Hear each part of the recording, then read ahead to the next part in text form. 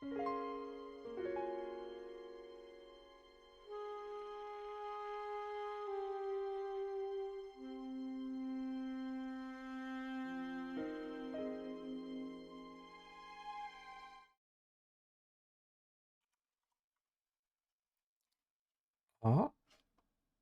give me a sec. I had a whole thing prepared, and now I'm not prepared at all.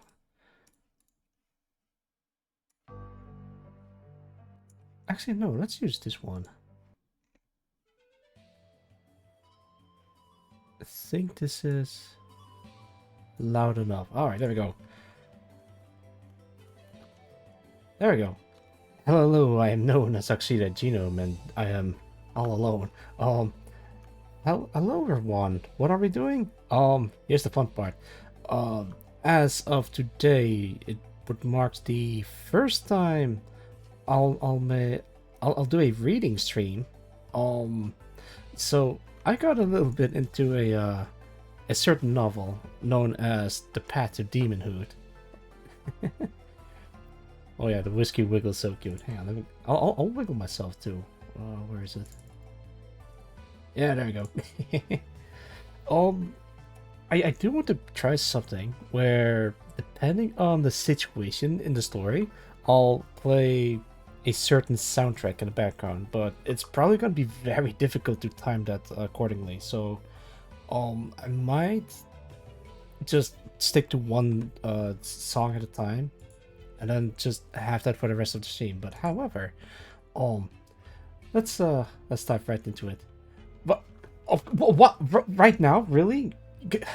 Cal for team transform into magical guilty for 5k. This would be more... No, I am not. Fine, let's do this. Gene. All right. I'm sorry you have to see me this way for you. That aside, right before I even begin, I want to drop a link to the things. Wait, no, please. I got sent to hell, and now I'm a magical girl. Jeez.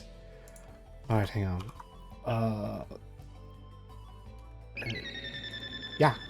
Most probably not. Chris is now following. Thank you for the follow. I hope you enjoy your stay. What?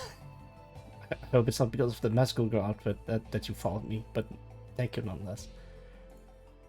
All right, there we go. That should do it. I pinned the link to the Royal Road page where you can read it for yourself. That way we can draw more people to chat. No, I know Chet would love this. Yeah, they sure do love this. It's either that or the auto redeem. All right, let's see. I'll read the synopsis first. Oh God, why is this? Oh, okay, there we go. Could have sworn I put it on loop. All right. So the soundtrack that you're hearing right now is from the game As Libra, and the thing is about that game is it uses a lot of royalty-free music, specifically ones from Dova Syndrome as well. So it should be fine if I play some of this music, but it's like neatly packaged in a thing. I love magical. Thanks. I'll be sure to wear this as long as possible. All right. I'll read the synopsis. Marina, actually, wait. Should I? Sure. Let's do this one. I think it's like 31. Yeah, I had like a whole playlist ready, but it's gonna be a bit tricky to like scroll through it. 28. There you go. Alright. The story is as follows. Marina Ratali died the day after her 15th birthday. She knew what happened. She was murdered, and her body was tossed in a ditch to rot. She knew this the moment she awoke in the Underlands, the realm she knew as Hell. She quickly comes to realize that there's far, far more to this Hell than she was ever taught. Oh god, the text is like so tiny. Hang on, I lost it. and that she's certainly not the first nor the last to suffer this fate. As countless questions fill her mind, there are only three things she knows. Her body has changed, tall black cliffs loom on the horizon in every direction, and most strange of all, the dark feathered wings have sprouted from her back. The only way she'll find answers is to keep moving forward, unknowingly setting up down the long, perilous journey of the path of Daemonhood. Of course, there's one last thing she knows, something she keeps hidden from all, tucked away in the very back of her mind. This isn't the first time she's been reborn in another world. Whether she'll ever learn the truth of why this happened or not is an answer only her fate will tell. Yeah, and there's like it's a first-person narrative following the new life of Marina Rotali as he tries to make sense of the world she's been reborn into, playing with various fancy reincarnation isekai tropes. I've read through volume 1 and 2, and 3 is in the making. As a matter of fact, like the first 2 chapter is available right now, so you can check the pinned message. Thank you for sharing it, and I hope everyone will enjoy it. I'll likely watch the VOD, but I need to follow it. No problem, Fuyuzuki. Thank you for dropping by, and thank you for giving me your blessing to read this on stream. So I hope everyone else will enjoy this as well as I do. Alright, let me set some stuff up, because this is very unusual. So, it starts at chapter 1, and then I'll gradually go to chapter 17, which is the final chapter of volume 1. Will I do like another volume 2? I have no idea. But first, I'll see how far I can get this.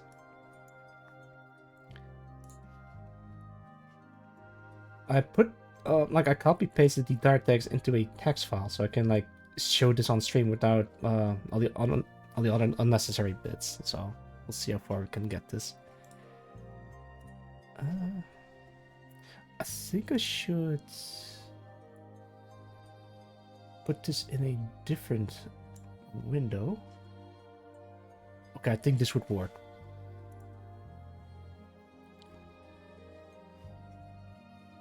Number 4. It's this one.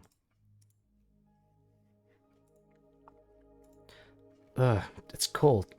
A foul odor hangs in the air, a stench I've never smelled before, but instinctually I know what it is, the stench of death. My body lays on its back in a mangled and uncomfortable position, half buried amongst corpses warm and cold, chucked in a ditch soon to be my grave, my life slowly slipping away as blood oozes from the open wound in my gut. After everything I did, doing my best to live the best life I could, this is what I get. Great. I just wish I wasn't so aware of what's around me. I thought, or even hoped, that I'd go numb by now as I succumbed to my injuries.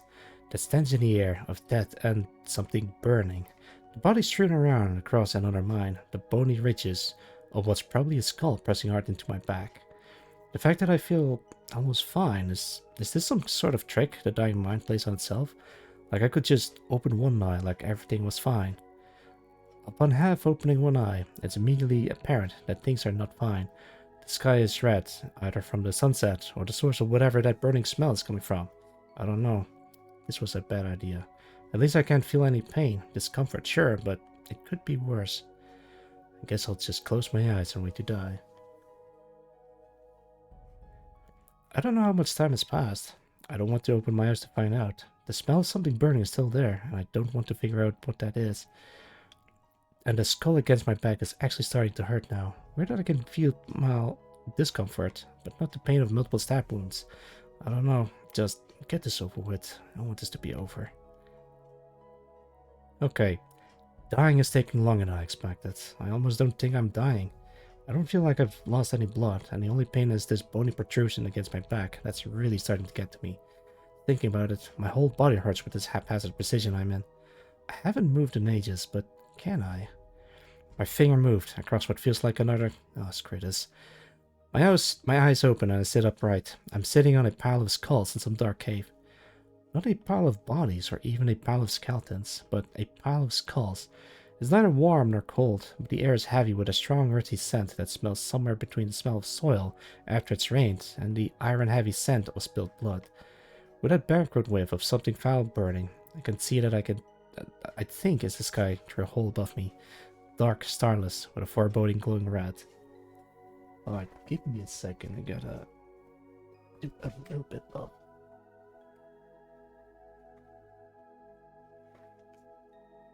Yeah. There you go. It's a bit warm in here, so I got to. I'm probably in hell, so yeah. Yo, Maeve, how's it going? There you go. Alright. Doing fine. I'm reading The Path to Daemonhood, and you can check the link out in the pinned message. And this is only chapter 1, so there's 70 chapters in total in volume 1, so we'll see. This is hell, isn't it? I, Marina Mertali, third daughter of the Mertali family, have died and gone to hell. This sucks. We're sitting on a pile of skulls. The sky is red. There's a burning earthly smell. That's like hell bingo. Screw this. I'm just going to lay back down, get back to dying, and wait for this nightmare to finally end. Shit! Rather than peacefully laying back down and accepting my fate, I lose my balance, slip, and slide all the way down to this pile of skulls to the bottom.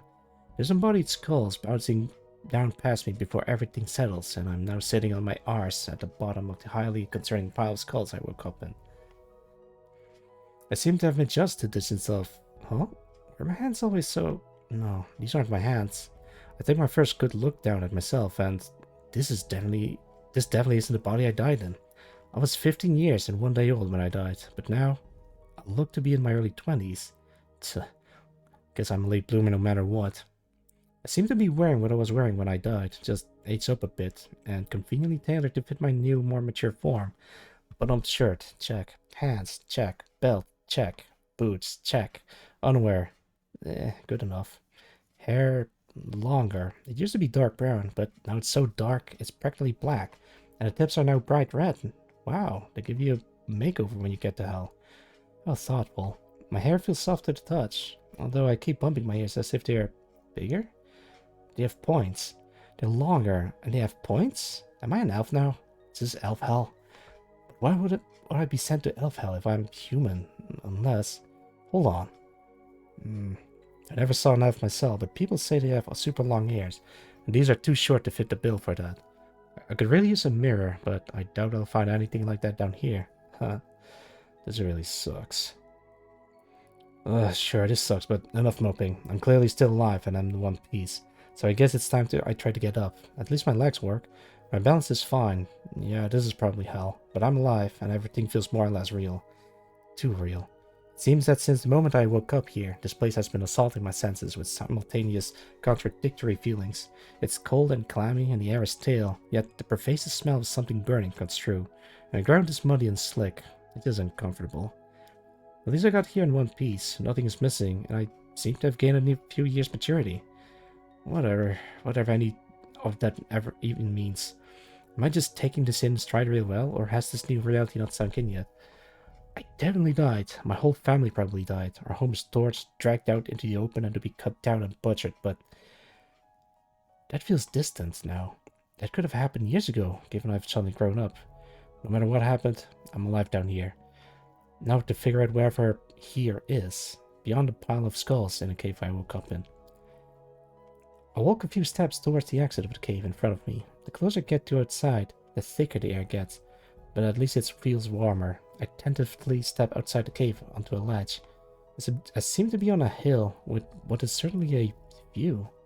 What stretches out before me is not what I expected. There's trees, but not normal ones. They're twisted and gnarled, with scratch marks all over their trunks and leering faces carved into their bark. They'd look dead if it wasn't for the dark red leaves covering their branches. They bend and claw upwards to the sky, forming a thick red canopy and blotting out any light beneath their leaves. A thick grey fog hangs just above the tree line, illuminated in dark reds and oranges like the glow of a distant forest fire. Small glimmering lights shine through the fog. Stars, perhaps, but what stands out most starkly are the distant towering black cliffs that stretch in every direction, as if I'm in the middle of a giant hole in the earth. Despite the heat and dry air outside, the ground is still as muddy and damp as it was in the cave. A thick, iron-heavy smell like that of old dried-up blood fills my nose, making it difficult to breathe in. Oh, and the smell of blood is probably coming from the small but no less noticeable waterfall of blood directly to the left of the cave entrance I just came from. Really, swap the red and orange for dark greens and blues, and this place makes for a picture-perfect cursed swamp that travelers and children disappear in. There don't seem to be any insect at least, but still, this sucks. Fortunately, there's a rough path leading down from this hill that disappears into the trees. I don't know where it goes, but it can't be that much worse than a cave full of skulls with waterfalls of blood that is right behind me. I hope. I carefully make my way down the path, which follows alongside the shallow stream of blood from the bloodfall. Actually, on close inspection, it doesn't look thick enough to be pure blood, but it's still got that unmistakable red hue and a sickly smell of it. Watered down blood is still blood. The strong earthy smell in the air starts to subside into something wholly different than expected as I draw closer to the trees. Something smells sweet, sugar sweet. It's coming from the trees. It's a little difficult to look up at them, what with their twisted forms and wicked faces towering over you. But if you look past that, you notice the distinct shape of the leaves. Maple leaves. There's a gash in the trunk of a tree at eye level, with dark orange sap oozing from it, which I lean in and sniff. It looks like maple syrup. It smells like maple syrup. Will it taste like maple syrup? Should I even be considering tasting a fluid leaking from a tree with angry faces scraped into its bark in a giant dark hole full of fire and blood? Isn't this how you get trapped in hell forever, by consuming its forbidden food? It tastes like maple syrup. Well, I'm probably stuck here forever, but at least there's source of food. Logically, to survive, I also need shelter and clean drinking water. But is survival here possible? Yes, I'm standing in a path that seems to have been trodden before, and the pile of skulls I woke on means that there have probably been others here, as much as I'm trying not to think too much about just how a pile of skulls from there. Point is, I'm alive. I may as well keep living. I'm still on the side of the hill and the cave I woke up in. That's the only landmark I know of, so I'll try to use it to orient myself. If I can't find anywhere suitable, a cave safer than being out in the open. I'll continue along the path, keeping count of my paces to track how far I traveled. If I really can't find shelter, that cave I woke up in may have to do. Thank you for the hydration, Cal Coffee. Hang on, let me read chat for a bit. Best ever Talisman Dark Extension. Sick. Alright, let me take a sip.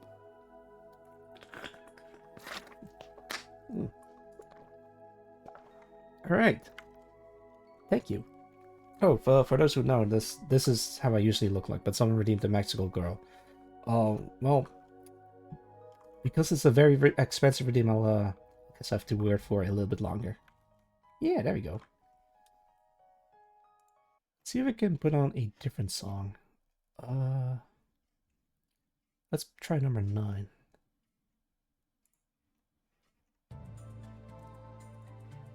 There we go. 50 paces. The path winds amongst the tree. I wonder who read it. Don't worry about it. The path winds amongst the trees, which now grow up along cliffs about 2 meters high, on either side of the path, severely limiting my peripheral vision, but at the same time the cliffs are coupled with a thick canopy of trees keeps me out of sight. The dirt is dark brown, or even a very dark red, the color of blood that's long since dried out. Despite being under all these trees, I haven't seen any leaf litter on the ground. 100 paces. It's hard to settle or focus on anything. The air feels heavy and dry, even as my feet slog through the mud. The trees creak quietly and something burns, yet a smothering silence hangs over the lands, as if nothing, not even the trees, wants to make a noise too loud, lest something hears it. 150. The unnatural quiet is only broken by my boots squelching through this mud. It seems to get thicker the further I walk, building up my boots and making it harder to walk. I get a stick to scrape it off, yet there are none on the ground. And I don't feel inclined to climb the slight cliffs on either side of the path and break one off a tree. 200. The sweetness from the tree's sap has slowly turned bitter on my tongue as the oppressive air closes in around me. I have to concentrate on each breath, and each step is heavier than the last. I stop twice to get the mud off my boots, as best as I can, but the moment I start walking again, that quickly becomes in vain. 250. Just keep moving, one foot in front of the other. 260. I stopped in my tracks, jolted out of my exhausted state of mind as I suddenly found myself in an opening. The trees and cliffs having given way to a small clearing just off the track. Hang on, I think this is perfect for number 12.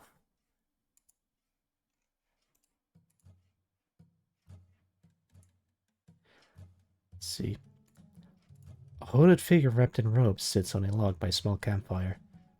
I go to step back, but somehow I'm already too far into the clearing to not have been noticed by now. A hooded figure by fire in hell. There's nothing good about this situation. I'll just take another step back. You need fear me, child. I freeze as he speaks, my body turning cold and numb. Is this his power? Have I already lost? You have little reason to trust me. This is true. You needn't worry for your safety, child. You are safe with those by your side. Those what? What's by my side other than my wings? My what? My wings. My... the fuck? it's a bit weird to say the drop the F-bomb in a fantasy novel. I yell out, spinning around to try and get a better look at them. I have wings. Giant, dark red feathered wings. Are these mine? I didn't even feel them on my back. Wait, always here. Were these wings the warmth I was feeling when I was half buried in that skull pile? Was I... were I... Did you do this to me? You have received a gift, that is true, but it's not of my making, child. Come, have a seat. You must have much on your mind. He gestures to the log across the fire from him with his normal-looking hand. His voice calm and steady in a face of my freak-out. Have a seat. I've only just been enlightened to the fact that I have fucking wings. You're telling me to sit down? Officers would be taking this novel. It's... Also, welcome, friend. The novel is not too unserious. It's like not totally crazy because there's some heavy stuff down the road. So I'd say pretty serious. Not too serious, but pretty serious. Remember, like, treat this as a isekai anime. Yeah. Well, my legs feel kind of wobbly actually, so I will take a seat. I take him up on his offer, sitting down on a log across from him. He smiles. You seem quite exhausted, child. You look like you needed a rest. I didn't exactly see anywhere that looked like a comfortable place to take a breather. I wasn't walking for that long either. The warmth of the campfire reminds me how cold the air has suddenly become. I huddle closer to it, my wings clinging to my sides too. They're kind of warm and soft. Did I tell him to huddle around me? Are you just wired to my subconscious? You have only just been acquainted with your new friend, hmm? You must have been quite distracted to have not noticed him sooner, he chuckles.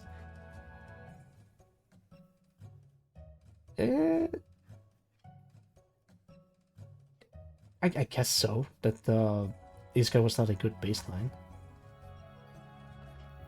Oh, but we'll see, we'll see. The lines on his cheek and the wrinkles near his eyes tell how many times he's laughed in his life. I almost can't tell if the warmth is coming from the campfire or him. He's exactly the kind of person you'd be pitted against to bring your guard down before something terrible happens. You're wise not to trust me quickly, child. This is a harsh land, inhabited by fell beasts and harsher people.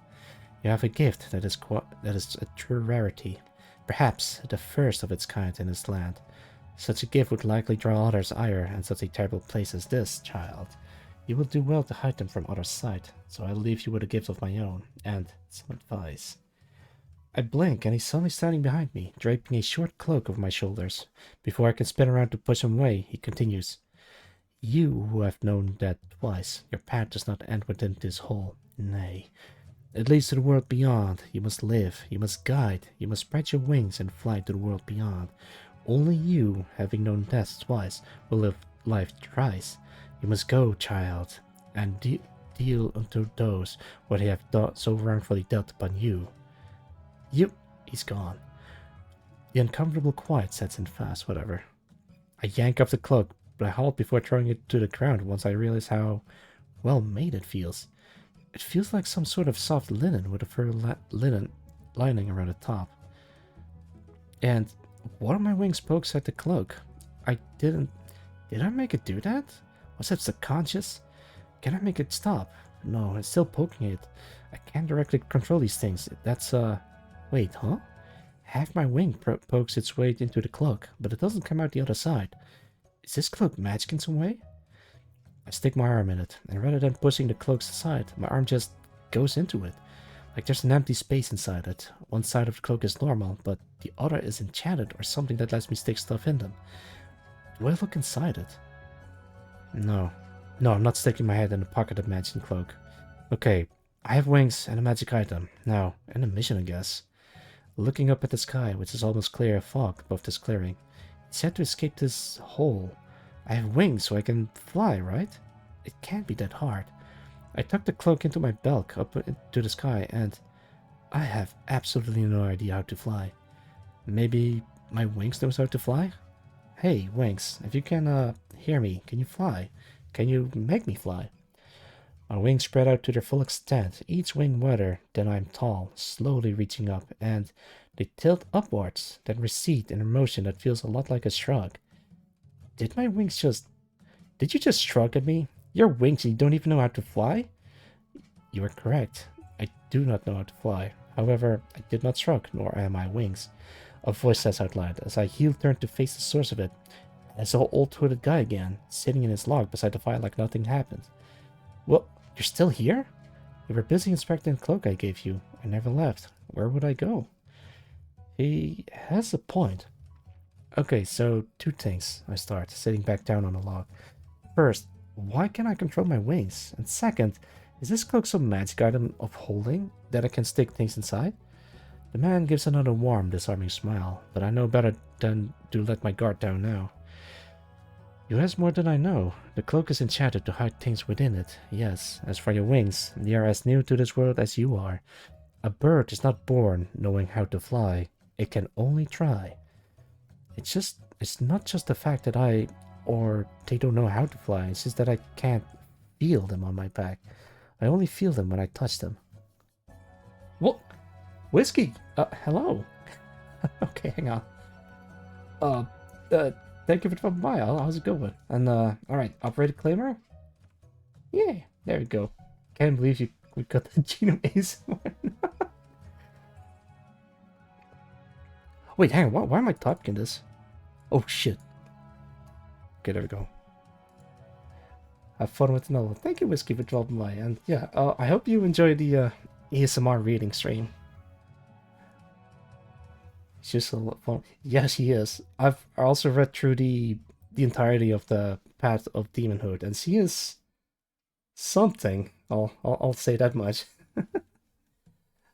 All right. Guess I'm taking a short break. Yeah, she. Yeah, I can notice. I noticed it in the way how she writes stuff. Have fun. Thank you. All right.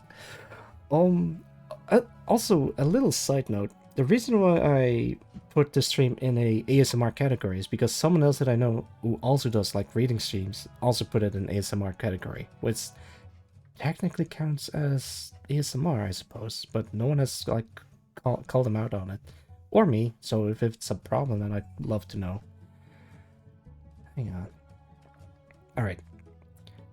The man gives another warm, disarming smile, but I know better than to let my guard down now. You ask more than I know. The cloak is enchanted to hide things within it. Yes, as for your wings, they are as new to this world as you are. A bird is not born without knowing how to fly. It can only try. It's just not the fact that I or they don't know how to fly. It's just that I can't feel them on my back. I only feel them when I touch them. You are unfamiliar with your wings, as they are with you. In time, you will come to know one another. You needn't worry about their loyalty to you. Well, they haven't done anything to hurt me. They may have touched things without me realizing, but they just seem to be curious about their surroundings. So, is this what you do? Sit by the road and give magic items to strangers when they arrive in hell? You are no more familiar with these lands than I am, I'm afraid. The cloak is simply an item that felt better off in your hands than in mine. Do you have any other magical items under your robe that you're willing to donate? Sadly not, he chuckles.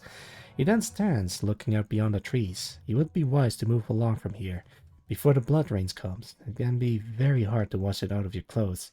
The blood rain. Before I can get a word out, the man has already turned around and is walking past the clearing along the path. I start to run, nearly falling over as my wings decide to flap forward to help me get moving. I guess they're not satisfied with his answers either. It gets to him pretty quickly, surprisingly. For someone who moves so fast, he's a slow walker. So we were saying that my wings really do have a mind of their own? They're entirely separate and possess their own will, yet are still conjoined with me? The old man gives a sideways glance as he keeps walking. You didn't question the blood rain. Interesting. I saw a whole blood waterfall when I got here. Of course it rains blood. You're correct. Your wings are not yet part of you. That is why. He stops and puts his hand on my shoulder, looking me in the eyes. In a place as fantastical and unnerving as this, the plainness of his features are both reassuring and unsettling. I flinch as he touches me, and my wings play out and point their strangely sharp-looking feathers at him, ready to strike. He continues, with a small smile. It is best if you keep your wings hidden, so they may learn from you, without making rash actions of their own. Given the fact that I can't consciously stop my wings from pointing at him, he has a point. It's concerning how on a ball he is. I grip a cloak from my belt, looking down at it. Do I just put this on and ask my wings to go into it? He chuckles slightly at my question, taking his hand off my shoulder. You will certainly bond with them quickly if you are so polite to them. I wrap the cloak around my shoulders, tying the strings at the front around my neck. The wings are clinging low to my sides, so I awkwardly reach behind myself and lift the cloak up. Come on, wings, in you get. If it's like any other magic pocket item, it should be safe, I think. My wings lift themselves up, reaching into and nestling themselves inside the cloak as it falls against my back. I reach behind to feel the back of the cloak, and it doesn't feel like there's wings hidden in there at all. I could probably store other things in there if I figured out how big that pocket dimension is. This cloak is awfully convenient to just be given to me the day I got here. Magic items take many forms, but none of them are common, especially when enchanted to hold things in a pocket dimension. Are magic items more common in hell? I look up to ask, are you supposed to be my guide or guardian spirit down here, or... He's gone. Again. I spin around on the spot, no sign of him, not even footprints in mud. He can't have gone far, right? Hey, old guy, you're still around, right? Nothing. He doesn't look to be back by the fire in the clearing behind us, so he must have gone ahead. I start running down the path, hoping to catch up to him. He can't have gone that far so quickly. There's high cliffs and tree trunks all along his path, so he can't have gone anywhere else but forward, right? I haven't been counting my paces. I've just been running, as fast as hard as I can.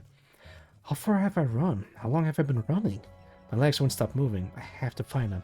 He's probably the only decent person I'll find in this hellhole. I have no idea where I am or what I'm doing. I have to find him. I have to. I come skidding to a halt as I suddenly find myself in another clearing. There's a group of people. They all look at me with angry red eyes and glowing white pupils. Monsters? Demons. They have weapons. I need to get out of here. I go to turn around to go running back to the path and... Wrong move, girl. My face hits the mud and I pass out on the spot. And that was chapter 1. Okay. Let's see if I can segue into chapter 2. Oh, there we go. Don't save.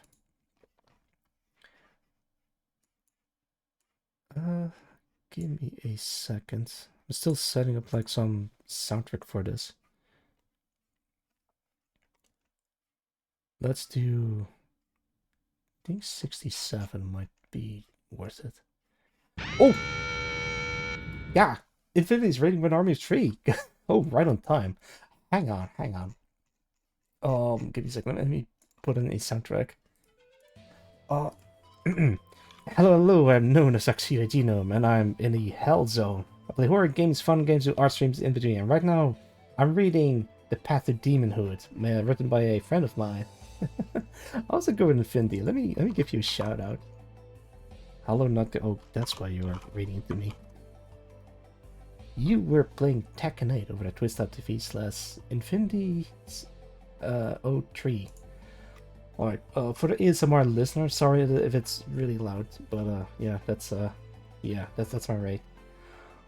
Alright, let's see, what's this, a relatively quiet, I think this one is relatively quiet. Thanks for sharing. No problem. How's it going? Oh, hang on. Gotta open up the door.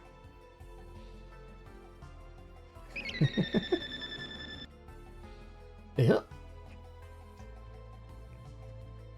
Ugh.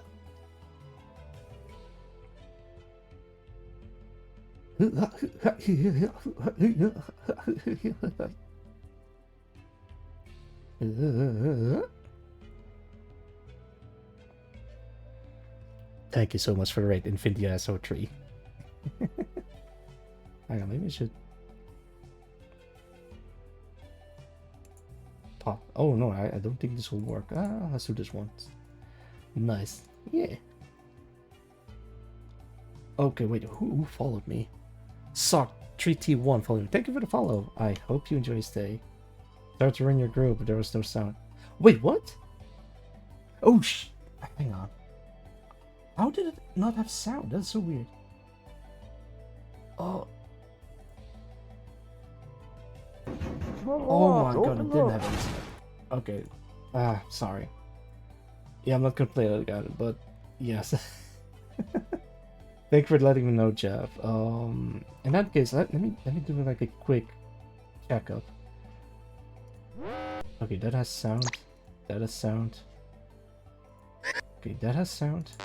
That also has sound. These all have sounds. And that has sounds. Alright.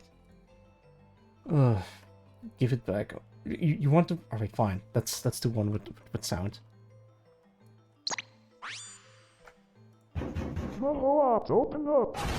You again? Not. Again.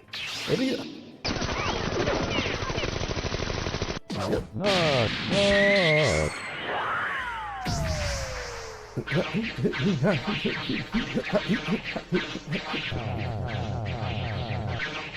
Go again. Second time's the charm. Oh, this is embarrassing. Like, alright, so yeah, I keep dubbing it over every time that one plays. It's test of nuts. Yeah, no problem. I hope you had a wonderful stream. Hang on, did it actually say? Oh yeah, Tekken 8. I hope you won some matches. Oh, rate of 3. Oh yeah, you got a point. There's like 3 people. Alright, so I'm reading through The Path of Daemonhood by a friend of mine.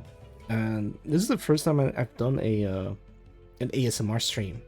So for those who just join in wanting a relaxing stream, excuse the loud noises that sometimes pop up, so be warned. Then again, it wouldn't be called ASMR if there's loud noises, but I digress. Let's continue with chapter 2. I wonder what is like a good soundtrack for this part. Oh, I want to go 67. I have like a playlist ready for certain scenarios.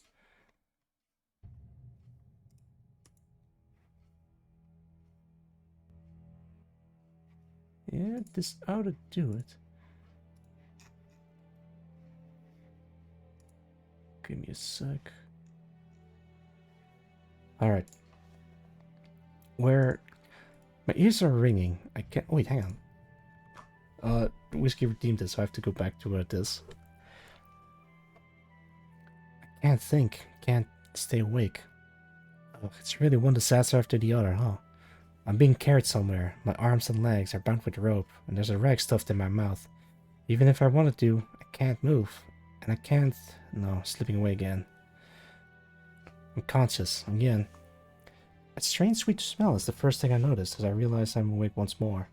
My ears are still ringing, and it's hard to ignore the ringing when the group of people carrying me off is so quiet. They don't talk amongst themselves. They don't cough or grunt. They walk as silently as they can. I noticed the strange quiet that hung over this place when I got here. And a group of people moving like this only reinforces the fact that being noisy isn't a good idea. I can now, quite uncomfortably, feel that my legs are bound with rope around my calves and ankles. My arms are behind my back, my wrists tied together by rope. The rope chaves painfully against my exposed skin on my wrists and ankles. If I can just... Ah! I just shift a little of my bonds. Something sharp is jabbed into my thigh, making me yelp and my head jerk upwards. Only I see a pair of blood-red eyes with bright white pupils staring at me, and owner of those eyes holding a finger over his mouth, wordlessly telling me to keep quiet. I should probably do as he says, so I keep as still and quiet as possible.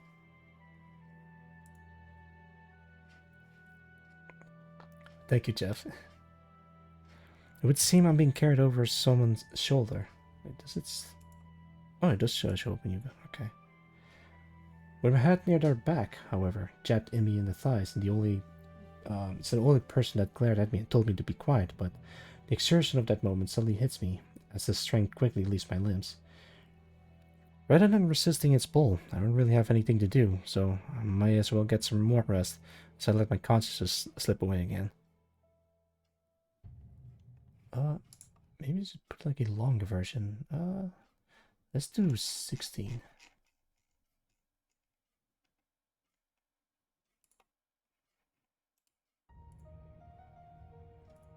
Wherever I'm being taken to, it sure is far away, given I've passed out like 4 times and we are still not there.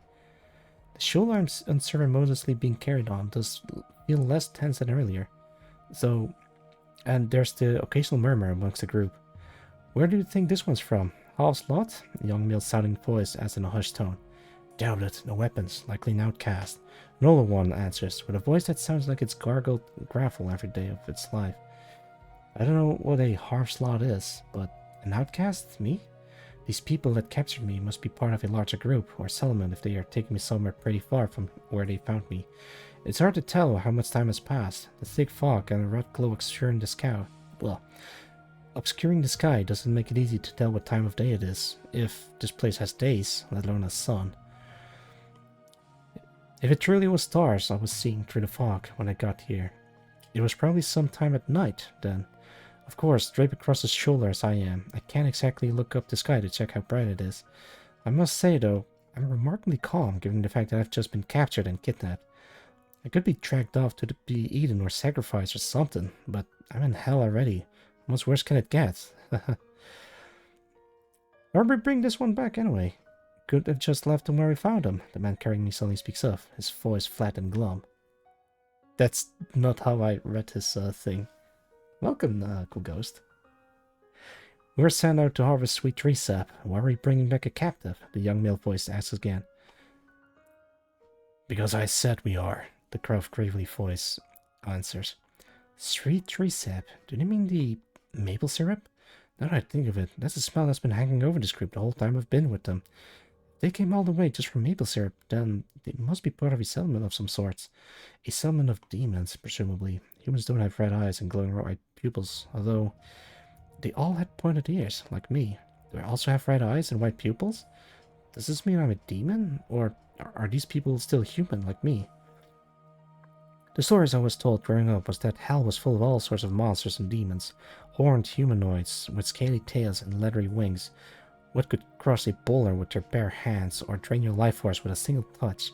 They didn't mention anything about their eyes or ears, though, and I don't have horns, a tail, or wings. Ugh.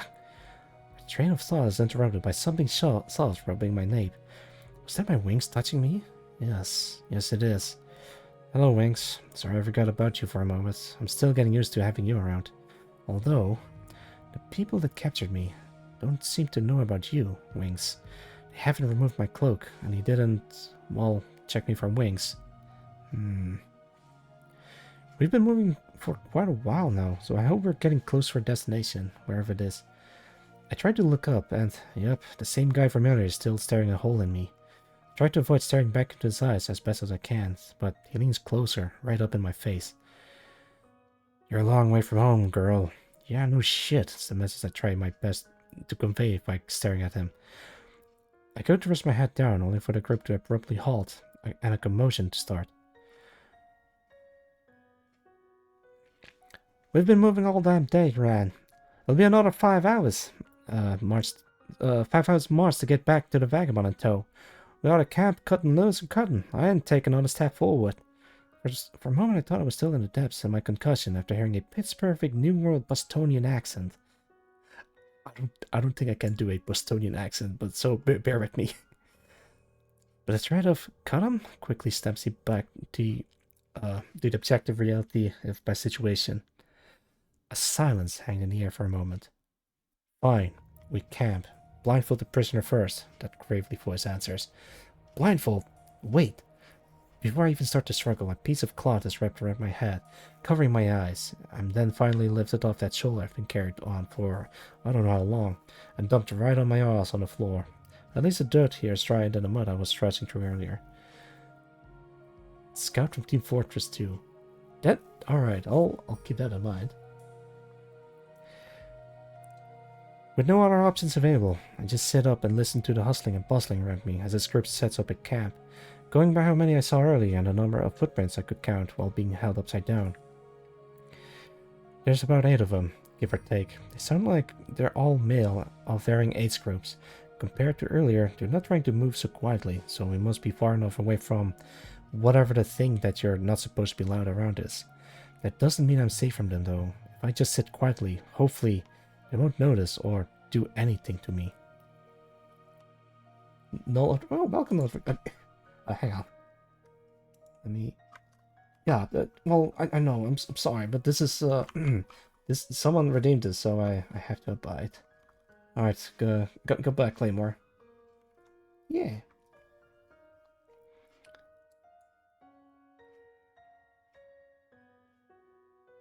Wait, did it just skip? Oh yeah, this did skip. I'm really getting the short end of the stick again, huh? Murdered, died, ended up in hell, kidnapped in hell, probably going to be murdered again sometime soon. After they had their fun with me. 8 guys, 1 girl, in the middle of nowhere, in the middle of hell. You don't need much of an imagination to figure out what comes next. I just hope it's quick. I hope it doesn't hurt much. This really, really sucks. Alright, I'm gonna stop for a second because no, I don't think anything explicit is going to happen further into the story. I've read through it, so it should be safe to stream. Let's keep the record straight. You and Man chapter are actually pretty boring. A Man chapter? Oh yeah, yeah. The thing is, the story is through the perspective of a young woman. But I'm just reading it. I can't do a woman voice, so I'll just read it normally. All right.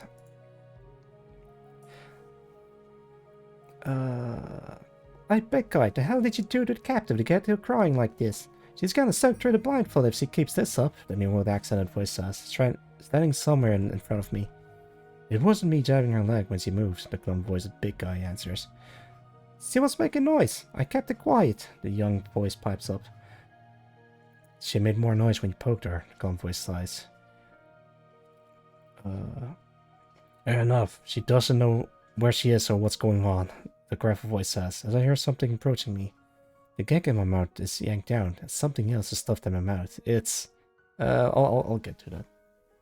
There was no 18 plus, was there? No. It's safe for work. It's... Yeah, this is what I meant with the author is interesting or fun. Something else is stuffed in my mouth. It's sweet and doughy. Is this bread? Eat, the careful gargler voice commands. I follow his command to the letter, chewing and swallowing what's in my mouth. This is the first thing I've really eaten since I got here. I've been so swept up by everything else I didn't notice my own hunger. Really? The president gets the sweet rolls, and we got stuck with hardtack, the young voice whines. Hardtack makes for a poor last meal, the gravel voice answered. Is it gravel or gravel? I think gravel. Last is the only word I managed to choke out as my throat tightens and my heart falls into my stomach. Gravel voice then starts to laugh, a laugh that sounds like pebbles being rolled around in a metal tray, and some of the other group members sigh. You're right there with gravel. Ah, thanks, Prim, for the correction. Valiant's balls, Ran, are you trying to treat or torture her? The New World voice questions. No, it's gravel. Yeah, I said gravel. Sir Rand is the name of the guy with a voice that sounds as rough as an earthquake in a quarry. We won't be doing anything to her. Whatever she was doing out here, I feel the chief will be interested in seeing them. Rand answers. The chief? The chief of what? A village? The chief of hell? Does this mean I expect to make it there alive, at least? When has the chief ever taken interest in seeing anything? The accented voice quips. Rand doesn't respond, and the group gets back to their jobs and leaves me be. Well, I didn't think to shove the gag back in my mouth. I'm strongly disinclined to talk, for now, at least. Nothing bad will happen to me, besides the fact that I've been taken prisoner, of course.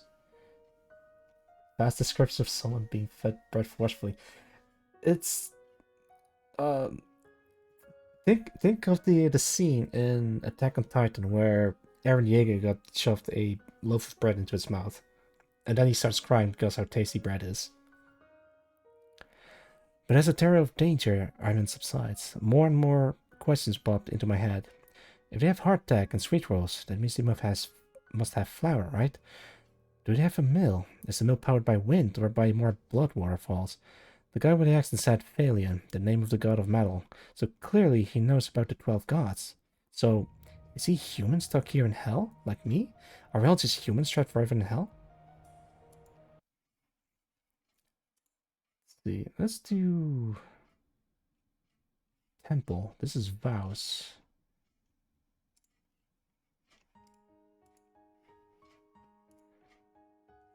There's plenty of stories about hell, or the hells, as some people say there's more than one. Some say there's multiple hells, one for each of the 6 fallen gods who were betrayed by their people who took to worshipping a dark, otherworldly power. Some say hell is ruled by an evil lord who tried to invade our world thousands of years ago, and half the gods gave their lives in defense of our world. They all tell different stories, but they're also all clearly established that hell, or the hells, is a place that is nothing like our own. Fire, brimstone, death, and pain. A world of suffering and anguish eternal. They all tell the same story of how someone's soul goes to hell, if their body is left unburied or unburned for 3 days, or if their body is mutilated or desecrated after death. That's the one thing that all storytellers and all religions agree on.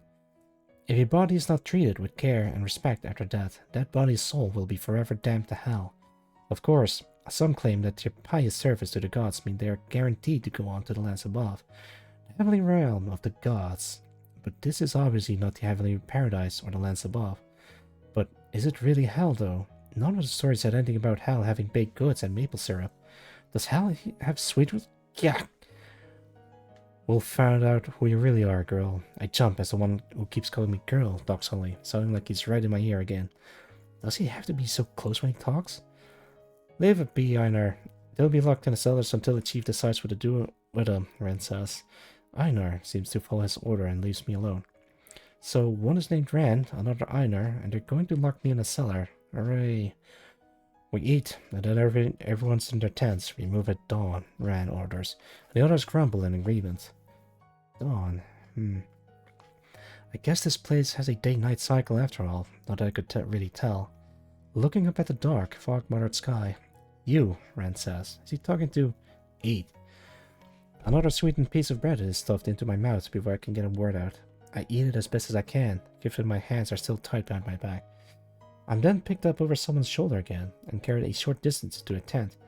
Rather than being dropped, I'm gently laid down on a thin blanket.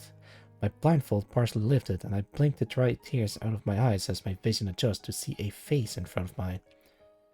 The face I'm looking at is what you describe as grizzled. Grey hair, deep lines along his face, and a short grey beard, but with pointed ears, white pupils, and bright red irises. He's really close, uncomfortably close. Is something going to happen after all? Get some sleep, Rand says bluntly, as he leaves the tent. Well, I guess nothing else will happen to me tonight, thankfully. Having no blindfold and gag on is nice, but I'm still tied up, and I don't have anything to get me out of these ropes.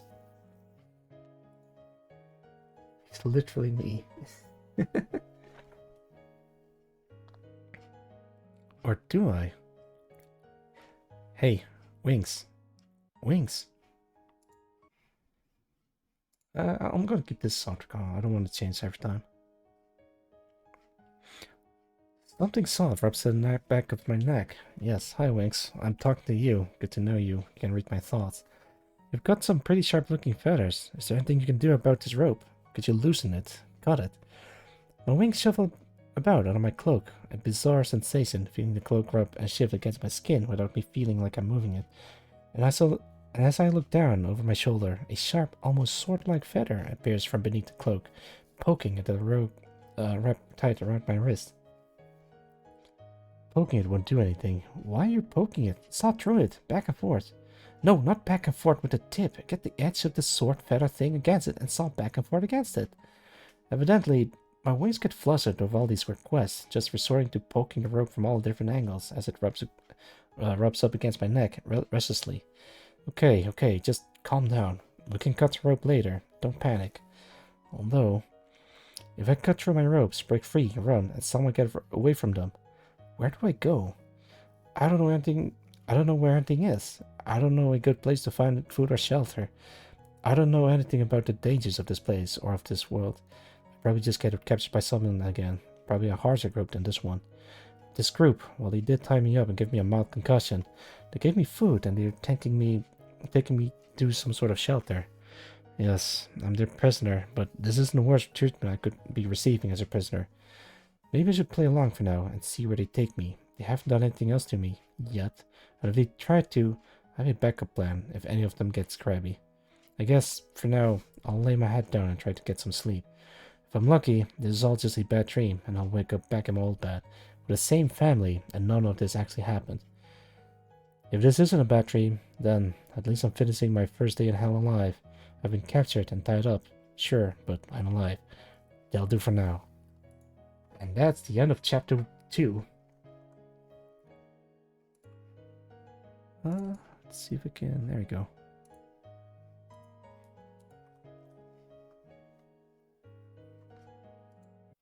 Let's see, what song can I play this one time? Let's do this one. Number 26.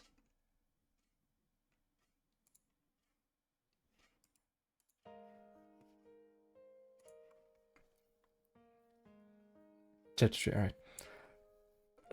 Yeah, why am I upset? Ow. A quick, sharp jab to my thigh shuts me up fast.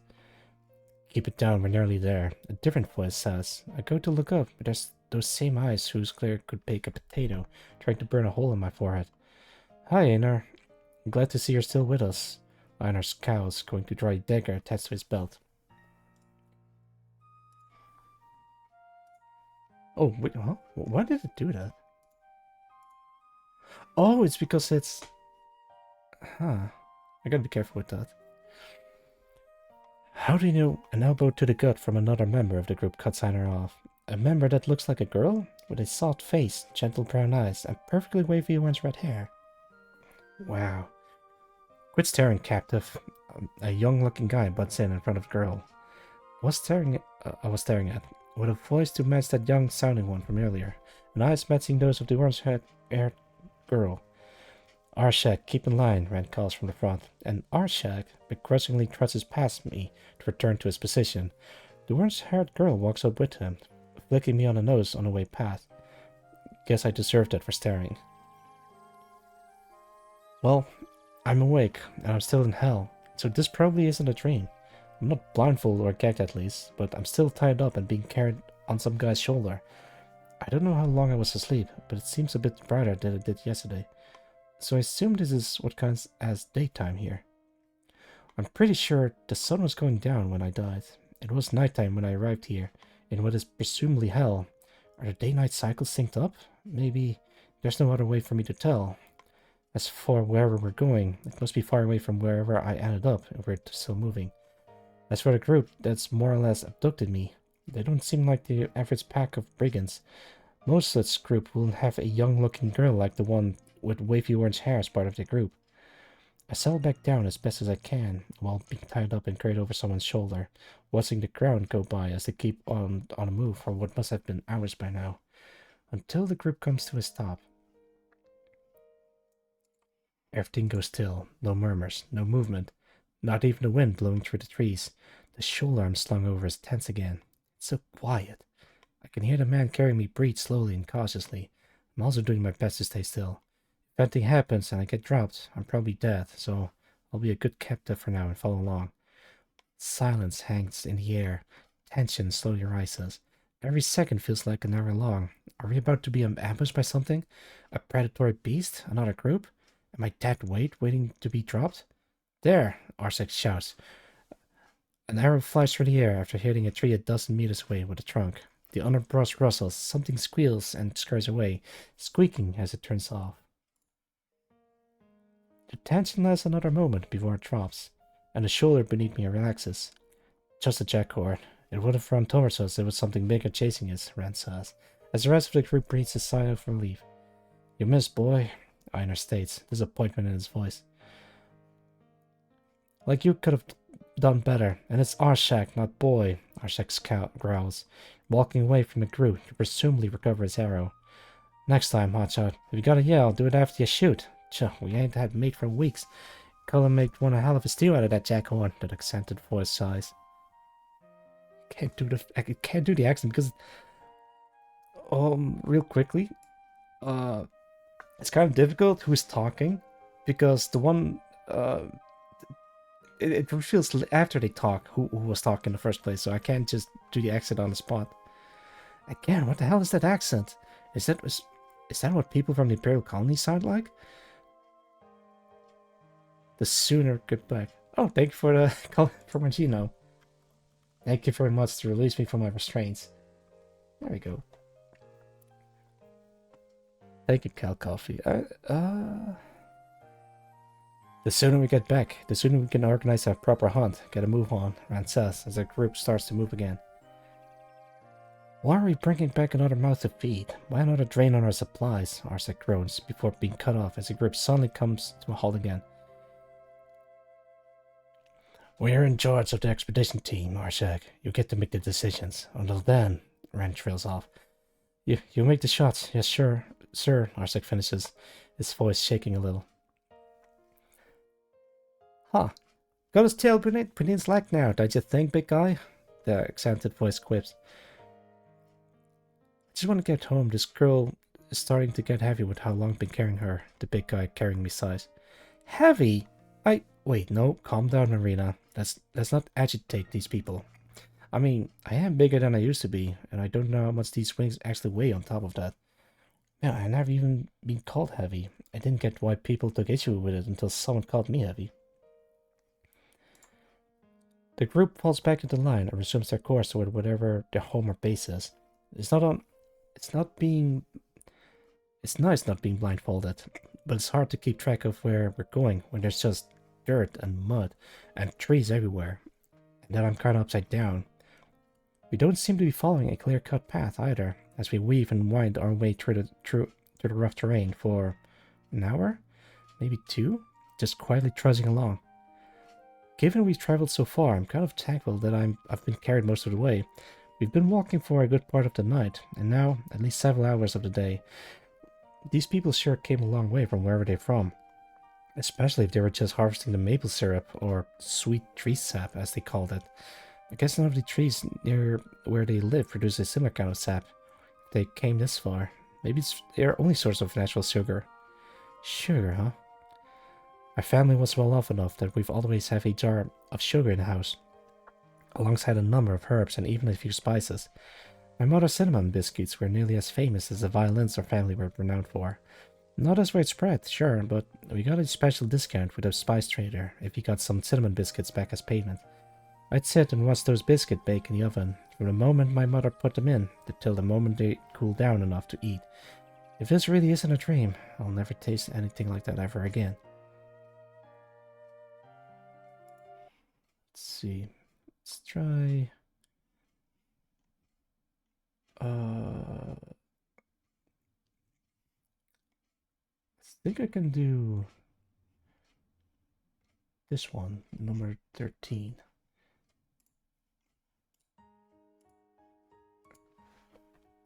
Give me a sec.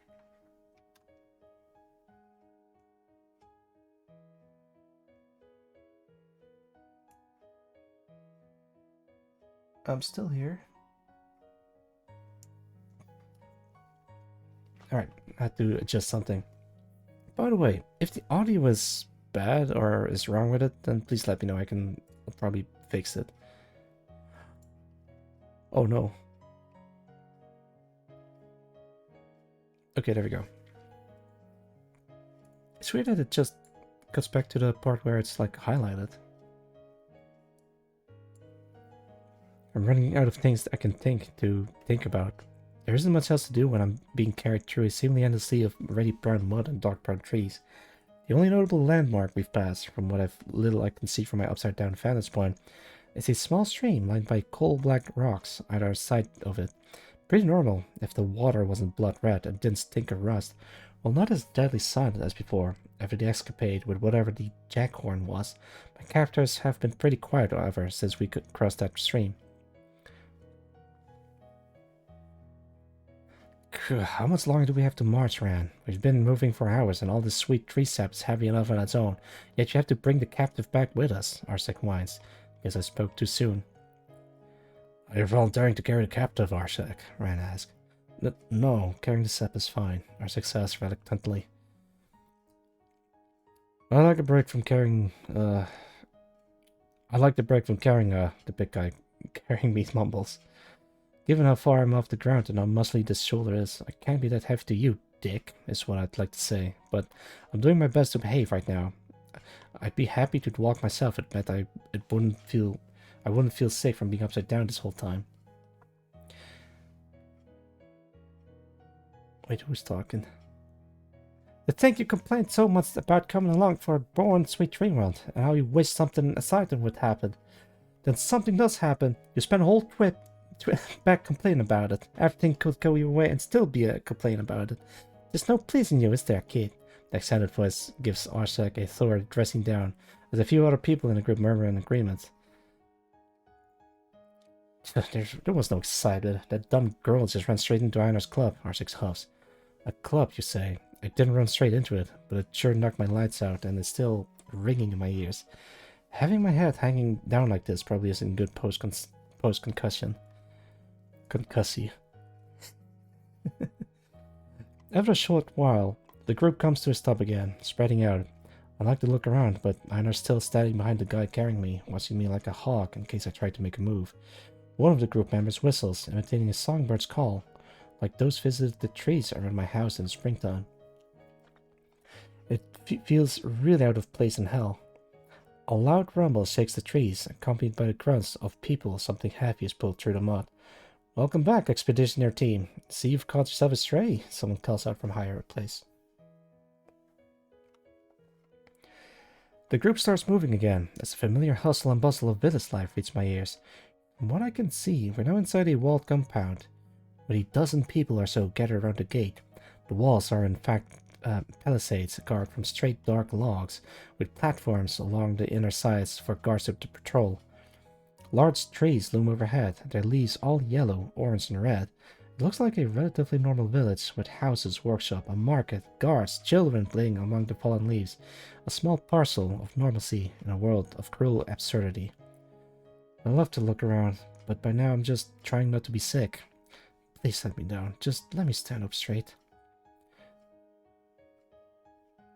Found them near Dead Man's Stream. Brought them here to have the chief interrogate them. Rob, take her to the cellars. The rest of you, unload what we've gathered, Ren orders. And the group begins to disperse as Rob carries me off elsewhere, so that's the name of the big guy that's been looking me around like a corpse. I catch glimpses of other people, all with pointed ears and white pupils, and varying degrees of red eyes and reddish hair leering at me. I just have to keep quiet and not do anything. Hey Rob, show us the stray you caught, a different voice calls. Rob stops in his track, and several people gather around me, gawking and leering. Oh, this one's a looker. Any idea what mob she's from? One of them questions. Definitely not the Breakers. Her clothes are too nice for that, another quips. They're getting closer to me. Where did you find her again? Near Dead Man's? The first voice asks. Arsec shoves his way past the ones we just spoke, with the orange-haired girl following close behind him. Arsec's wearing a hood, but I see the same orange curly hair that the girl was peeking out from under it. Huh. Could they be siblings? She ran right into our camp as we were gathering sweet tree sap. She caught most of us off guard, but Einar dealt with her quick. Now get back to work, Nate. You have a walt to watch. Arsec states matter of factly, clearly annoyed with Nate. Oh, Arsec's all roughed up because someone got the drop on you, Nate responds mockingly. Yeah, shouldn't see him, nearly jumped out of his skin when the girl ran in out of nowhere. The guy with the accent joins in on the conversation, teasing Arsec. Arsec turns on the spot. Like you are any better, Johnny. You had your mouth full of juice when we turned up. When she turned up, you nearly choked on it. Arsec yells back at Johnny, the accent guy, another name to another voice. Arsec, Johnny, and Nate seem to get distracted with their own argument. So now it's just me, Rob, and another guy was more interested in me watching the argument unfold. He's standing close to me, right beside Rob. His hand slowly reaches up as he grins. Say, that's a nice cloak you got there. It'd be a shame to let such a well-made thing go to waste on a prisoner. He grabs the hem of the cloak, trying to pull it off. I'll just... Yeah! I blink. Okay, hang on. Where is the... Oh, number 17 would be fitting.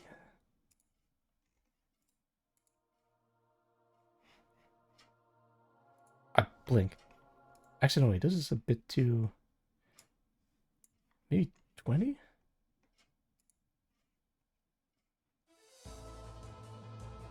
Actually, no, that's a bit much. Let's go back to number 11. Close enough. I blink. I'm several feet off the ground. The ropes binding my arms have been cut. My wings are fully outstretched at my sides.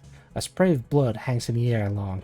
Sword-like metallic feathers flash in a dim light, and several slashes line the face of the man who grabbed my cloak.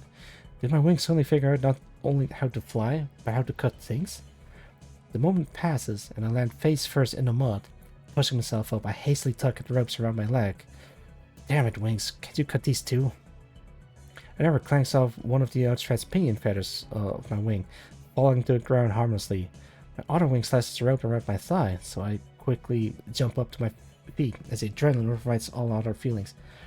While these wings are otherwise covered in soft feathers, just like a bird, it has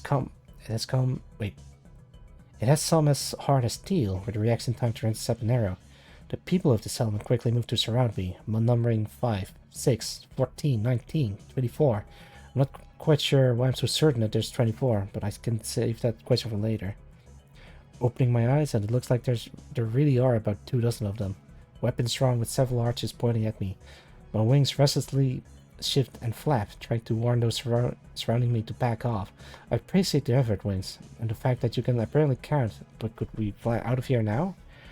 But Wings make that same striking motion again. Guess not. Are we finding our way out instead? Rand, the fuck did you have Chris bring back to Haven? Some new monster that pretends to be human to lure us in? Johnny shouts, putting his spear at me. I fucked it up, shit. Rand steps forward, pulling a giant flat-tipped greatsword from over his back.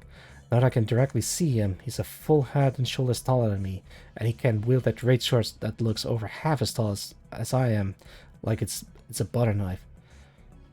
I don't know, John, but I'll take care of it myself. The grim determination in Rand's voice made me shake on the spot. Kill this bitch already. She's got knives or something in her wings. The man with the slashed face screams. I don't know if the situation would have been made worse or not if my wings went for his throat rather than his face. Fighting it is. I've only had a few sword fighting lessons, sure, but I have no weapon by my side but these wings. Whatever happens, I'm not falling face first into the metal again. Red approaches me as I stare him down. The more I look at him, the less sure I am that I'll survive this fight. He's old, large, and commands authority and respect amongst his peers. Draped across his shoulders is the red pelt of a wolf-like creature with its head resting on his shoulder, bearing fangs as long as knives. His boots are large and caked with mud. Chainmail covers most of his left arm, while his right is bare, showing deep scars across his elbow. A solid metal breastplate protects his chest, with a leather brigandine underneath. Brigandine? and several belts around his waist, holding a number of pouches and daggers. He looks like a man who spent his whole life fighting, who died fighting, who woke up in hell and chose to keep on fighting. Who am I? Some teenager who on our first day here was knocked out and kidnapped, with nothing but her clothes and a pair of wings that don't even know how to fly stuck to her back? What are my chances of coming out of this alive? None. Super fighting. I have to get away from here instead. Where? How? I can't get through them. I can't go up. I need distraction. Something. Anything. Ran! A loud female voice shouts. Everyone stops and looks up behind me as I turn to face the source of the voice. Standing on a balcony is a hooded woman with long raven black hair that turns blood red at the tips, cascading down her shoulders. A large gold pendant around her neck, different colored eyes of gold and silver, holding a large wooden staff with a gloved hand, with an aura that exudes power and authority. Beside her stands a man of strikingly similar build and looks to Rand to the point I think I'm seeing double. But he looks a few years younger than Rand as the shock wears off. The woman glares at me. She raises the staff in her gloved hand, and bright golden chains suddenly appear around my body, binding my arms, legs, and wings, then yanking me to the ground. I struggle, trying to kick them away, but the more I move, the tighter these golden chains constrict, eventually holding my arms and wings perfectly still as my legs are dragged down to the ground, unable to struggle any further. Now! Knock her out! A male voice yells. Wait, no, please don't knock me out again. I'll behave. A hard blow hits the back of my head, and I'm out like a light. Fuck. So much for not falling face first in the mud again. There we go. And that was chapter 3. How is everyone doing so far? See, I'm gonna set up chapter 4. Remember, there's 17 chapters. I'm not sure if I'll be able to do this. Like the entirety of the volume. Let's take a short break. Do I have anything that I can use as... Oh, sure, this one. Alright. I might have to take a short break and make a cup of tea so I can read this for a lot longer. So, if I read this without drinking something warm, I'll probably just destroy my voice that way. So, let's take a short break, shall we? 8 minutes for tea.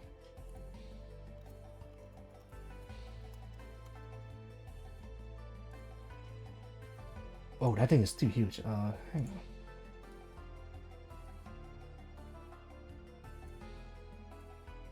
Yeah, there we go. Alright, be right back.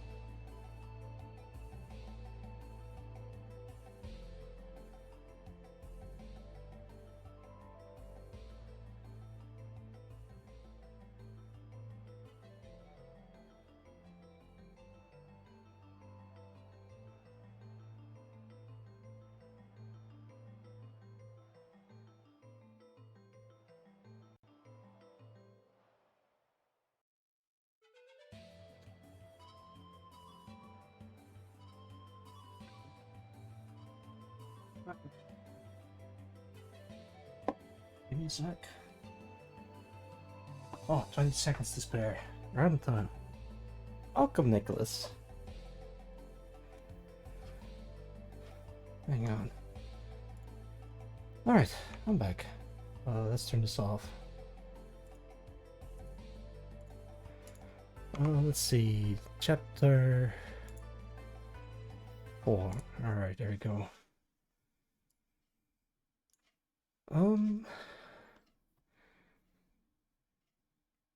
Let's do...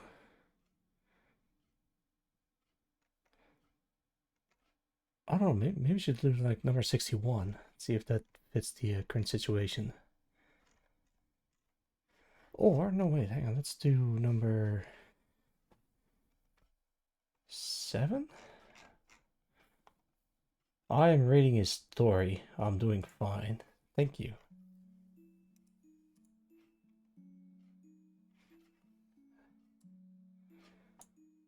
There we go. Alright, I think I'm ready for chapter 4.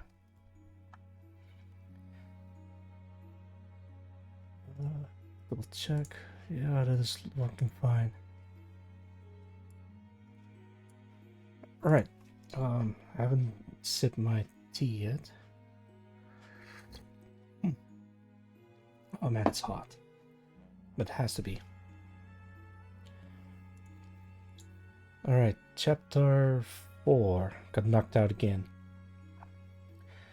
I slowly drift back into consciousness. A soft ring still sounds in my ears, and a dull pain drops in the back of my head.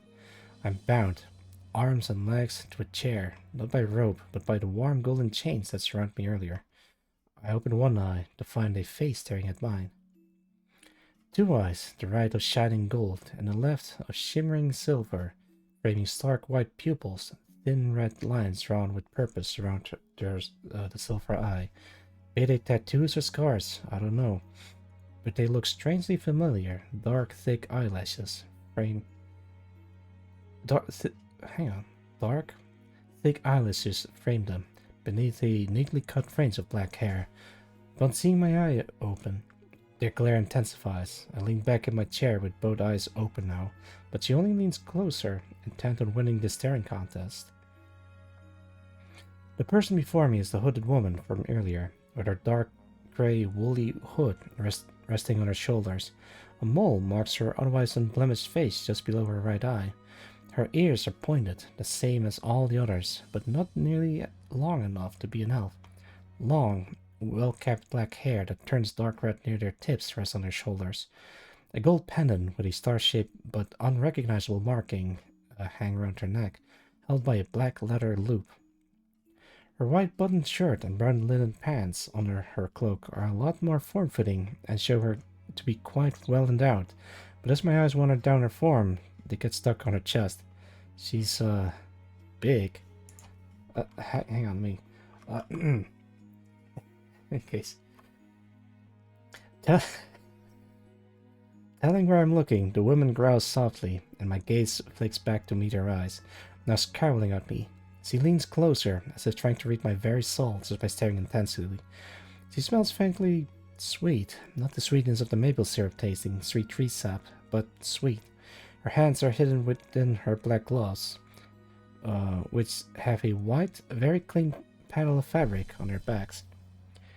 "What do you think, Chief?" a male voice asked. I look up at the source of it. It is the same man that was standing beside the chief earlier. He looks remarkably like a younger Ran, with his face showing fewer marks and scars that come with age. They're probably related in some way. Father and son, maybe? I'm good enough at recognizing faces to guess that with some confidence.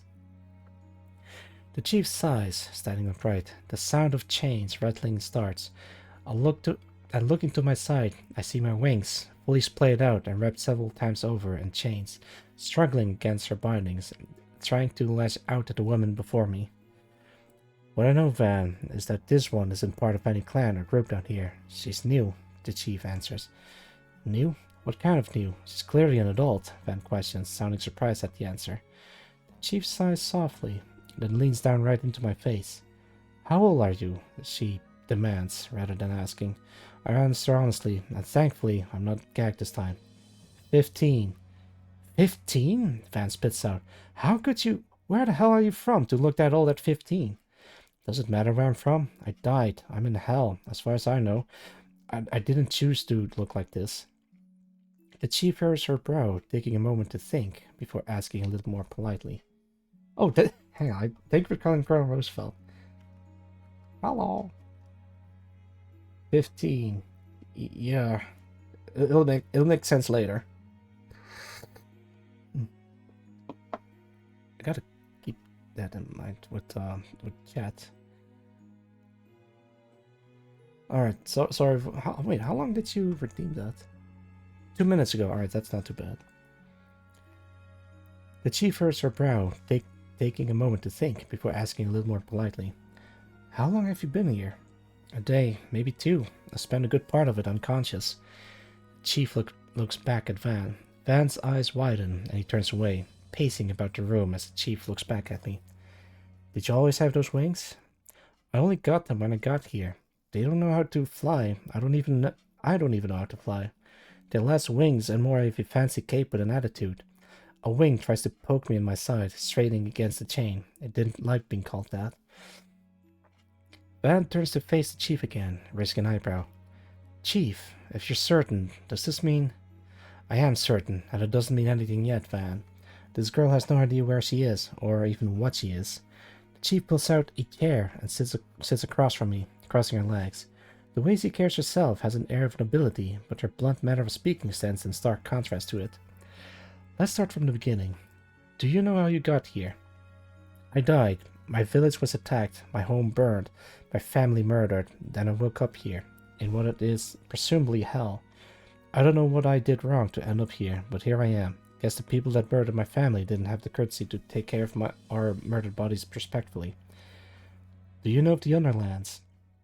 The Underlands? I've heard the name before in passing. It's always been just another name for hell. A more poetic one, often only used in old stories. It's just another name for hell. The name is all I know. My experience in hell here has been so unlike what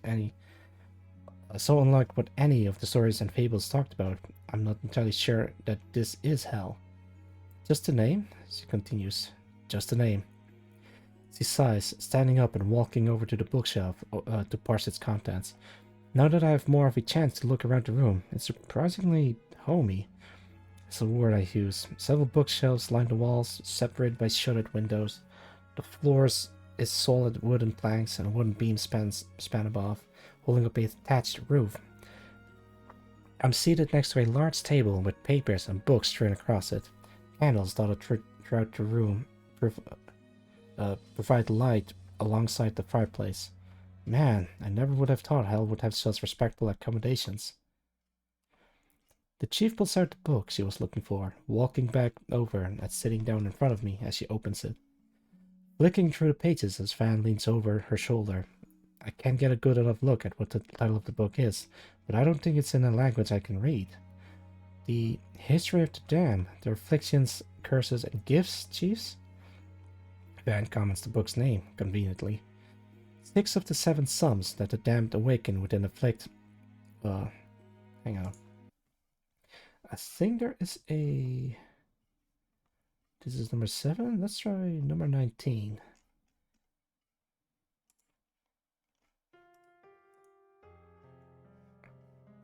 I don't think that's...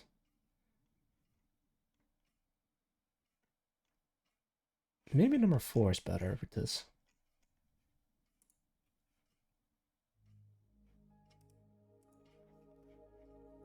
There we go. Much better.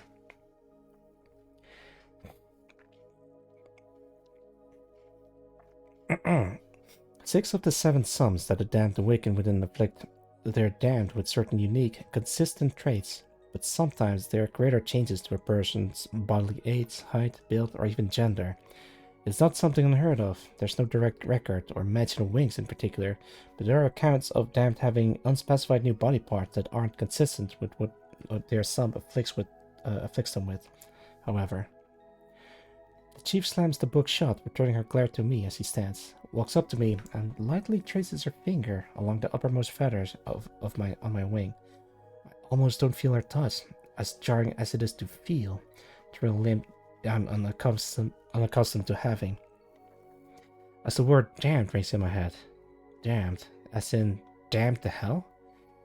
The wing traces against its bonds, its sharper metallic feathers grating against the golden chains, as if trying to cut through them. I don't think they'll work, Winks. Magic metal is harder to cut through than rope. She kneels down, taking a close look at my wing. This is unlike anything I've heard or read before. Great wings, with feathers like blades. How do you control these? She looks up at me as she asks, a slight twinkle in her eye that quickly fades as she focuses back on me. I can't. They have a mind of their own. The chief looks taken aback, unsatisfied with my answer. You can't control them. They're physically attached to your body, and you can't control them. They tend to listen to what I tell them to do in my head, but they also seem to do things on their own. The chief's eyes narrow, leaning into my face. Did you happen to tell them to slash the face of one of my men? No, that was their own accord. Oh, that was of their own accord, when he grabbed my cloak. I swear I didn't tell him to cut him. Did you tell him not to cut the man's face? I didn't think it'd do that. It moved so quickly, and the chief stands back up, crossing her arms. So you're a complete stranger with no allegiance who says she's only 15. Yes, as hard as that may be to believe. I know you're not lying about that, nor are you lying about having only been here a day. Yes, so... But you interrupted the expeditionary team as they were on an important mission. For reasons I'm still not yet sure of, Rand decided to bring you back, meaning they brought back less goods with them. That, well, it wasn't my fault.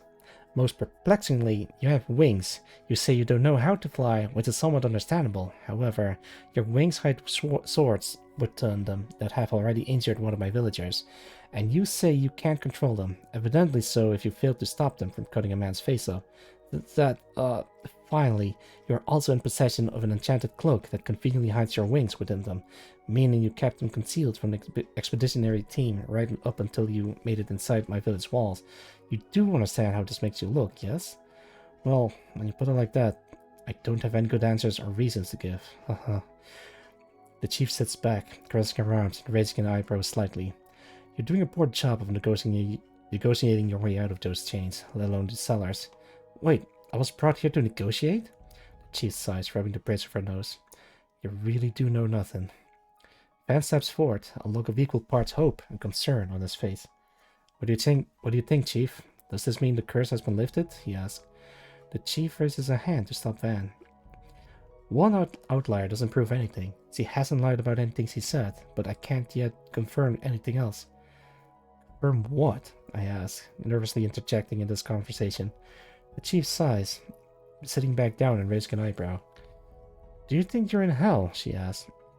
Well, yes, because I clearly remember dying, and this place hasn't exactly been a paradise, but it hasn't been anything like the stories I was told.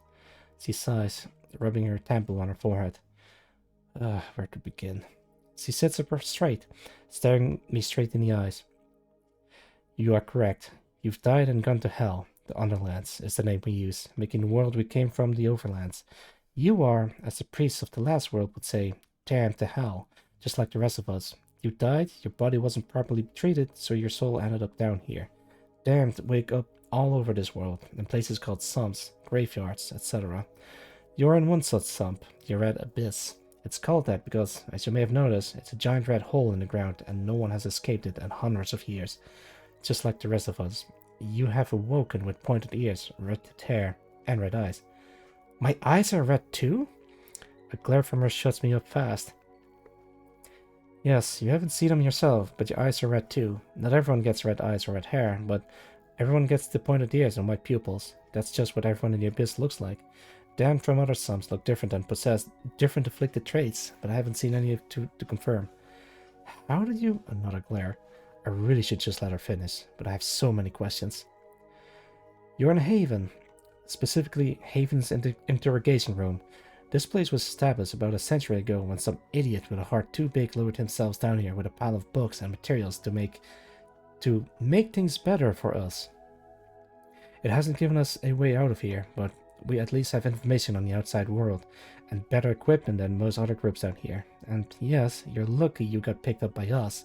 The other groups that roam this accursed hole are a lot less welcoming. Less welcoming than kidnapping and knocking me out several times? The chief sighs, rubbing her bridge off her nose. Even when those idiots don't do their jobs properly, yes. The most important thing, Chief, Van says, walking up beside her and looking down at me. The chief nods at him to continue. You say you're 15. The chief says you're not lying, so I'll take her word for it. Thing is, for the past 20 years, the only people who've been ending up down here in the abyss are children. Children? Only children have been found down here for the past 20 years. Anyone 15 and under is considered a child back home, so I'm technically at the uppermost limits of childhood. But I, for some reason, woke up with an older, more mature body, which doesn't seem to be the norm here. I blocked it out at the time, but now it's all I can think of. That pile of skulls and bones I woke up on. A lot of those skulls were small. Some are in their early teens, but most are 10 years and under. Many don't make it far. Van's voice wavers slightly as he finished speaking. Tea time.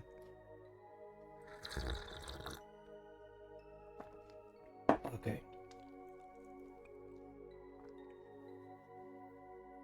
I was about 11 when I ended up here, and that was 11 years ago. I was taken by the previous chief and raised as his successor, the chief says. Oh, as far as he's 22.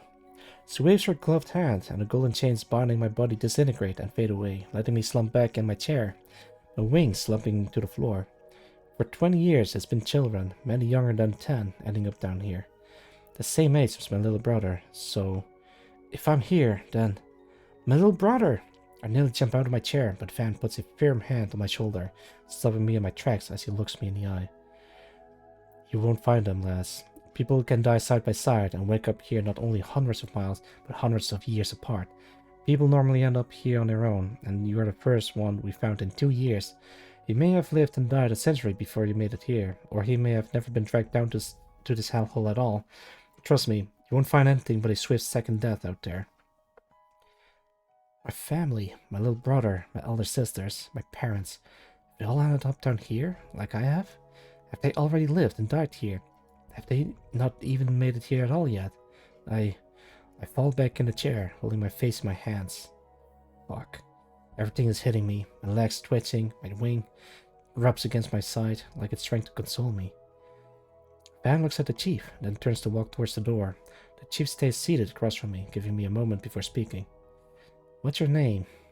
My name? I rub my eyes, wiping away the tears as best I can. Why'd you release the chains? I thought I was a prisoner. It's evidently clear that you pose no threat to me the way you are now. What is your name? Now that it's just her and I in the room, her voice has softened, losing that harshness that one might need to run a settlement in a hole in the ground like this. I look up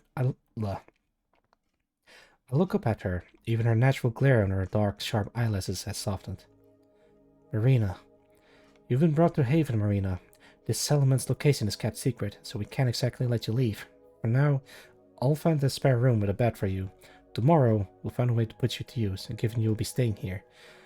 I don't remember what room I ended up in, but I do remember passing out the moment I fell into bed. Chapter 4. Next is 5.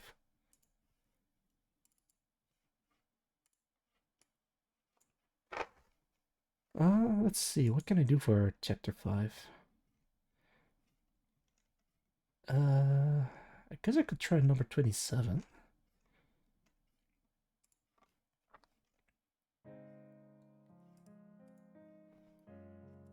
Yeah, that's not bad.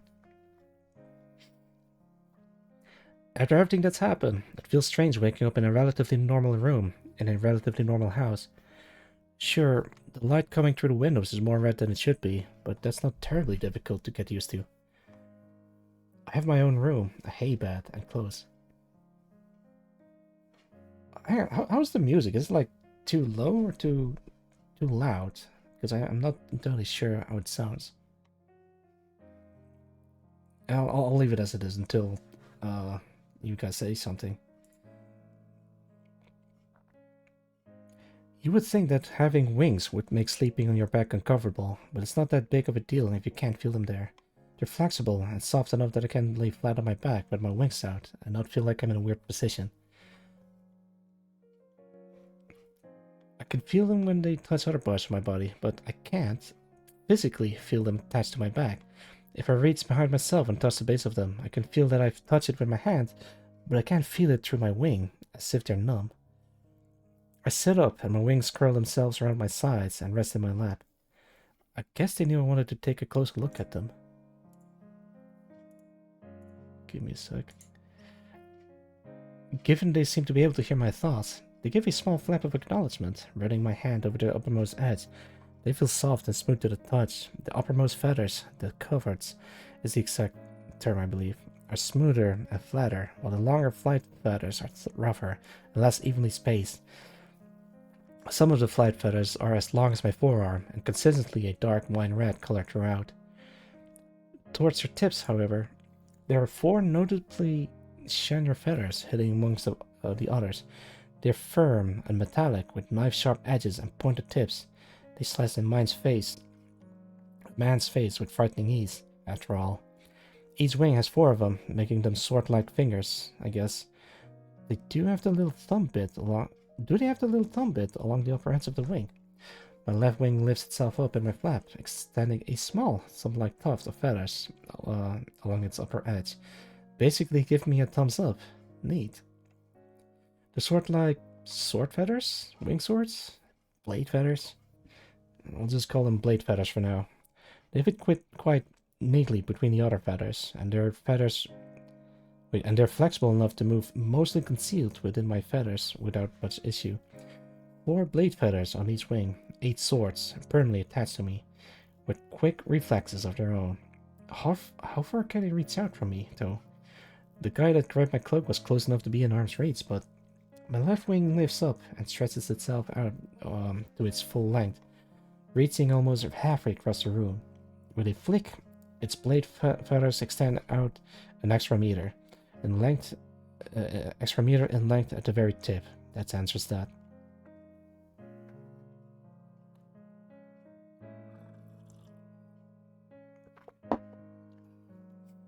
Hold up a strand of hay. Oh god. Sorry about that. Hey wings, cut this. The left wing pulls itself back, retracting his 4 blades halfway and aiming for the hay with a quick swish, and it makes a clean slice, lopping off the top of the strand. You learn how to cut. Good wings! I rub the top of the right wing still in my lap, and the left flaps with apparent excitement, scratching the wooden floor with its still unsheathed blades. Hey, don't go scratching up the floor when we just got here.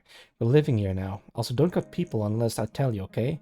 I don't know if we're in the clear yet. My wings slump a little, and the tips flick upwards, as if giving a begrudging nod of acceptance. God, I can't tell if these things act more like puppies or children with the hand-holding they need. But, oh, they feel so good to rub. So soft and fluffy, wrapping me in a hug. I jerk upright, and my wings fully unfurl themselves straight out in a shock.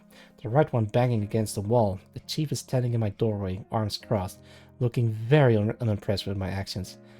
Chief, I'm awake. Good morning. Morning's the thing here, right? She sighs, mumbling something to herself before speaking up. If you're going to stay here and pay for slashing Aaron's face, you're going to be put to work. 15 is when children go before the council to be designated their new role, and you're no different. I'll bring you there myself.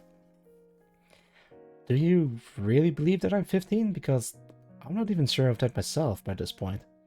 She steps forward and leans down right into my face. Close. Really close. Too close. She points at her silver eye with thin red markings around it. See this? It means I'm a soul seer. You know what that means, yes? That you can look into people's eyes and read their souls, which means you can tell when they're lying, or what their intentions may be. That still works down here?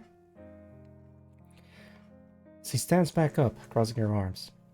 Surprisingly, yes, my soul seer abilities remain intact after I awoke in this world. You're not lying about being 15, even if your body certainly doesn't look like it. Your body aging up isn't as bizarre as it may seem, though. Checking through my books, it's not unheard of for a dam to awaken with changes to their body's age or build. The wings are more unusual, but we'll just have to deal with that. Now get up, put your wings in your enchanted cloak and follow me.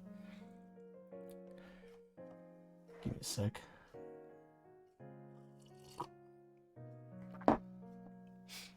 The chief turns to leave the room, and I hurriedly get to my feet and follow behind her, my wings tucking themselves back under my cloak. We leave the side room that I woke up in, rounding the corner and stepping onto what looks to be the main street of Haven. Both sides are lined with buildings with telltale business and purpose. A butcher, a baker, a blacksmith down a side alley, the armory behind me, a carpenter, 2 tailors, and even a market square. At the end of the main street lies a crossroads, dominated by a large multi-story tavern, with a balcony above its front door. All ordinary-looking houses and businesses, built from wooden beams with shingle roofs, almost unbelievably ordinary. Have you never seen a main street before? Surely you must have lived somewhere civilized, given your clothing and manner of speech. The chief's slightly annoyed words snap me back to reality, realizing I've stopped in my tracks and have been gawking at the surroundings. I never thought I'd see something like this down here. I thought I was seeing things when I first saw this place. How did you even build all this? The chief turns and starts walking, so I catch up to her while listening. We've had a number of skilled craftsmen, carpenters, blacksmiths, and builders live here over the years. Haven was established some 100-odd years ago by that idiot who lowered himself down in the abyss with books and tools and his bleeding heart and whatever. Despite the overall hostility of the abyss, wood and clay are abundant for construction purposes, and the soil is very fertile. Yes, none of the roots or grains that grow down here have a particularly pleasant taste, and hunting any of the animals that prowl the thick is extremely dangerous, but it's enough to get people through the day. If anything, the weather is miserable, but it's consistently miserable now. She stops, and I realize we're in front of the doors of the tavern. The Last Drop, it's called. The streets have been fairly quiet, but the tavern sounds quite rowdy. The chief turns to me, glaring at me straight in the eyes. Now, when we enter here, you'll look at nothing, you'll say nothing, you'll do nothing, follow right behind me, around to the right, and up the stairs, and keep your wings away too. Clear? Clear. She turns around, taking a breath before opening the heavy wooden door. A rush of noise and a sweet smell hits my face. The chief steps into the room, so I step in behind her. I'm a little taller than her, enough just to see over her head, and the room falls silent. The chief goes to take another step, but even then, she falters slightly before the pressure directed at us, at me. White pupils pierce through the dark interiors as my eyes adjust to the dimness. Most of these white dots are surrounded by bright or deep red, but some not. All watching, staring, waiting for something, anything to move. That's the bitch! That's the bitch who cuts my face! One of them gets up and shouts. His right eye is covered with a bandage. What the hell's he doing here? Throw in the cellars. Others gets up. His eyes are as bright as green. Or a bright green. Cellars, you should be hanging from the stone trees, another calls. More and more of them get up, shouting obscenities in my direction. Some grab their knives from the tables as the crowd starts to move towards us. I want to run, but my body won't move. The chief looks like he's trembling with something. Silence, the chief demands, and the room immediately falls silent in compliance. The silence hangs for a fleeting moment before the chief continues talking. Even standing behind her, I can feel the look of seething contempt on her face. Her fate is for the council to decide. I am well aware of what she did, and that will be taken into account. A lot of you should know well that we can't just turn away someone of working age right now. Can't turn her away? She shouldn't be allowed to live here, even if the setup for what she did to my face, the man with the slashed face yells, seemingly the only one with the courage or stupidity to shout at the chief in a place like this. Your face will be fine, Aaron. She scratched you, nothing more. If you insist on complaining and wasting my time, however, then I'll give you a real scar worth complaining about. Aaron sputters, but the chief continues. But yes, let's send her away, banish her from this place. She'll either fly out of here or join the Bonebreakers, or she'll tell them where we are and return at the head of a fell host and raise us to the ground for the injustices we did to her. Surely there's no one more eligible and sound of mind for the position of chief than you, Aaron. I didn't Aaron whimpers like a beaten dog. Yes, Aaron, you didn't think before opening your stupid mouth and throwing it all over my floorboards. Now, keep it shut, or I'll shut it for you. Permanently. Aaron falls back into his chair, utterly defeated. The rest of the crowd quietly sat back down, not wanting to try the ire of their chief. You, with me, now. The chief grabs my wrist, dragging me around the silenced crowd of onlookers and up to the stairs, past another heavy door, through a dark corridor, and into a room dominated by a large table carved from a tree trunk. I'm sat down on the only chair opposite of this table, and the chief disappears into a side room, closing the door behind her. The council, huh? So the chief isn't entirely running things on her own. You wouldn't be remiss to think that she was running everything, what with her resting done with your shit face, and how she storms around. The words can't turn away linger in my head. If I'm not the only first person around here in 8 moons, which are months, but only the upper crust of society tends to call them months, but I'm the first adult in 20 years. They must be desperate for people who can actually work and help around. There seems to be other groups down here too, so I'd probably be adopted no matter who found me, for the sake of getting me to me first. Alright, I'm gonna take a short break to drink some more.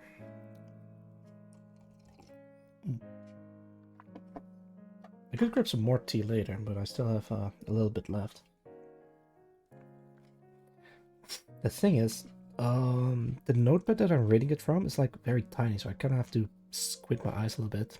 And they're tiny because my monitor is like huge. Actually, I might be able to do something about that, but I gotta be careful not to accidentally click somewhere because otherwise I'll lose track of where I was left. There we go. Is this thing on order? Yeah. Oh, fuck. Yeah, I lost it. Hang on. I can... Okay, we were here. The council. I wonder if I can do this. Uh-huh.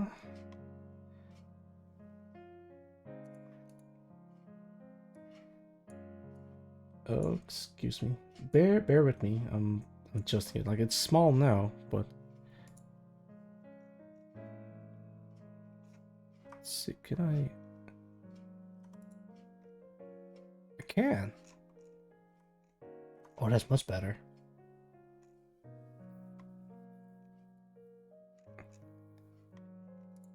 Let's see, clear, fall silent.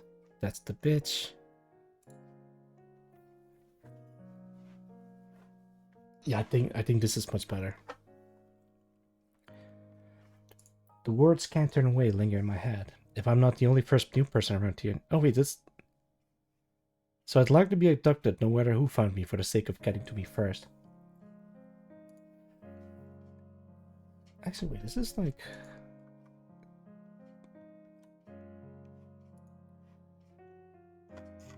Oh wow, I have to do it all over again.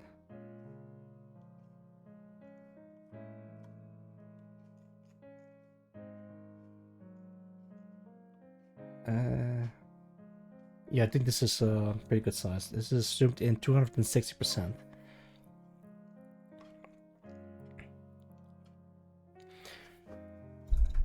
Let me adjust my seat.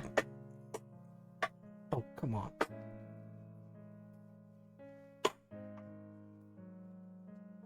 Sorry, I'm still setting stuff up. I'm not really used to doing green screens. Alright, let's do this. The side door opens and I snap back to attention, sitting... What the hell? Sitting stiffly upright.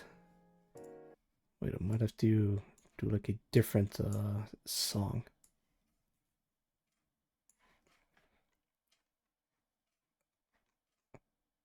Let's do number 19.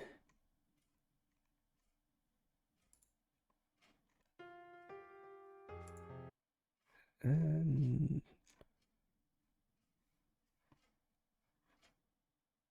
maybe number 7 is better.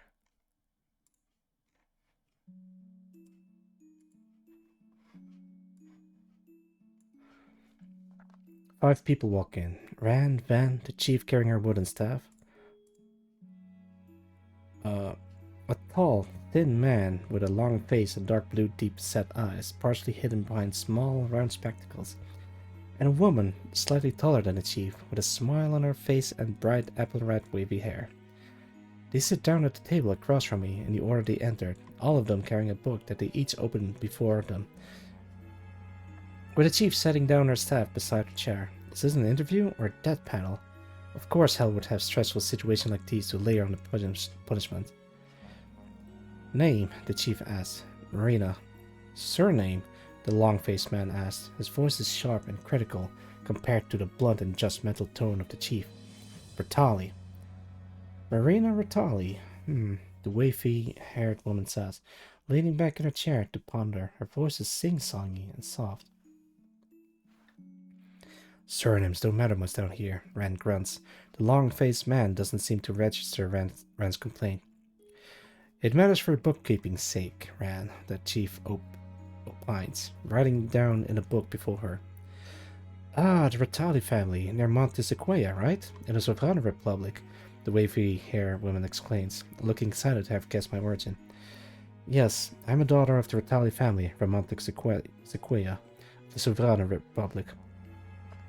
The smile on the woman's face fades as he slumps back a little. What year was it when you passed on, in Imperial calendar years? GC 1541. The group exchanged looks amongst themselves. Well, the last one we found said it was GC 1538, and it was 2 years ago, so your arrival seems to be mostly contagious, Van says as he's writing down in his ledger. What happened, Marina? Was it just you, or your whole family, or... The wavy-haired woman asks, her face now sullen. Tiff, we don't ask these things, the chief sighs, rubbing the bridge of her nose. As far as I know, my whole village was sacked. My parents, my father's siblings, they all lived there. They came not to plunder, but simply to raise and murder. The majority of the Rivali family is probably dead. They probably are, yeah, everyone I knew. My parents, my siblings, my uncles, aunts, cousins, the baker, the old storyteller. Dead for nothing. We made violins, for God's sakes. We were comfortable, but we were far from nobles. They didn't even steal anything, anyway. They just burned, murdered, raped, killed for the pointless sake of killing. Why? What had we done? It didn't matter what we had or hadn't done. None of that mattered to them. They just wanted to kill. And because of them, here I am. If I got sent here, maybe I could catch up to one of them when they end up here. If the gods are just as up as people say, they surely, the people who murdered me, would end up in the same place as me. Maybe not exactly here, but somewhere. Can't be that big. Marina! The chief's slightly raised voice brings me back to reality as he sighs, turning to glare at Tiff. This is why you don't ask these things, Tiff. All it does is just tear whatever horrid memories people have of their dying moments. It's hard enough down here. We don't need to go around asking people how they often brutally died. Tiff sinks down in a chair a little, falling quiet. The long-faced man beside her adjusts his spectacles, turning a page in his book. Moving on, Marina. I have heard you have stated your age to be 15. Is that correct? He asked, but it feels like a knife he's put to my throat, ready to strike at any lie that I dare speak. That is correct, yes. He furrows his brow. He looks like he's about to tell me I failed my exam. Well, you're certainly mature for one who claims to be 15. I believe that is not the most extraordinary thing about you. Is that true? You're talking about the wings. I take it those aren't common around here. He scoffs, crossing his arms. Aren't common? You found yourself in a burning hole underground, Marina, and yet the gods have gifted you wings with feathers like blades and strength to lift off the ground. I don't know if such a situation is tragic or comedic. You seem to be able to hide them under that mantle of yours, Marina, but surely you could show them to us. Without harming us, of course, although I'm sure either of the Cadrons here could strike you down before you made any such move. If you went for your tongue, Anton, maybe I wouldn't move so quickly, Rand grumbles. Carterans, is that Rand's surname? Should I bring out my wings? I look at the chief for permission, who sighs and gives me a nod. Alright, wings, out you come. My wings immediately fly out from under my cloak, reaching their full length in less than a second, nearly filling the room from one wingtip to the other, the blade feathers fully extended. The 5 seated before me are all taken aback at differing levels. I didn't mean for them to come out that fast. Anton squints, leaning close in his chair. Then it's true that you don't have direct control over them, despite the fact that they are attached to your body. He quizzes, looking at me less like a human and more like a bizarre test subject, with his pointed ears. He looks like a textbook example of his snooty, judgmental elf with natural superiority complex. However they work, they seem to lose consciousness whenever she does. Knocked her out enough times to learn that, Rand comments. I'll make a note of that myself. Actually, given the amount of times I've face planted in mud, my clothes look a lot cleaner than I expected. Even my face feels mostly clean. Has someone been cleaning me up while I'm being knocked out? I hope that doesn't have to happen again, Rand. Otherwise, Mia will have to wipe down her face again. Tiff scolds in a soft but firm manner. Mia? The chief's cheek reddened slightly. Is she Mia? Look, we all can be afforded some basic dignity around here, and I simply didn't want her tracking much from my library. The chief crosses her arms and turns her nose up with a humph. Mia? That's a cute name for someone who's so authoritative and serious. Excuse me.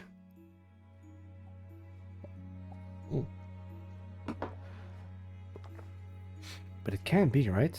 Unless I test it. Thank you for affording me the dignity of a clean face, Mia. The chief jumps up from her chair, slamming her hand down on the table as he turns her soul-piercing glare to me, even as her face turns red up to hers. It is the chief to you, girl. The chief or Chief Lichthofer to you, Marina Vitali. Rand rocks back in his chair as he lets out a laugh. Van chuckles slightly, Tiff giggles, and Anton simply rolls his eyes and looks down at his book. She's quick, I'll give her that, Rand says as he sits back upright. The chief sits back down on her chair with a huff, crossing her arms again and squinting at Tiff, who's still giggling quietly. Alright, we have your name, your age, we've discussed your wings, which you can put away now, Van starts. My wings, who have been outstretched and standing to attention this whole time, finally relax and pull back under my cloak. Right, the point of calling you here is to decide what you'll be doing here. Everyone of age has a job. I'm in charge of the defense and security of Haven. Rand leads the expeditionary team, hence he's the one who found you.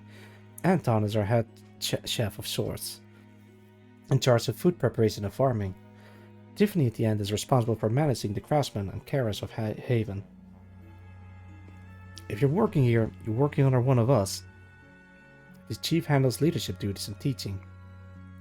But I don't think you'll be assisting with that sort of work anytime soon, Van continues, with each member of the council nodding as their names are called.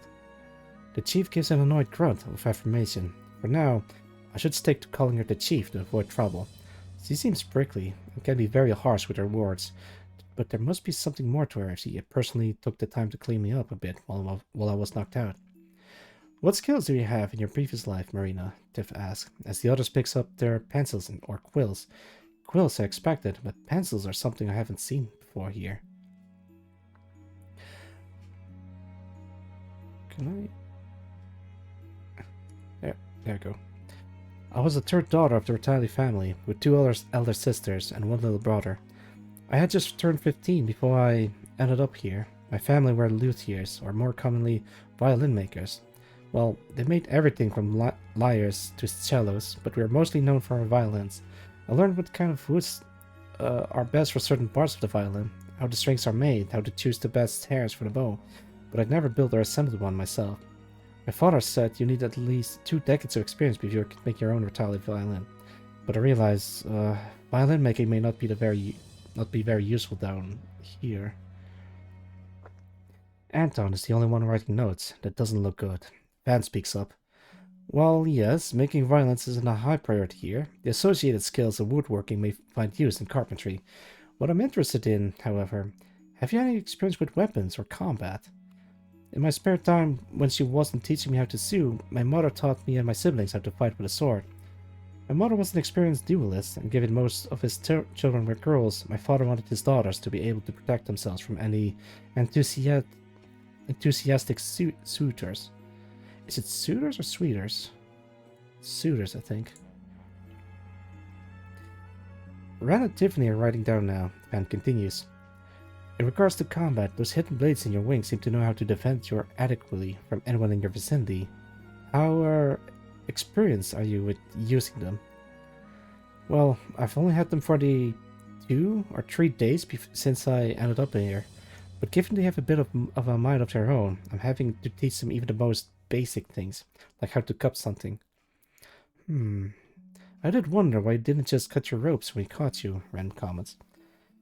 Can you read? Anton asked, almost cutting off the end of Ren's sentence.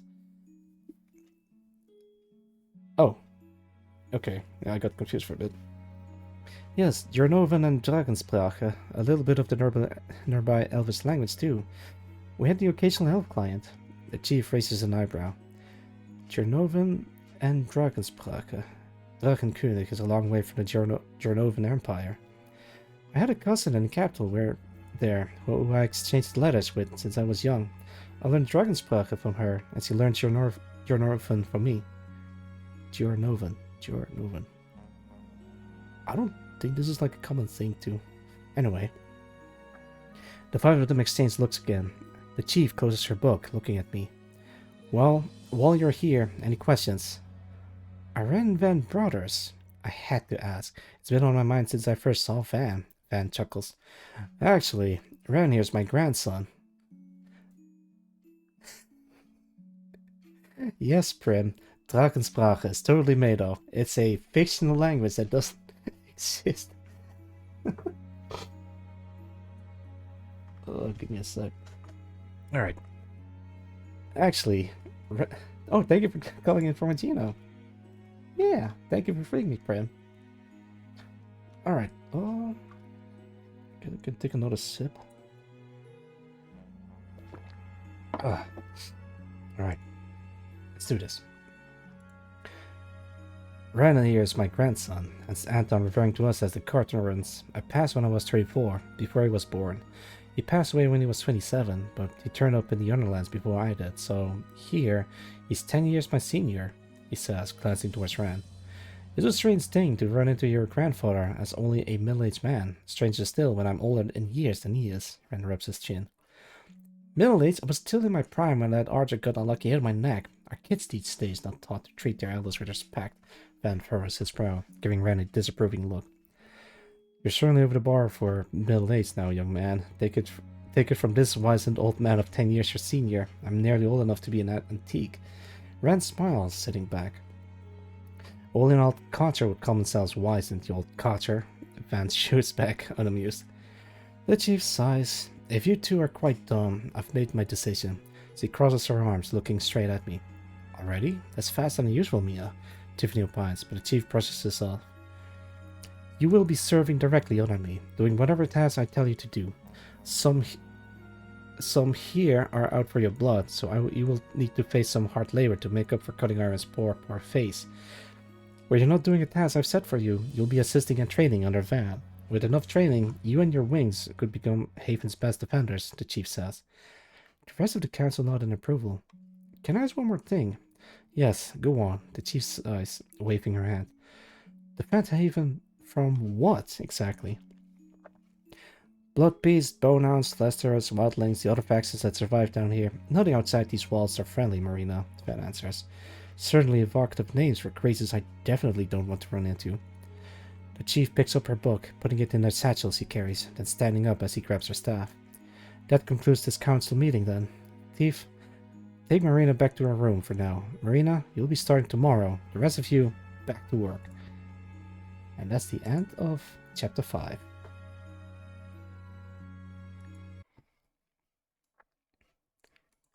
Ooh, that... How does... That is weird. Oh, wait, that's still chapter 5. There you go. Let's see what song I can do this time.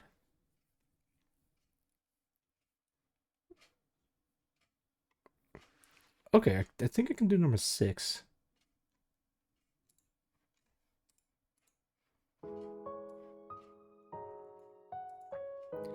Well, as far as job interviews go, I think that went okay. I've been waiting in corridor for Tiff for a while now. It Sounds like things have gotten back to normal downstairs, but I do not want to walk out of here by myself. So here I wait in this poorly lit corridor.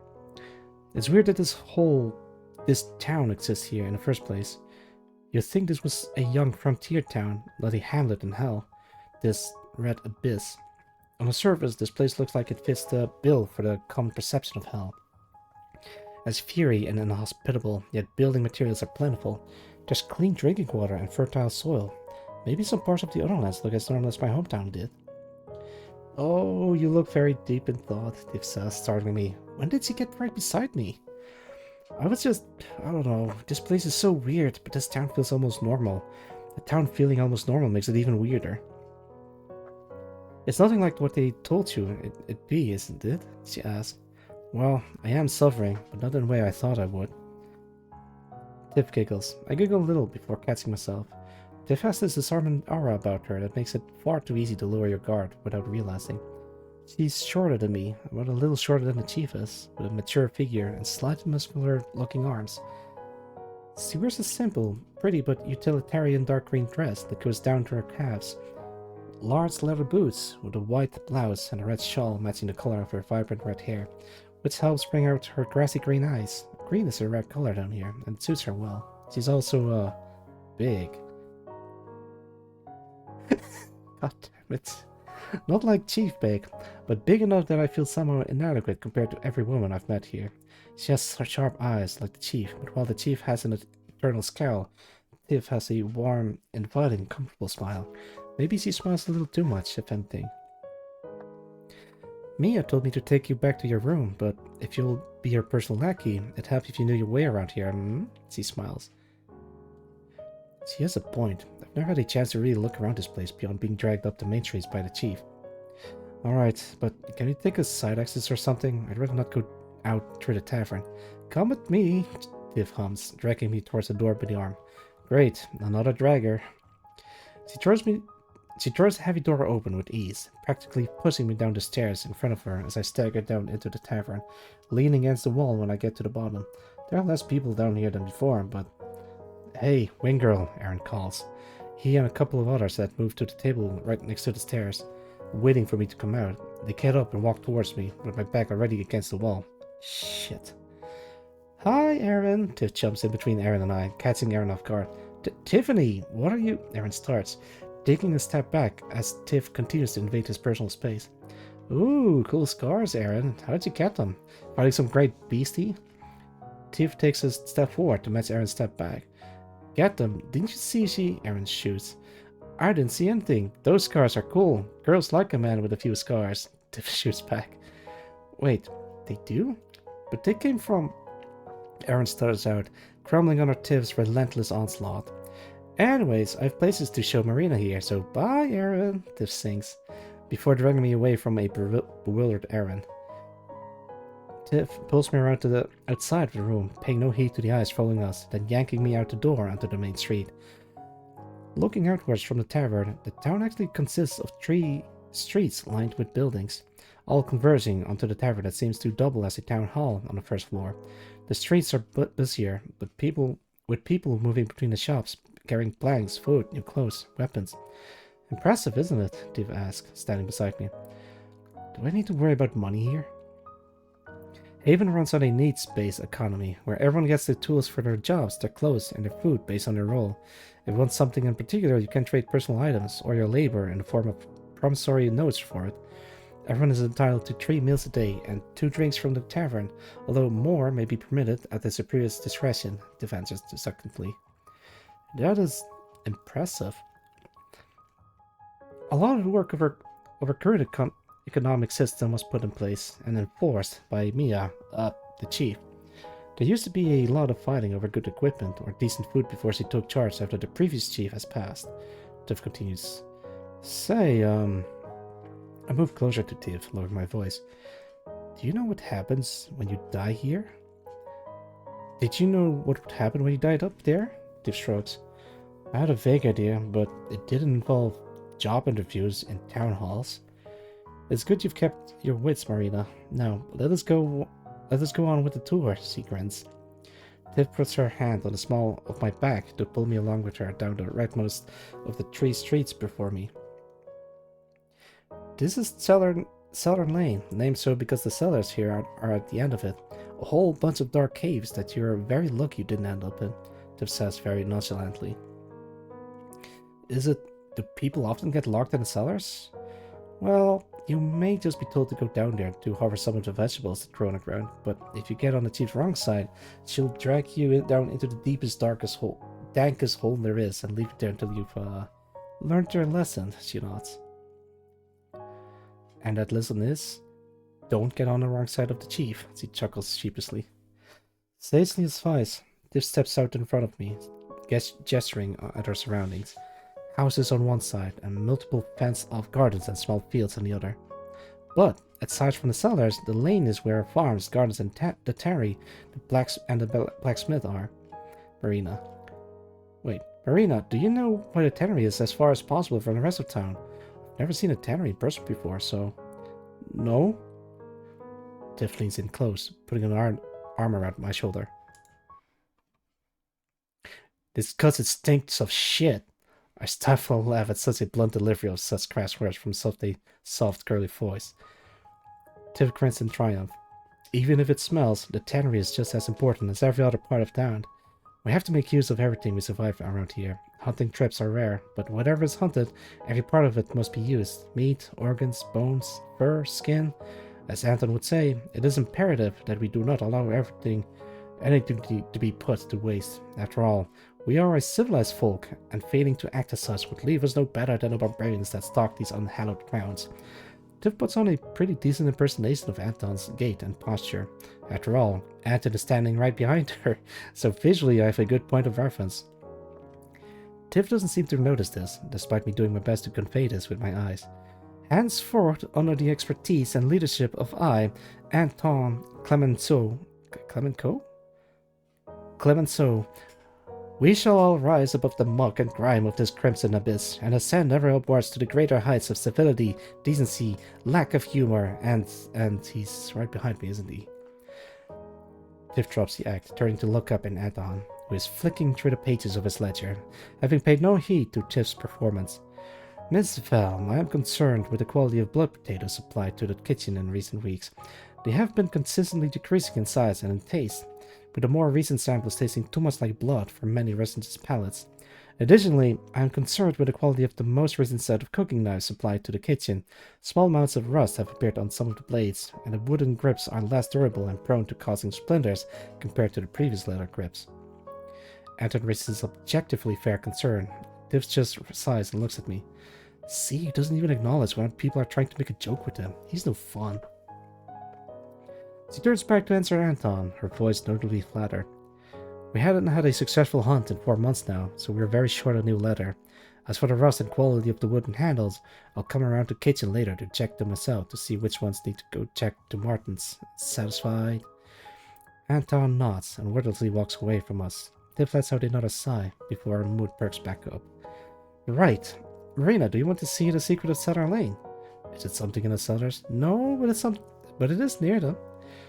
Tiff grabs my sleeve and pulls me across the road, through a path between the gardens and under a natural archway and a stone cliff. Rather than stepping into a cave, I step onto a wooden deck, and the sound of rushing water hits my ears. Before me is a large wooden water wheel that dominates the room, turning a set of millstones on either side, with several bags of grains and flour leaning against the wooden support beams. A water-powered grain mill with an overshot water wheel for high efficiency, connected to not one but 2 millstones to grind multiple items at once, with one grinding grains to make flours and the other grinding bark for the tannery to use. I never thought I'd see something like this here. Tiff looks slightly caught off guard, with me gushing over the marvel of high-power engineering before me. I've never gotten to see a mill like this up close. Well, I guess I don't have to explain anything, do I? Haven is the only place you'll find anything made with flour in all the abyss. It's one of the few things that makes living here a little more comfortable for everyone. As I duck under the flume above the water wheel, I step up to find myself face to face with, "Who let you in here, girl?" I jump backwards and hit my head on the flume, before falling down onto my backside. Above me stands Einar, glaring down at me like he always does. Tiv rushes around, helping me to get back to my feet while shooting her own glare at Einar. I did, Einar. She's working under the chief now, so maybe don't go creeping up on her. Einar blinks. I work here. The girl crept up on me. Oh, excuse me. Well, Marina seems to know as much about mills as you do, so maybe you won't be working here much longer, Tiv shoots back. Einar looks back at me. You know Mills, girl? I've never worked in one, but I had relatives that made water fields, and my father had a book full of diagrams laying around which detailed how lots of things work, and some of it explained how mills worked. Einar's gaze softens a little. Most girls your age wouldn't be interested in how mills work. I would consistently pass my dad with questions, asking him how everything around me worked. When I had the courage to, I wasn't exactly a talkative child, otherwise. Einar moves his head slightly, in what almost looks like a nod of approval, before Tiv hooks me around her arm and starts dragging me away. Yeah, it's very cool. You clearly know everything there is to know about this, so let's just move on to the next thing, shall we? Tiv sounds a little annoyed that she didn't get to really say anything about the super special secret mill of Haven that she was so excited to show me, as I followed her back across the garden path. There's a few people walking along the streets or working in the gardens further down, and while they stare, none want to make eye contact with me. They'll warm up soon enough, Tiv says, noticing the looks I'm getting. It doesn't bother me that much, I shrug. It does bother me a little, but it could be worse.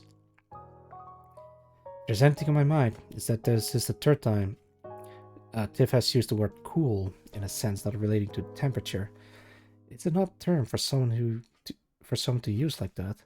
Although most of my interactions were with my family or when visiting high-class clients, so if that's just how people talk where she's from, then I wouldn't really know. We make it back to the center square in front of the tavern, with Tiv stopping on her for a moment. You've already seen the main street twice, I guess. One of those times when I was upside down, and the other time I was dragged straight to the tavern by the chief. Well, you'll be seeing it enough anyway, but we have the markets, the butcher and carpenter to our left, and the bakery, tailors, and armory to our right. The chief put you in a room behind the armory last night, but I think she said you'd be in the side room of the library from now on.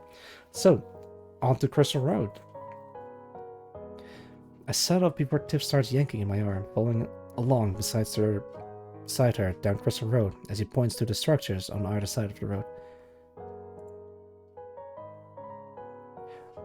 On our left, we have the library, which doubles as the chief's residence, and thus you'll be staying from now on. Then the schoolhouse beside it, and the bunkhouse across from it, with the houses the rest of the way down. But none of these are the source of the road's namesake. Rather that, you'll have to follow me. Tiv sets off, running down the steady slope of the road, so I best start running after her. We get past the last of the houses, as the path narrows and starts to zigzag down a hill, the horizon hidden behind a thick tree line.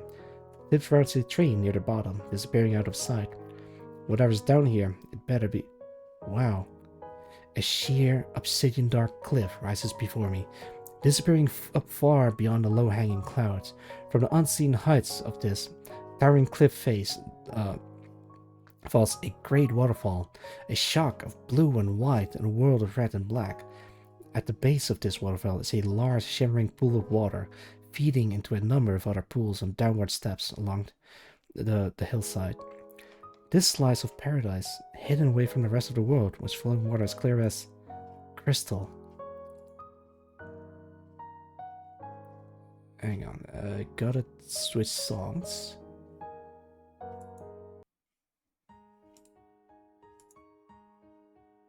Is this a good one? Actually, wait, no, let's do this one.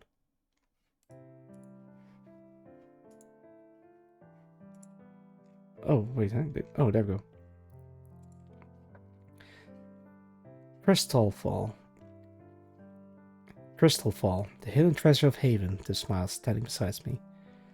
I take a deep breath, and for the first time in what feels like an eternity, my lungs fill with the soft, cool scent of flowing water, not the thick, pungent odor that hangs over the rest of this land like a fetid curse. Fetid? Fetid? I think fetid. The air itself feels lighter. Further down, some gather buckets of clean water, while children play and splash among the ponds. This waterfall is where the founder of Haven first descended into. No one really knew this place was here, right up against the cliffs that trap us down here, surrounded by thick trees and impassable jagged rocks, with only a single path leading out.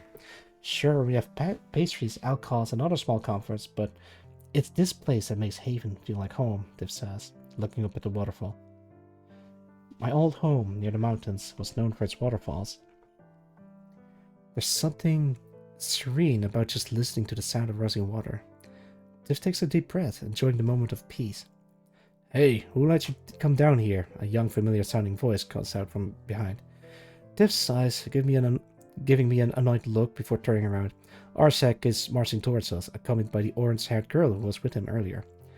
Sorry, Arshak's a little headstrong after recently joined the expeditionary team with his sister. She gives me a sheepish grin. Headstrong is definitely a fitting term for Arshak. That's his sister? Twin sister, actually. The two were found when they were both about 11. It's terrible that he ended up here, but at least they have each other. Arshak gives a stern look at me, then looks at Tiff. I thought she was destined for the cellars, he says impertinently. No, actually, she works for the chief now, Tiff responds with a smile. She what? Arshak looks shocked. The girl beside Arshak stares blankly at him. Ren did say that she would be interested in her. She even sounds like a female version of Arshak, just a lot calmer. Arshia? Arshak looks shocked that his sister would disagree with him. Arshia, Arshia and Arshak. Cute. Tiff smiles at me. These two are the youngest members of the expeditionary team. They turned 16 3 moons ago. Arshia, Arshak, I hope you treat your new junior respectfully. Tiff stresses her final word while staring straight at Arshak. Respectfully. Junior? What? She's clearly an adult from some other roving tribe, Arshak retorts, confused. Actually, Marine is new here, and she is only 15. The chief confirmed all of that, Tiff responds. Arshak looks distraught. Arshia gives her brother another look. She has wings with swords in them, but you're hung up over her looking older than 15, she asks, in a calm but inquisitive tone. Well, the wings aren't so in your face as everything else, Arshak shoots back, knowing he's losing this battle. Wings be in their face.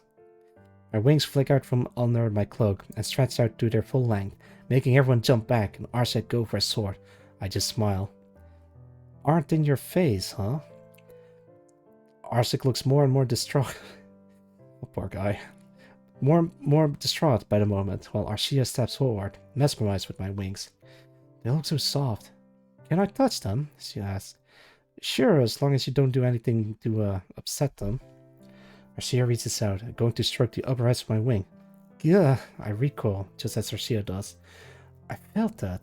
I felt her touch my wing. I still can feel my own hand through my wing even as my hand feels this, but I feel when other people touch them. Sorry, I just didn't expect to feel you touch them. See, I can't feel through my wings when I touch them myself, so it's weird that I can feel other people touching them through my wings alone. It's just this bizarre sensation that I haven't gotten used to yet. I feel my wings on my hand, but I can't feel my hand on my wings, if that makes any sense. Div ponders. She then grabs my arm, starting to drag me off for what I hope is the last time today, or ever, preferably. Alright, that's the Haven tour wrapped up. Let's get you to your room. Say goodbye to the twins now. Tiff, do you have to drag me around everywhere? Tiff cuts me off, dragging me away with her alarmingly strong arms. Be quiet, come with me, she says in what I can tell is an unusually serious tone. I'll behave then. Off we go. That was chapter 7. No wait, that is chapter 6. This is chapter 7. There you go. Alright, let's see. This is kind of weird to keep having to change the soundtrack. I guess I could try this one. Sure. Number 39. I probably should have like written notes of what song to play.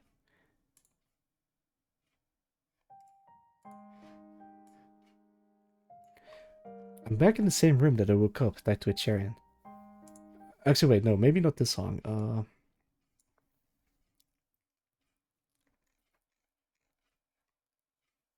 Let's thinking maybe number 4 is all right.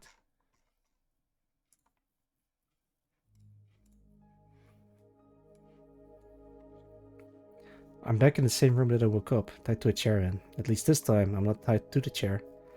The chief has half a dozen open books scattered across her deck. Deck? Maybe desk.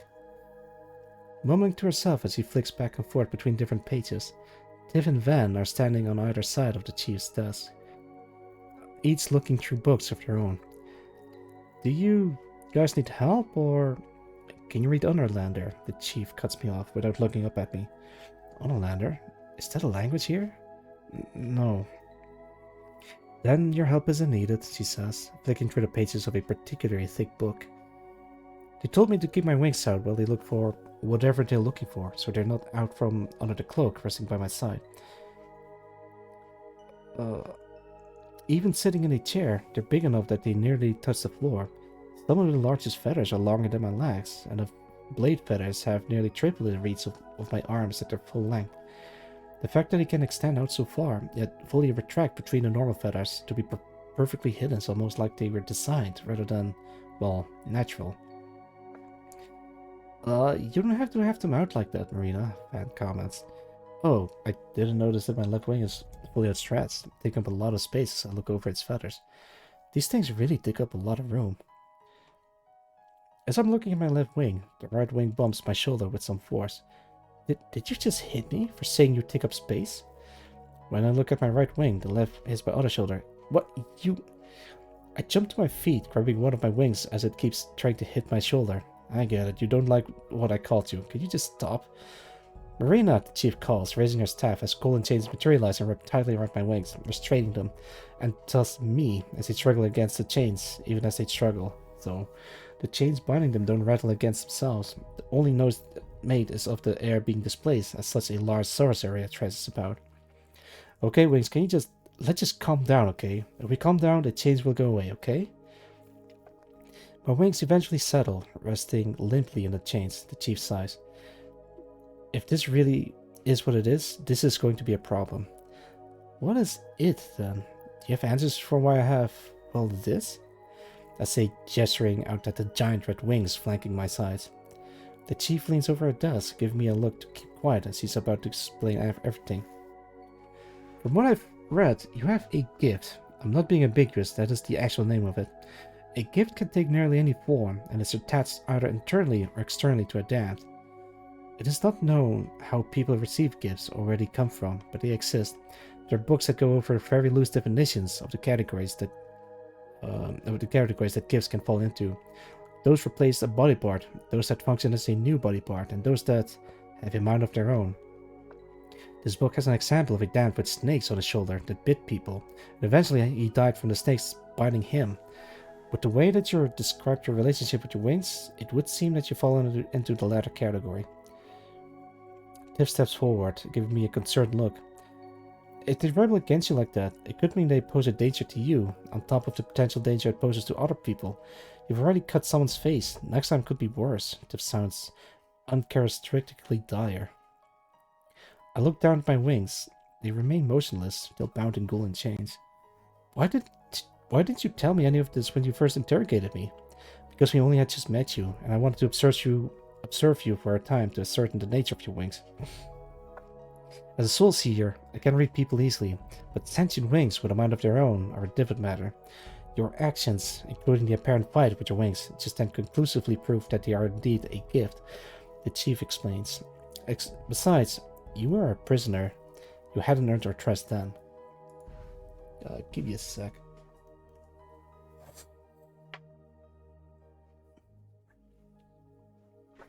I might have to blow my nose for a bit. I have to mute my mic.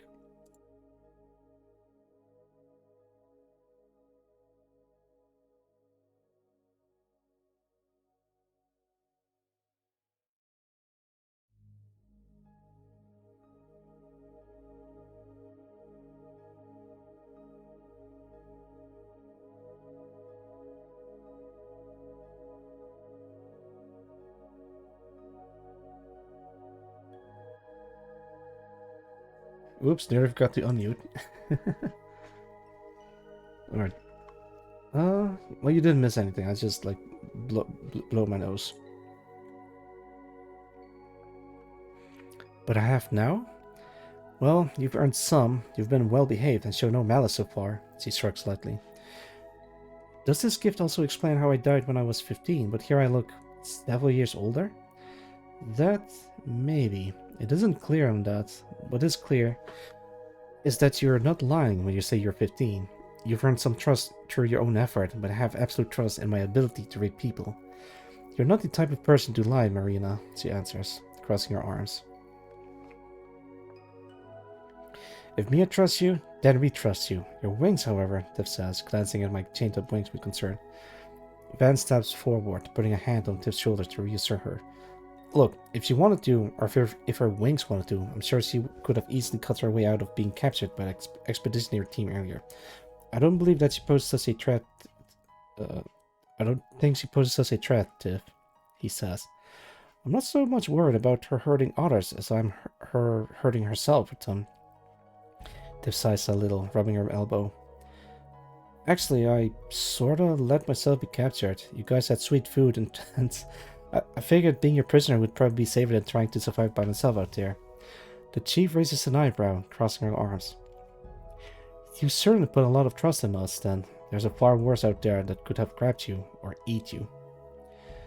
Trust that you made the correct guess to place, though, Van says, rubbing his chin. You know, there is another thing about our marina here that I feel like no one has really questioned, Tiff starts, walking up to me. She then stops, giving a look back at the chief over her shoulder. The chief flicks her hand, and the golden chains fall away. My wings start to withdraw themselves under my cloak, slightly hesitantly, as Tiff is now standing right beside me, closely watching as my wings nestle themselves completely within the unknown confines of this magical mantle. Tiff steps back, looking at the others as he gestures towards me. How in this fury red hell did he do that? My cloak's enchanted in some way.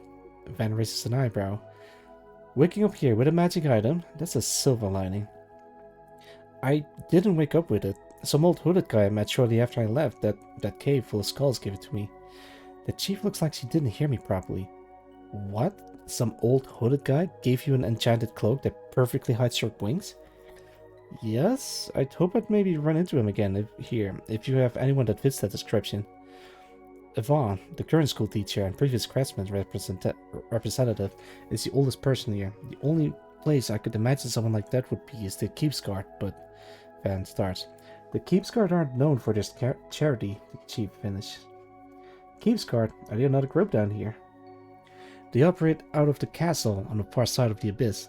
They're few in number, but have the best equipment and are very hostile to outsiders, Van sighs, scratching a scar on his forearm.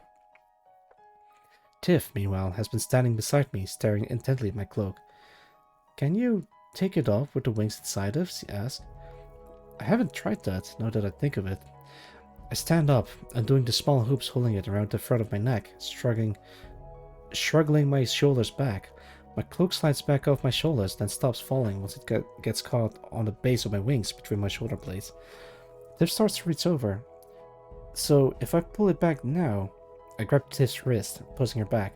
Van immediately grabs his short sword, so I hastily let go of Tiff's wrist. Tiff, the last time someone went to touch it without asking, my wings cut their face, so I'd rather that not happen again. Right, sorry. I nearly let my curiosity get the better of me. Tiff chuckles sheepishly. You were warning of the dangers of them barely a few minutes ago, Van sighs. Letting go of his short sword and giving Tiff a look, Tiff shrinks back a little.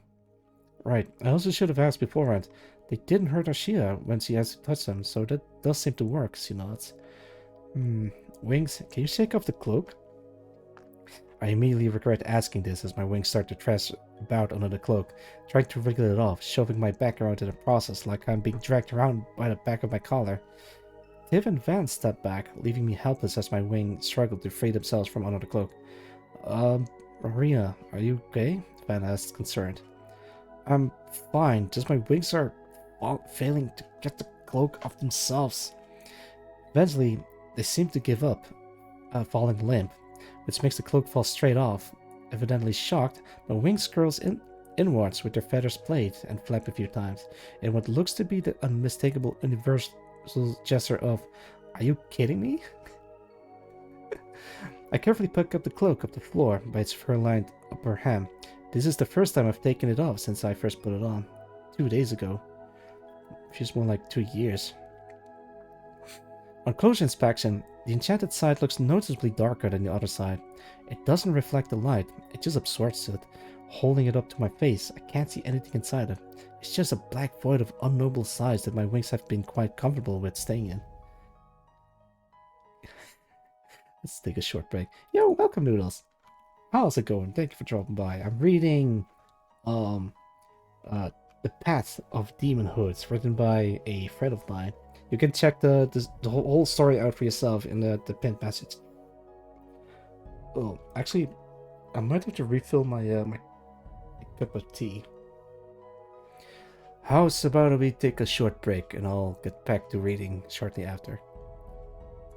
It looks like I'm nearly halfway there. Like, oh, you guys can't see this, but on my side, I'm okay at best. Well, it's better than doing bad.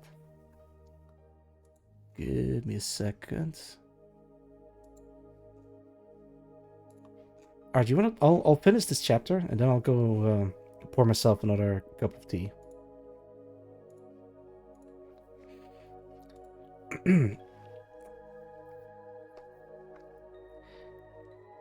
I? Tips asks, her eyes fixated on the cloak. Well, it's not on my back, so my wings shouldn't make a fuss over it. Sure, just make sure you grab it by the fur so your hand doesn't... Tiff grabs it, holding it up with one hand and sticking the other straight into the enchanted side of the cloak. And sure enough, her hand goes straight through into whatever park dimension is attached to it. I've never held something like this before. How big is the inside? Tiff says, in apparent awe.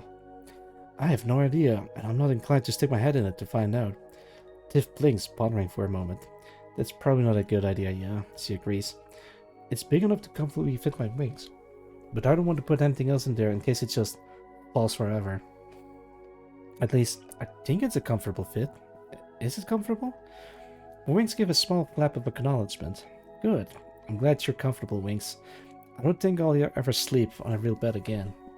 Tiff wanders over to show the chief the cloak, while Van steps up beside me. Say, Marina, while Tiffany is obsessing over your mantle, could you show me those wing blades of yours? Without me asking them, my right wing happily flicks itself out of its full length in front of Van, extending its 4 blade feathers out and putting itself on proud display for Van to admire. Van looks up and down the length, leaning down a little to take an extra closer look at the sharpened feathers extended out before him. My wings are usually more shy and flitty than this, but I guess they'll happily show themselves off if someone asks. Van taps his blade feather a few times, making a small metallic tinging noise. Interesting. They're thin, but hard as steel, and sharp to boot. Do you know how you retract them? Before I can answer, the wing flaps once to get attention. Then the 4 blades withdraw to different lengths. The innermost one fully withdrawing back into the wing, while the other 3 stay out at short, medium, and full length. Van looks impressed. I'm impressed. I didn't even know they could do that individually. Ah, so they layered on top of each other to give extra reach. They move quickly too. Van chuckles a little, turning to me. Could you follow me outside, Marina? Okay, let's put another song on. Let's do...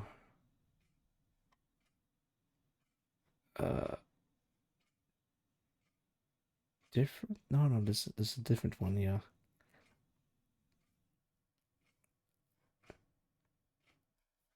Let's try number 26.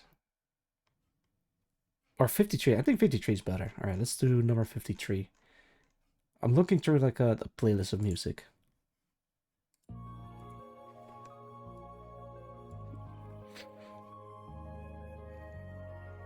Wait, what? Did I? Oh, yeah. Maybe this wasn't the best idea.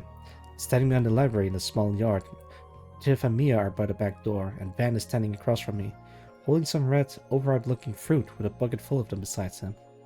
So, what are we doing out here, Van? Van chuckles, tossing and catching the fruit. It'll make a mess. We'll be testing your reaction speed, Marina. Catch catch? Well, I blink and red fruit is flying straight at me before I have a second to react. I reflexively shut my eyes rather than being hit square in the face.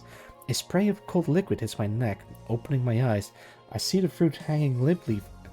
Oh, this is... There we go. See fruit hanging limply from my right wing's blade feather before it falls to the ground with a splat. Huh. I guess you're pretty fast, Wings. Alright, if this is what we're doing, I'll be ready for the next. I jerk to the side as my left wing swats away another incoming fruit. It then shakes itself, trying to get the sticky, wet fruit off its feather. Van laughs. Unless you want to get covered in blood-seed fruit, you should consider dodging instead of blocking. Another fruit comes flying at me, so I step aside as fast as possible, but still hits my wing. Okay, Wings, if we don't want to get filthy again, we have to move together. When I move, you move. Another incoming fruit makes my wings violently jerk me forward, avoiding the fruit this time. Alright, that worked, but not so violent next time. More fruit, faster. If I focus, I can avoid most of it, like I know how fast it's coming and where it'll hit. Just focus, don't get hit, and we'll get through this. Woo, go Marina! Tiff cheers. Yeah, I'm getting the hang of the... I'm knocked on my arse as I'm hit square in the face. The chief laughs. Sticky, kernel-shaped seed clings to my face as I mop up the skin of the fruit. It smells and tastes like pomegranate. We're not done yet, Marina, Van calls, throwing another fruit at me. I jump to my feet, right wing flicking upward to intercept the fruit and cleanly slicing it in half. Rather than neatly falling to the floor, though, this move just gets seed all over the wing, which shakes itself vigorously to try to get it off. At least I'm back on my feet. I'll dodge the next one. Nope, it hits me in the chest. Alright, next one. Nope, back on the ground. My wings fall limp, defeated. Another fruit hits my forehead. I lost. I'm covered in dirt and pomegranate juice. Did I really wake up in another world just to die by a fruit barrage? Van, Tiff, and the Chief walk up, standing over me. Van nods. Well, you did well enough. With the right training, we'll make a capable warrior out of you. Do fights down here involve fruit-based projectiles?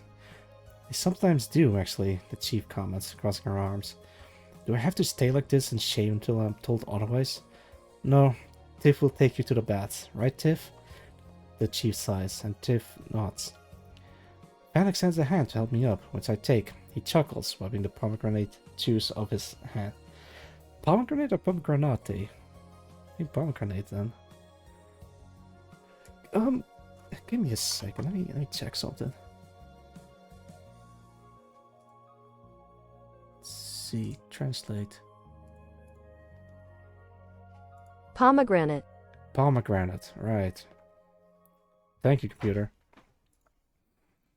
Just, don't tell Anton I used a bucket of blood-seed fruit for training purposes, alright? Alright. I suppose it's fitting that the Honor has pomegranates. Pomegranates. I mumbled to myself, but Tiff overhears and gave me a confused look. Pomegranate? She asked. The blood-seed fruit. Something similar grew near my hometown. We called it pomegranate. Can I go wash myself off now? Tiff smiles, leading me back towards the crystal fall. Call them grenades. So I follow along behind her. Technically, it's a lie of omission to say pomegranates grew near my hometown. It's not the hometown I'd be thinking of. Alright, and that's it for chapter 7. Can I? Yeah, I can.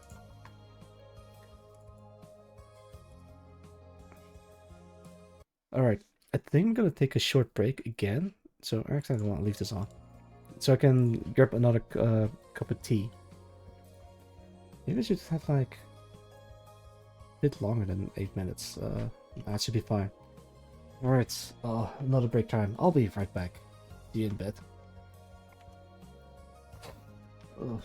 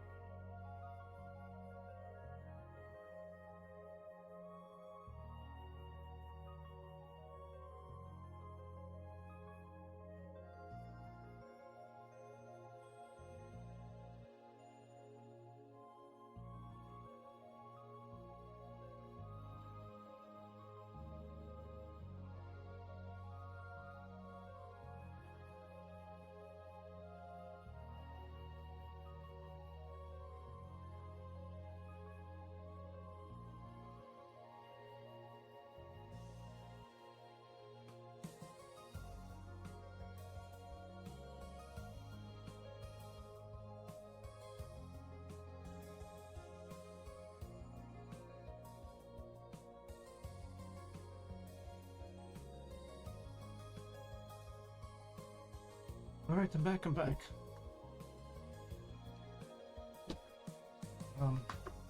Oh, 2 minutes and 30 seconds to spare. Nice.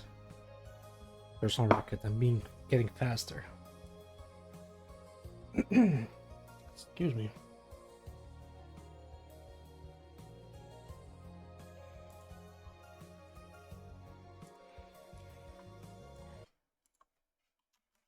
Alright, I'm back.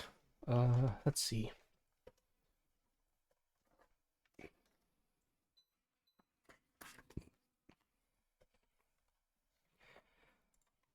Let's do number...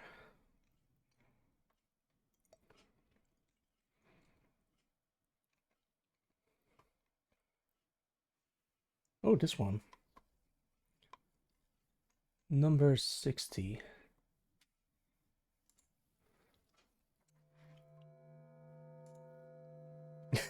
Perfect. Chapter 8, right? Halfway there. Fire, all-consuming, indiscriminate. It burns man and monster alike. You remember the fire. A distant half-memory, yet as real as today. You remember your skin crackling, your fingers shriveled and charred, grasping at the spear driven through your heart. Blood, gushing from your open wound, your beating heart only hastening your end, gasping your last breath. You can't remember. Was it the fire or the blade that took you? Was it burning alive or bleeding out? It wasn't both. It can't have been both. You burned. You bled. You don't feel the pain. Your burning fingers are icy cold. Your bleeding heart burns with fire. They did this to you. They did this to you. They will burn. They will bleed. You promised it to yourself. They will suffer for what they did to you. My head.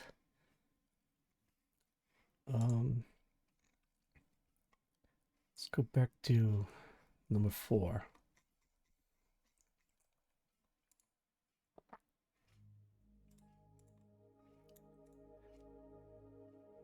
Actually, no, wait. Maybe not number 4, but like, I guess number 13 might be...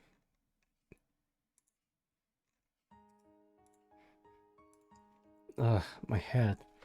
I did not sleep in a good position. My wings weren't fully dry, so they didn't want to get back into cloaks, so my shoulders are all stiff.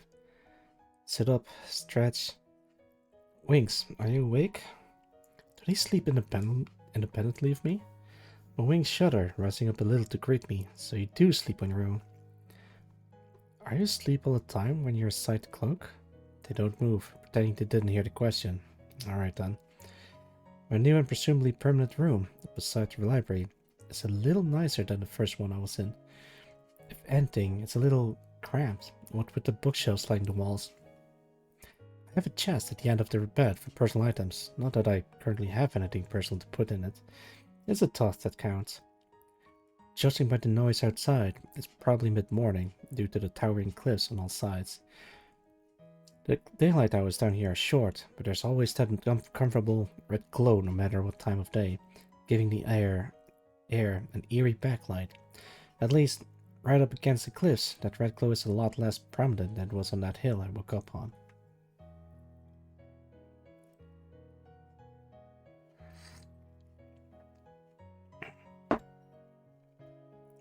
At least, my room and the adjacent library are quiet, maybe too quiet. Today's when I officially start as a chief's assistant, and yes, I should probably get out of bed. As I go to get out of bed, the door to my room suddenly swings open, and the chief bursts in with a smile on her face. The chief? Good morning, sleepyhead, she sings out in an uncharacteristic tone. I'm now clinging to my blanket, startled by her sudden entrance, and very concerned over the chief's sudden overly friendly demeanor. This is a trap. She looks directly at me, or rather through me, still smiling. You're late. How 2 hours, 22 minutes, 46 seconds, 7, now 8. Her smile fades into an unimpressed stare.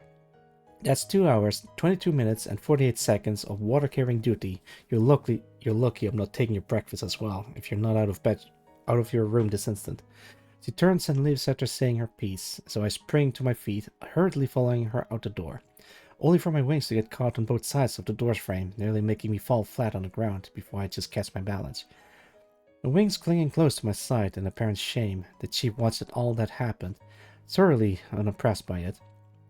It seems my hopes were misplaced if you're defeated by a simple door frame. Rather than sputtering out a half-baked response, I just stand back up, carefully walk back through the door, grab my cloak and tie it on, fix my hair, fully button on my shirt, and walk back out looking much more presentable. The chief gives a nod of approval before turning and walking up the stairs. Come, before it gets any colder. Are we not eating in the tavern?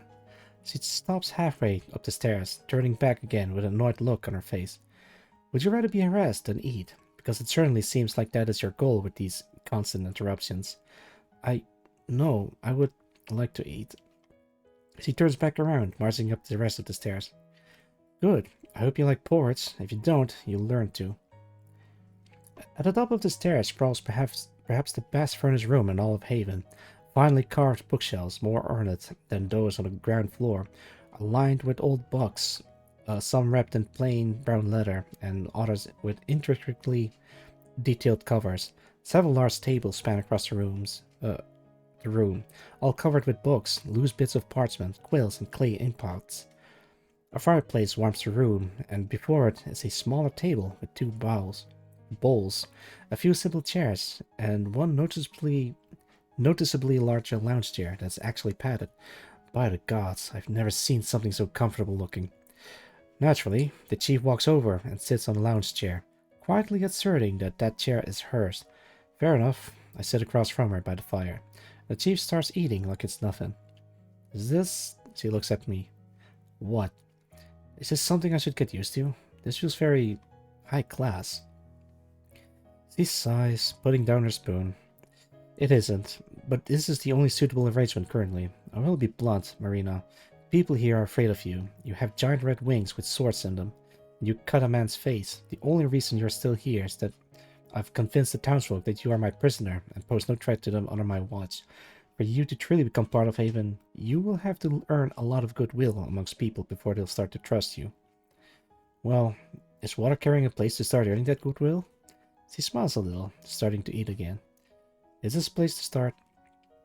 The rest of our meal is consumed in peace, while I have comfortable enough lodging in wings, with swords to keep me safe. Neither of that matters much if I'm going to be living here from now on. For what it's worth, this is a new life and a new town. I should do my best to make the most of it, even if this time the sky is more red than I prefer to be. Not that I can't do much about that. Tea time.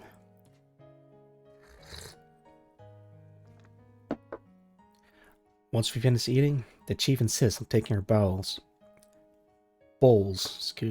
away herself and leaves me in the quiet comfort of her room for the time being. As much as I'd love to go browsing through the books up here, it's probably best that I stay seated and only do what I'm told in here. At least the fire's warm. You'd think warmth wouldn't be an issue with the naturally occurring fire around here, but the nights are bone-chillingly cold regardless. She's gone for a while. Some of the books have titles written on the spines in Djurnoven or Dragonsprache, but the rest are either blank or written in a strange, blocky text that I can only assume is a language native to the Underlands beyond the cliffs of this abyss. Given the loose bits of parchment and quills on the tables, it wouldn't be a stretch to assume that some of these books are quilled by the chief herself. If I have the time, it would be beneficial to learn the written language of the Underlands so I could read more of these books, if the chief lets me. Given she lives in a library, she probably has final say for who gets to read what. Honestly, being surrounded by this many books, but not being allowed to touch any of them is kind of getting to me. Books weren't exactly rare in my previous life, but I've never had this many to choose from. I shouldn't. I mean, she sat us at the only table in this room that isn't half buried in books. There is one bookshelf almost in arm's reach. Maybe if I just... Marina! The chief's voice startles me, jumping out of my chair and standing up stiff and straight to attention. Yes, chief. Why are... Never mind. Anton needs you for something. Anton needs me for something?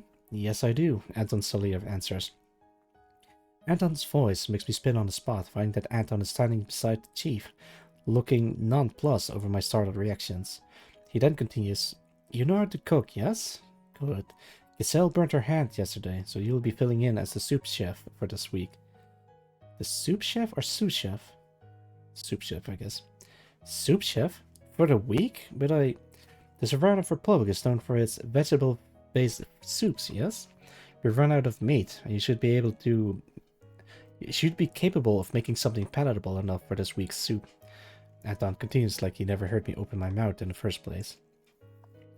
Seeing my bewilderment, the chief sighs lightly and fills in the gaps Anton didn't cover. What Anton means is you make a big pot of soup that'll usually last a week. You make it, then we just leave it on a low heat for whoever wants it. I mean, it's soup. Anyone can make soup, the chief shrugs. Can you? Anton asks. Besides the point, the chief deflects. Well, I suppose I could do something, but if people don't like me, would they eat the soup I make? You'll be in the back of the kitchen, and the other chefs has been informed of your confidential assistance. No one will know. Anton dismisses my concern out of hand. Wait, already informed? So you came here having already made a decision that I'm helping in the kitchen? Anton looks me straight in the eyes. His small dark blue irises and spectacles only intensify the harsh, bright white of his judgmental pupils as I try my best to maintain eye contact. Are you presuming you're in a position to negotiate? He questions. No. Good. Come with me. Anton turns to leave down the stairs. Hesitant, I look at the chief, who nods in the direction of the stairs. I follow Anton down alone through the main room of the library and out of the back door. We head along a back path that winds from behind the library around to the far side of the town hall / tavern / canteen / the village main building, out of sight from the main street. From the front, it looked fairly uniform, but around the back, it looks far more disorganized, with rooms jutting out at every angle as they're needed, showing a constant rate of expansion since the structure was first built. Anton stops in front of the door, turning on the spot to face me. I don't notice this as I'm gawking up at the building until I nearly walk straight into him, shrinking back under his focused gaze. Gosh, does everyone down here have to stare so much? To be clear, before you enter the kitchen, you are a competent cook, yes? I can cook without poisoning anyone, at least. As for what I'm good at making, well, from what I briefly saw in the gardens when Tiff dragged me through it, I might be able to make some form of minestrone. Minestrone? Or minestrone? Hang on. Computer, do me a favor and translate this, please. Minestrone. Minestrone. Alright, so that's how you pronounce it. Thank you, computer. I'm gonna keep this on, just in case. I might be able to make some form of minestrone. Anton's dour face lights up upon hearing the magical word minestrone, smiling as he opens the door. Ah, magnificent. There may be truly hope for us after all. Well, yeah, who goes there? Benchy's following. Oh, thank you for the follow, Benchy. I hope you enjoy your stay. Wait, is that how you pronounce it? Benji I see. I'm reading Path to Daemonhood, written by a friend of mine. And you can check the link in the pinned message so you can check it out for yourself. But yeah, thank you for the follow. Hang on, I'll take a sip.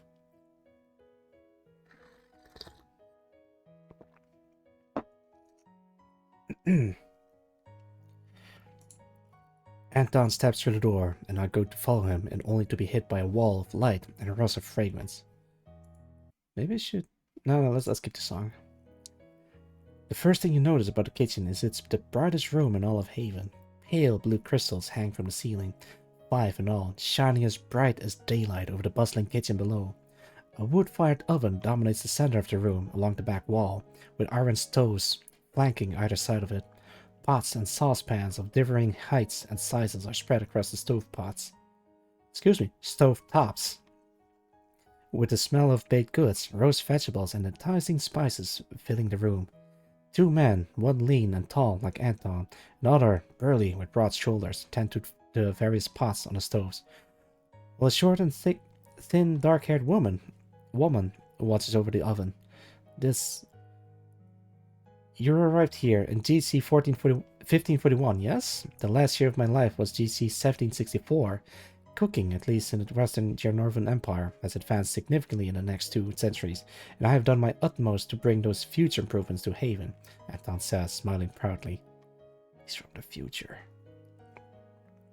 How did you get so much metal to make the stoves? Isn't that really scarce here? At first it proved difficult, but once that people had a taste of my menu, the previous chief had to step in before every weapon in Haven was melted down for the kitchen's sake. However, we don't have the time to continue with the tour, so we'll be straight to work. La Ruse! A broad-shouldered man lifts his head up at Anton's call, still chopping vegetable on a wooden chopping board while he talks. Yes, chef. This is about to fill in.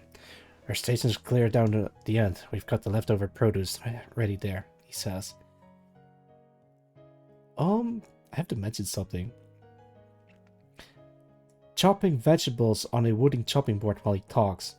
That immediately reminds me of a very famous chef known as Jean-Pierre... Was it Jean-Pierre White? I think so. Jean-Pierre White was the one that trained Gordon Ramsay, and they're both... well, very good, but also very, I don't know, he's basically Gordon Ramsay, but 10 times worse. Maybe even 100 times worse, let's say. LaRousse has the same accent as Anton, only less judgmental and more gruff. Good, Marina, with me. Don't touch anything outside your station, Anton says, stepping forward into the kitchen. Anton moves through the kitchen, effortlessly weaving through the chefs toiling at their stations as I follow as closely behind him as possible, so I don't bother any of the people walking around with knives held outwards very unsafely, but I'm definitely not the person to tell anyone here that. I'm taking to the farthest stove from the door I'd entered in, with a tall soup pot full of water ready on the stove, and an assortment of what I assume are vegetables on the table opposite of it. I can recognize what looks like beans, but it's difficult to recognize or even describe the other ones. One looks like a yellow cucumber, another almost normal looking celery except it's bright red. Some root vegetable that I hope tastes like carrots. They smell like carrots, something that feels oniony, one very green leafy looking thing, and normal looking yellow shell-shaped pasta.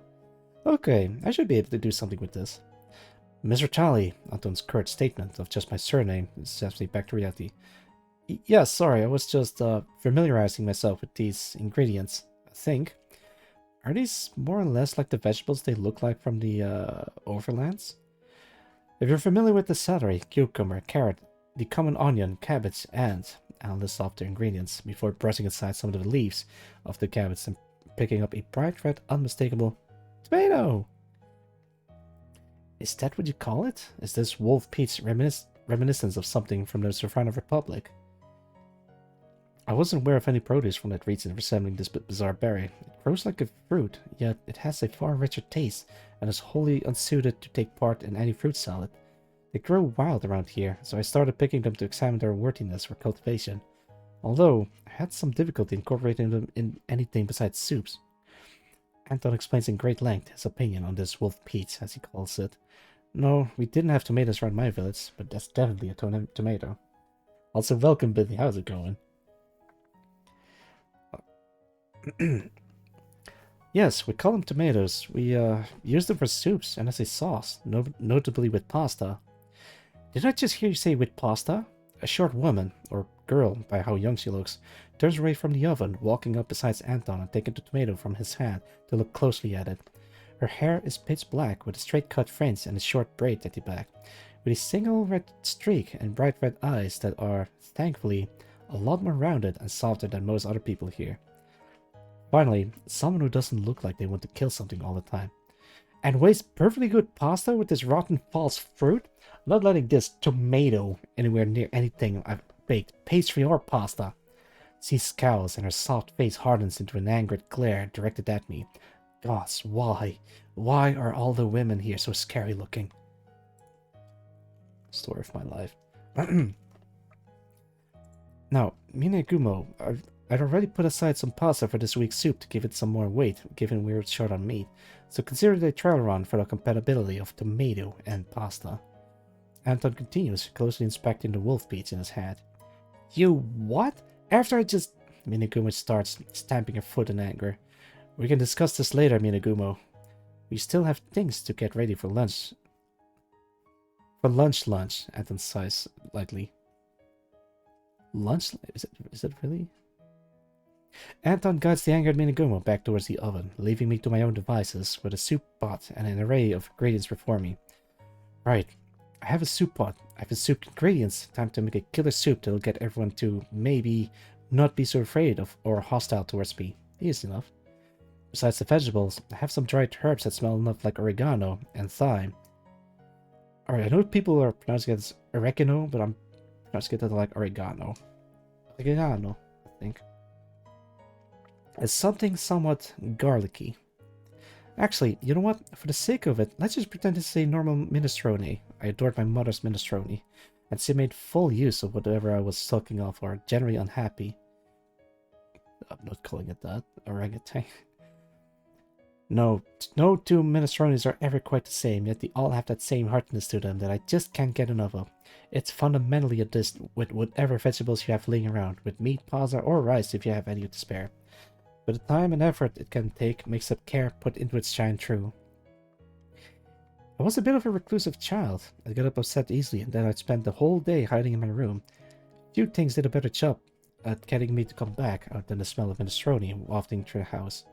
Since we're here, let's establish the groundwork of what makes a good minestrone, shall we?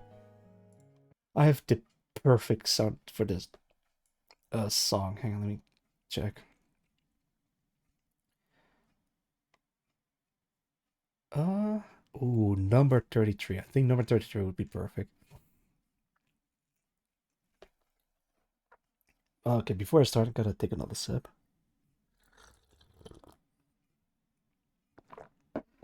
It's still hot. No, it's kind of warm.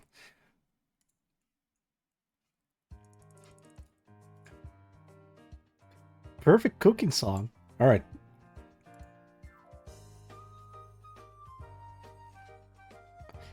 Marina's makeshift minestrone. Hello and welcome. And welcome to Marina's kitchen. Today, we'll be attempting to cook a classic vegetarian minestrone with vegetables are very recognized and no meat because we don't have any. Fortunately, we have beans, and beans are the proper base of any good minestrone. You'll need the following ingredients in any volume you wish, plus a decent amount of patience as we don't have pre-made stock to speed things up. Minestrone is, after all, more of a process than a set recipe, so use whatever you want, in any volume, so long as you have plenty of vegetables and plenty of herbs. The main thing you need is something to use as a base stock. This can be meat-based, but traditionally, beans are used for the core of the soup. As it's more of a process than a recipe, you can use as much or as little of each ingredient as you like. You don't need to put pasta or rice in the soup, but a bit of carbs can go well with such a hearty meal. No need to measure, just trust in your feelings. Throw in every vegetable you have, it'll work wonders. Now, without further ado, you will need beans, preferably kidney beans or any starch-heavy bean. Salt, onions, carrot, celery, tomato, garlic, cabbage, spinach, rosemary, parsley, oregano, thyme, pasta or rice of any variety, although small-sized pasta works best, extra virgin olive oil. Combine the beans, onions, carrot, celery, garlic, rosemary, and parsley in a large pot of water. Add salt, bring up to a boil, then reduce to a simmer until the beans are cooked. Yes. Yes, Prem, this is still the path to Daemonhood. It was just like tucked in between the chapters.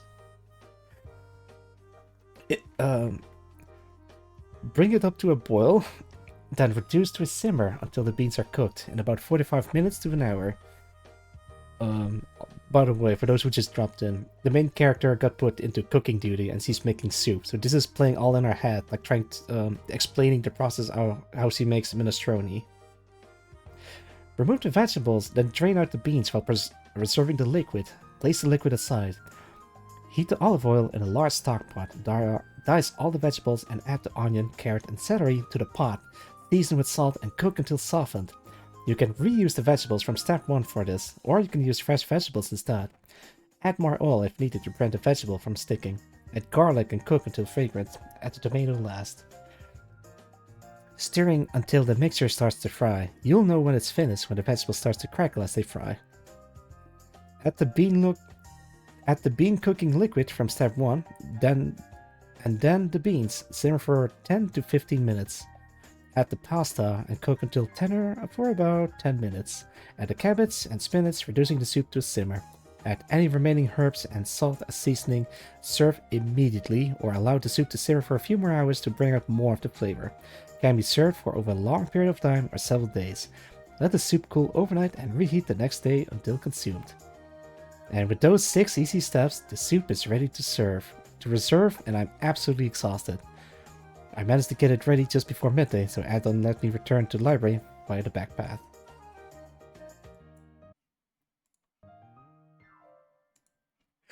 Perfect ending. At 3 minutes and 30 seconds, the song is ended. Honestly, with all the shit going on in Marina's current life, I think a bit of levity goes a long way. Let's play this song. Lang 53? I guess I could do like number 26.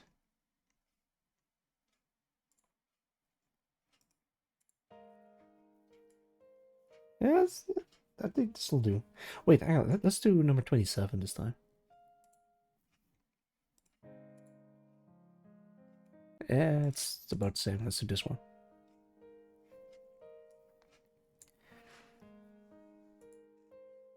Wait, did I? Oh, I okay, that is weird. It just like skips ahead. Alright, I was here. Now, I just have to hope people like it, and that I didn't misuse any of the vegetables while I was assuming they taste like what they look like. The chief isn't in the library, and I don't have any other responsibilities for the day, so maybe I can retreat to my room and get some rest. Well, I think I got like half an hour's rest. Now the chief's sitting on the end of my bed, looking at me with extremely threatening smile. Chief? Marina? Should I... This isn't the Zafrana Republic, yes? I sheepishly get out of bed, sitting on the end opposite to the chief. You mentioned you can read and write, so that will be your job for the rest of the day. What am I going to be writing exactly? Your soup recipe. It's proved quite popular. Even Minagumo liked it after all her protestations. The chief stands up, leaving the room, but calling back through the doorway. You'll find parchment, quills, and ink ready for you on the first floor. I'm going back to another serving.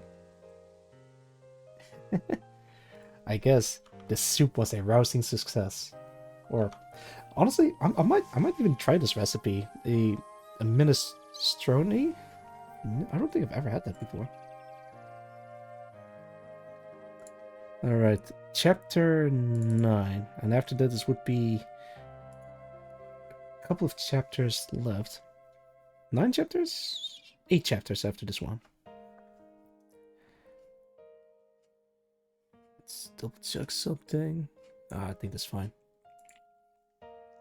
After all the busy work yesterday, I fell asleep early enough that I naturally woke up from the chief before the chief stormed into my room to yank me out of bed.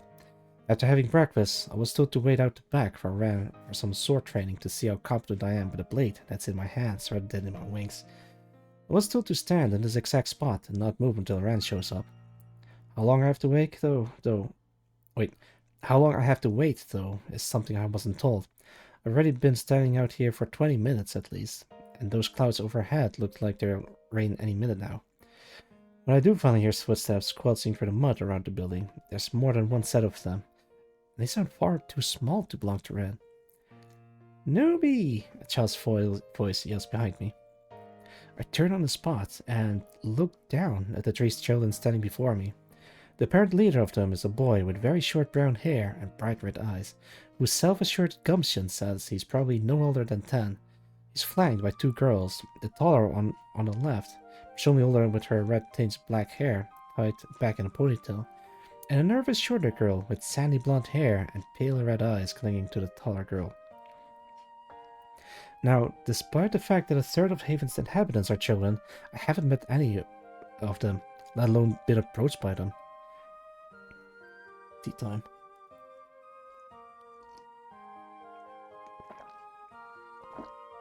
It's unentertaining while I torture myself to draw the ultimate shit pose for. Un Entertaining? Entertaining? Huh. Alright. The chief said I shouldn't approach them of my own volition either, just so there's no misunderstandings, while most of Haven doesn't necessarily trust me that much. And the adults are very protective of the children here. It hasn't stopped a few inquisitive kids from watching me through windows or peeking out from behind corners, but none of them have been so bold as to walk straight up to me. Words are hard. Yeah, I know. I've been, like, stumbling over a couple of words during this stream. Oh boy, I've never done this before, so this is like a trial run.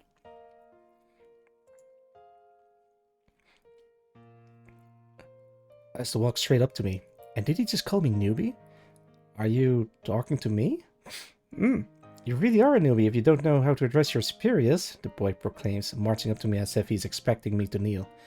Superior? What? The taller girl just sighs to herself in the face of the boy's performance, while the younger girl clings to her, nervously looking up at me. Well, since I am your superior, it falls on me to explain how things work, newbie. I've heard people say you're 15, that you're 20-something, that you haven't been in the abyss long despite being an adult, or that you're a magical familiar the chief summoned. None of that matters. What matters is you have been in Haven for less time than me, so therefore I, Hadrian, am your senior and superior in Haven, he says with all the confidence and gusto only a child could muster. Krita? Ah, I see.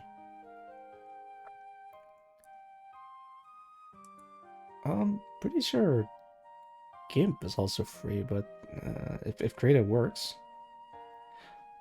What?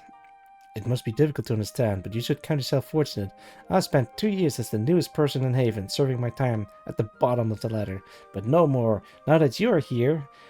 Now, you needn't worry, he thuds, wagging his finger. I, Hadrian, will be a kind, generous, and helpful senior. I know all too well how it feels to be at the bottom, and I shan't subject you to the same. Important thing to note is the name Hadrian is, I think, also the name of a Roman emperor, which is interesting. Uh-huh.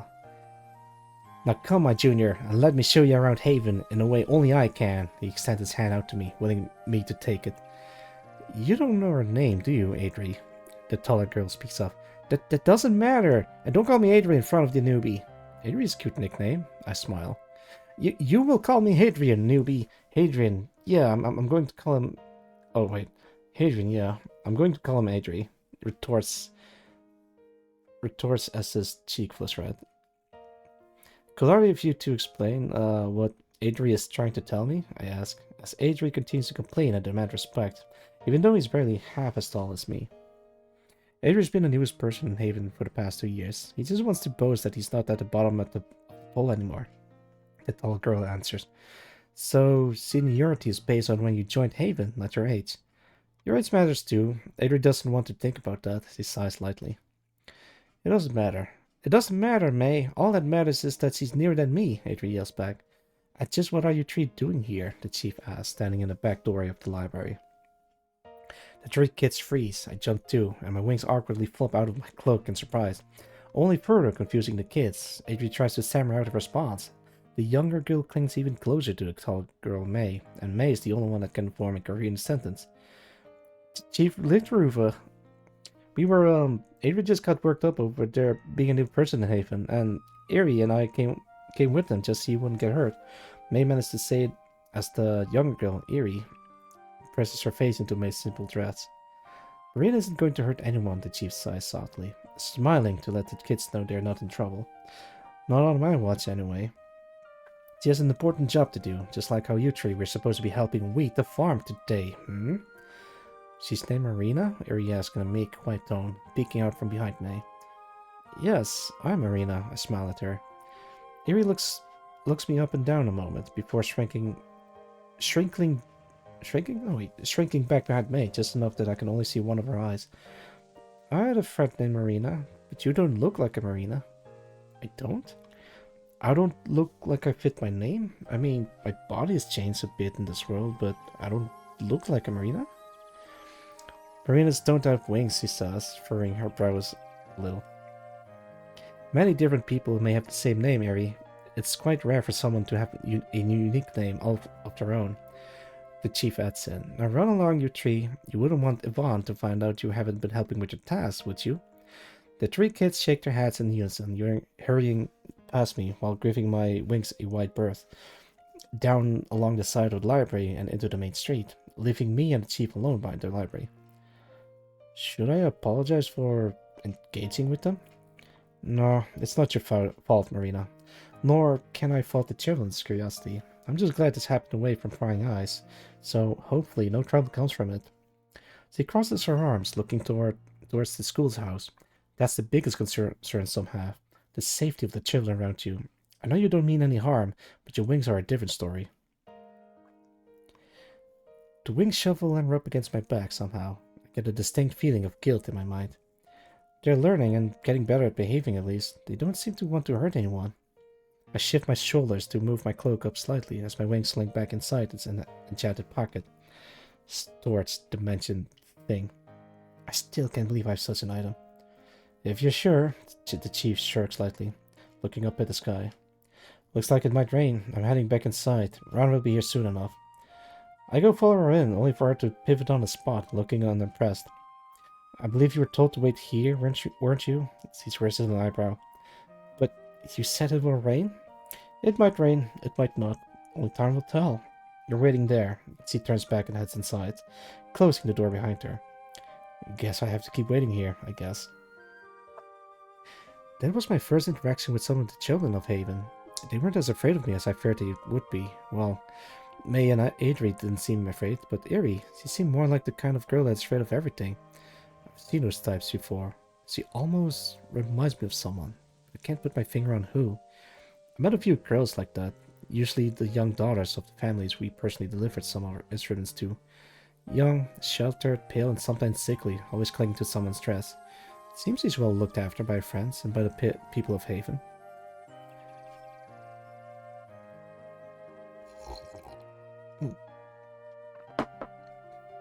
I can understand why people would be protective of her. I also understand why people would be defensive towards me. I have wings with swords in them, with a mind of their own. I've already scarred someone's face, though, apparently. The scars were only skin deep, and he likes to show them off now. It hasn't changed everyone's opinions of me, though. For now, it's best I just do as I'm told and try to keep my nose out of trouble. Alright, let's see if I can... Oh, did I do it again? I did.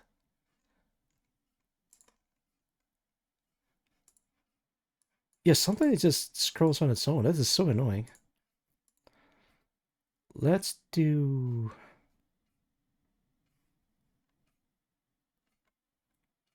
Kinda want to try number 15. Number 15. Maybe not. Let's do...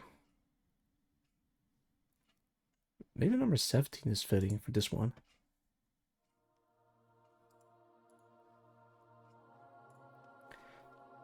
But always best if I just do as I'm told and try to keep my nose out of trouble. Well, I've been waiting for over an hour, and the rain. Blood rain. It's not actual blood, the chief says. It's just water that's just full of iron. It's sure staining my sleeves like actual blood would. I could move, but I know the chief's watching me from the window. So I'll behave, I'll stay put. For another hour, until the rain ceases, the look turns up. Ah, the rain stopped, Rand says nonchalantly, walking around the corner of the library to stand across from me. You were waiting for the rain to stop before coming here? I was. You didn't have a choice out there. None of us do. Rand nods in the direction of the main gate. He places his pack against one of the library's pillar, pulling out two wooden swords, throwing one up to me, which I managed to catch. It's a bit heavier than I expected, but it's solid wood. It still hurt to get hit by this. 2 questions, Marina. Know anything about hunting? Not really, no. We didn't have to hunt to afford meat, and was kinda terrible with a bow anyway. Alright. Rand walks across the stand opposite of me, wooden sword in hand. Alright, and question 2? Rand smiles, then he's on me in a flash, sword raised and falling on me in a flash. Too fast for my arm to move up to intercept, but my wing definitely swipes upward, rushing from its confines to protect me from the strike. Rand regains his footing quickly, stepping backwards. Even wearing the cloak, they do move quickly to defend you. That may be problematic for today's lesson, though. Rand scratches his chin before pointing at the outstretched wing. Can you make them stay in the cloak? It'd be difficult to test your actual skill level with swordplay if they're going to shoot you like that. He has a point. You can stay in the cloak, Wings. He's not trying to kill me, so I'm in no danger here. You just stay in there and let me handle this, okay? My wings give a small flap and then withdraws itself within the cloak. Alright, been a little while, but I'm still pretty good with the sword. Yeah! Rand strikes me square against my upper arm, making me drop my sword and clench where he struck. Fuck, that hurt. Rand chuckles. Well, your wings stayed put. Seems we can do some proper sword training. But first, we'll assess your current ability. Pick up the sword. Alright, I pick up the wooden sword, getting used to its weight in my hand. Despite being wooden, it's weighted properly and it feels comfortable to wield. But somehow, I get the feeling that wouldn't a spear or any kind of polearm be a more sensible weapon for hunting and general defensive actions? Are you trained in using any of those weapons you mentioned? Rand says, more of a blunt statement than questions. I'm not, so I'll go along with what he says. I take a basic ready stance, and Rand nods in approval. Good. It's best we start with what you know, then we'll go from there. Rand's immediately at me again, his sword flying towards my left thigh. Too fast for me to block in time. He strikes me, sending a painful jolt through my body, but I flick up my sword in time to deflect his next blow aimed at my right shoulder. He steps back, raising an eyebrow as I rub the sore spot on my thigh. You deflected the strike to the shoulder, but led through a fatal strike to the leg. I knew I wouldn't move fast enough to stop you from hitting my leg, so it was either get hit once or get hit twice. So you know your own limits. Try and strike me then. Rand adopts a stance of his own, holding his sword above his head.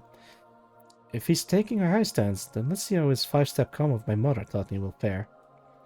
I step in, thrusting my sword straight for his chest. It strikes downward to deflect the first blow, sending a twang of pain from my arms, while the sheer strength of his parry. With the sheer strength of his parry. So I follow up with a shallow strike at his left shoulder. He blocks a second strike, but my third comes in at full force aimed at his left hip. He deftly twists his swords and swings upward, throwing back my third attack, so my fourth quickly comes down in a downward swing at his head. The wooden swords clacking with a K? Clacking together as he blocks, before I pull my arms back, thrust straight for his chest a second time, only for my sword to thrust at the air, as Rand steps aside and strikes my arm with the pommel of his sword, nearly making me drop it again. Fuck, that was the best combo I knew, and all it got me was sore arms and a lot of sweat. It didn't even hit him once. Your mother taught you some interesting techniques, but you lack direction. Rand places his sword in the ground, rubbing his chin. Direction? What, do I need to aim my strikes better? I say, panting and wiping the sweat from my brow. Your stance and footwork are correct, but there are only two ways to break an opponent's guard. Speed or strength. You hit them faster than you can block, or you hit them harder than they can take. Same goes for movement. Move fast to get around their guard, or force them back to break their guard. He has a point, but what do I do if my opponent is faster and stronger? Don't fight fair, Rand states. Alright, don't fight fair. Rand picks up his sword again, taking up his stance and pointing his sword at me. I take up my sword, waiting for Rand to make his move. When he does, you know what to do, Wings. Rand steps forward, thrusting his sword straight towards my face. My wings shoot out, blades extended, deflecting the strike as planned. What I didn't plan on was my wings taking over the fight for me, wildly swinging at Rand and dragging me around while doing so. Wings, please, this isn't working. Just stop, okay? Stop. They stop, letting me stand back up straight and dust myself off after being yanked around like a dog on a chain. Rand looks mildly interested in what he's just seen. Your wings could stand to learn a thing or two from watching you. Apparently insulted by his statement, my wings flicked out and curled downwards, resting their upper ridges on my hips. Hey, don't use my body to express your disgruntlement at Rand's very truthful statement, I shout, posting my wings off my hips as he tried to hold their pouty little pose. You're at least competent at defending you. I doubt anyone outside Haven would expect your wing swords if they made a lunge at you, Rand chuckles. After some struggling, my wings eventually give in and go back into their cloak. I almost feel like I should give them a name, but what the hell do I name sentient wings? Icarus? That's not the biggest question on my mind right now, however. The question that is on my mind. Say, Ren, since you're so talkative when the topic is combat, and there's no one else around, can I ask a question? Ask, Ren furrows his brow, slightly perturbed by my words, but listening regardless. You're not interested in training me to hunt with a spear or bow, are you? Rather, go on. Ren's gone back to his more familiar blunt and curt manner of speaking. You want me to train to fight people, to defend Haven, or to fight people outside Haven's walls, training me to kill, because that's what I'd need to know to survive down here. Ren sighs, looking away and planting his sword in the ground. You're lucky it was Einer's club that knocked you out. Had he been a second slower, I'd have taken your head off. You'd... A cold, hollow feeling fills me. My hands, and probably also my face, go pale. I was that close to death, less than a day after ending up in here. Einar saw you coming. He chose to knock you out because he was, in his words, curious. You look too old to be a kid who just woken up here, but too well dressed and clueless to be someone who grew up here. It was his judgment that saved you from a quick death. I should thank him. You could, Ren nods. That close to death, huh? Should I consider it a miracle that I'm alive, if I'm alive in hell? Can anything be reasonably classified as a miracle down here? I don't know. I'm just standing here lost in thoughts, and Ren's standing there waiting for me to do something. He seems more chatty when it's just the two of us, so I'll ask him a probing question and see where it goes. Can I ask something, Ren? Go ahead. Ren stands up a little straighter, listening to what I have to ask. Do you consider this place, this world, to be hell? That isn't related to your training. Ren narrows his eyes a little, scratching his chin. You never said my questions had to be related to training. No, I didn't. So I'll answer one unrelated question, and then we're going to do some sparring. Shoot, Ren sighs, pulling his sword from the ground. Do you consider this place, this world, hell? No. Ren stares at me, straight in the eyes as he gives his one-word answer. Just no? That's your answer? Ren shrugs, having nothing more to say on the matter. Guess that probing question had nowhere to go. I mean, well, I guess everyone here has had years to process the fact of where they are. These are the Underlands, not really the hell they were told about. Just another world that's similar, but way suckier than our old one. And if there's a hell, like we were told, this is probably just a waiting room. But then would that make this purgatory? I'd never heard or read any of the mention of a purgatory. Damn, I wish I listened to the priest more. Maybe I have a slightly better... Yeah, I was still thinking. Rand takes a wide swing at me, which my wing deflects, before another swing from Rand aims for my head. I strike it away with my own sword, taking a step back to try to get some space. You won't have time to think on the battlefield, Marina. Arms up, stay guarded. Rand lunges at me again, and the fight is back on. Surely, if I just hold out, this will only be like 50 minutes and we'll be done and I could go back inside and take a load off. I forgot how exhausting fighting is. 4 fucking hours.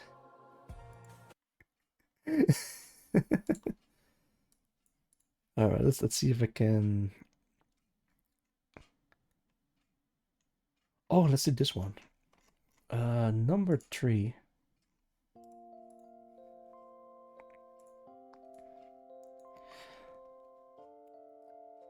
Hashtag mood.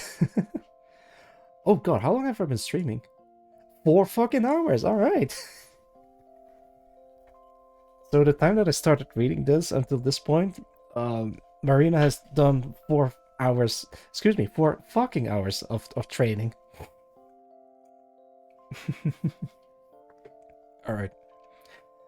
Let's take another sip of tea. I think it's cooling down.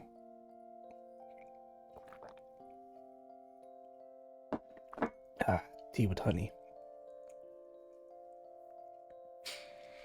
My arms refuse to move, my legs are numb. Even my wings are exhausted, messily splayed out on the ground beneath me as I lay here, trying to catch my breath.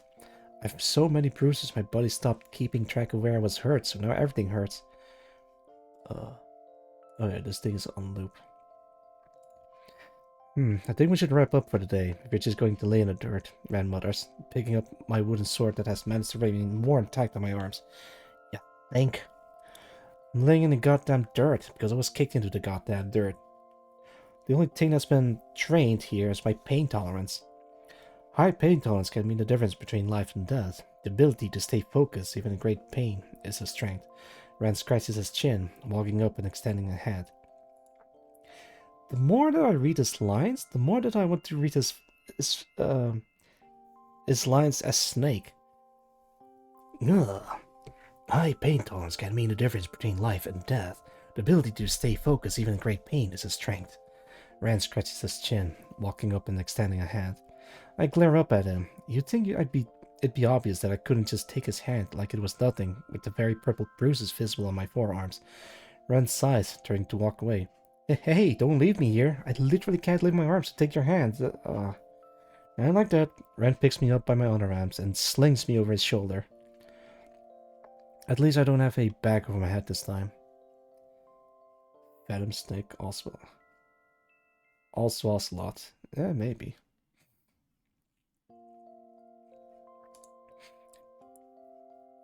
Rand carries me back into the library, up the stairs and onto the first floor, slumping me over in a chair across the table from the chief, who just raised an eyebrow at Rand. We can work with it, Rand nods, before heading back down the stairs. The chief returns to looking over her papers, leaving me to stew in indignation for a long while. Her staff rests by her side against the table. What did we learn today? She finally asked. That Rand's a dick. And?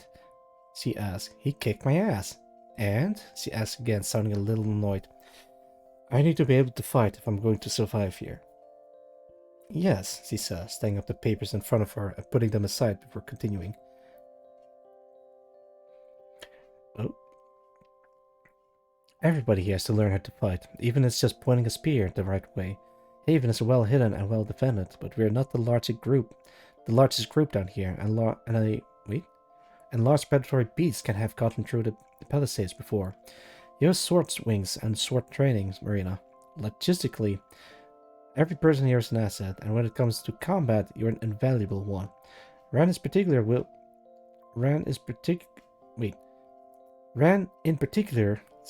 will likely be needing your help. Probably not on an expedition team, but certainly for our next hunt.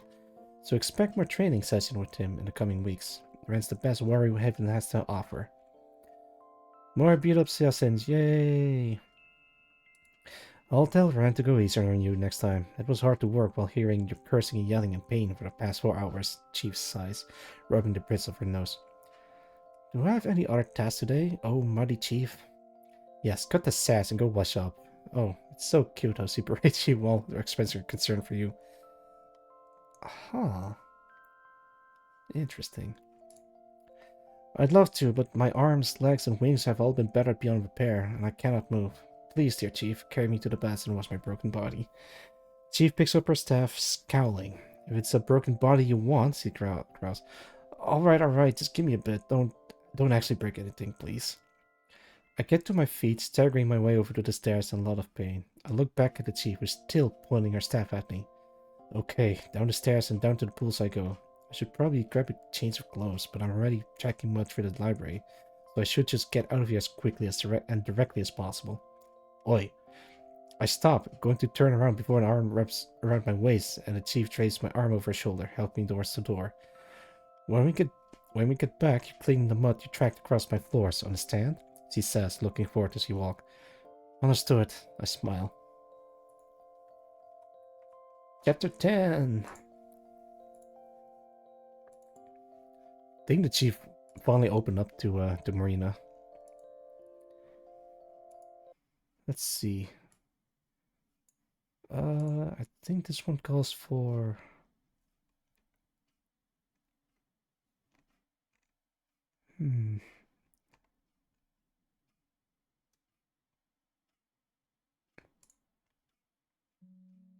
This one?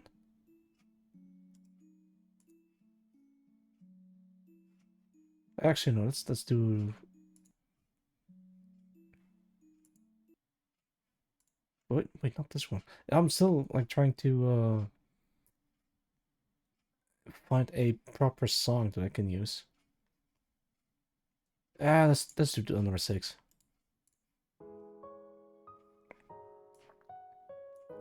I shouldn't be poking at the dark purple bruises covering my forearms, but I have nothing better to do while sitting in the dark, quiet corner of the tavern up by the stage on the wall opposite of the stairs, waiting for the breakfast crowd to clear out so I can leave without causing a fuss. As of today, I've been in Haven for 2 weeks. I've settled into my room. I've been given a tour of the town by Tiff, helped in Anton's kitchen, been assaulted by Van, beaten by Ran, and served the chief's every whim as I run errands and simple tasks for her. The chief assured me that if I showed myself helping out and making sure things ran smoothly, people would start to warm up to me, and accept me. The opposite has happened. It's easy to overhear the rumors. I've heard that I'm a spy, or I'm actually a slave captured by Ran, or that I could be a familiar summoned by the chief. The most creative one I've heard is that I'm a manifestation of our sins and here to punish those who thought they could escape the goddess of Order's justice through death. It's interesting that some people still held onto their religious beliefs against the general consensus that if you ended up in the Underlands, it means your god has abandoned you. The story goes that there are, or were, 12 great gods, but half of them died in a great war thousands of years ago when the evil denizens of the Underlands invaded the Overlands. So the story goes. Although the dead 6 bodies perished and remained trapped in the Underlands, their spirit lives on in the realm of the gods, formless but not powerless. Each month is named after one of the great gods, with the living 6 giving their names to the warm half of the year, and the dead 6 the colder half. The month you were born determined who your personal god was, the one that would protect and guide you. I was born on the first Ainsday of Samurai, or to translate, the first Monday of January, which was actually the 3rd day of the month, the summer goddess day in the month. Being born on the god's day in the god's month was considered auspicious. That auspicious birthday sure turned out well for me. I'm steadily learning people's names and faces. As my eyes scan the room, those that haven't talked to me either pretend I don't exist or avert their eyes, and those that do tend to stare back with varying degrees of scorn. Johnny, Arshak, and Einar from the expedition team give me the stink eye, although Arshia doesn't seem to mind me. The only group that doesn't hate or ignore my existence, besides the council, is Anton's kitchen and waitstaff. Once I'm able to leave here, I should tell the chief that our plan to smoothly integrate me into Haven society really isn't working. Poor angsty teen. Things will get better later down the road. It's just a very rocky beginning. I promise you that. I'm not sure if it improves before the end of the first volume. We still have 7 chapters to go. But hey, it's only been 2 weeks. Plenty of times for things to change. I think that, and then 3 younger looking men sit down on a bench on the other side of my table. 2 of them have red eyes, and the others are dark green. All 3 of them have short brownish black hair, with an occasional dark red streak. They all look to be of similar age. On top of their otherwise plain off-white shirts and pants, they each have differing patches of leather and occasional strips of metal covering their upper chest and shoulders as rudimentary armor. Hi. The red-eyed one sitting in the middle looks at the other red-eyed man to his left. See, I told you should talk, he half-whispered. The other red-eyed one glares back at him. Of course you can talk, you idiot. Why wouldn't you be able to talk? He crossed back and the 2 starts arguing. The green-eyed one sighs.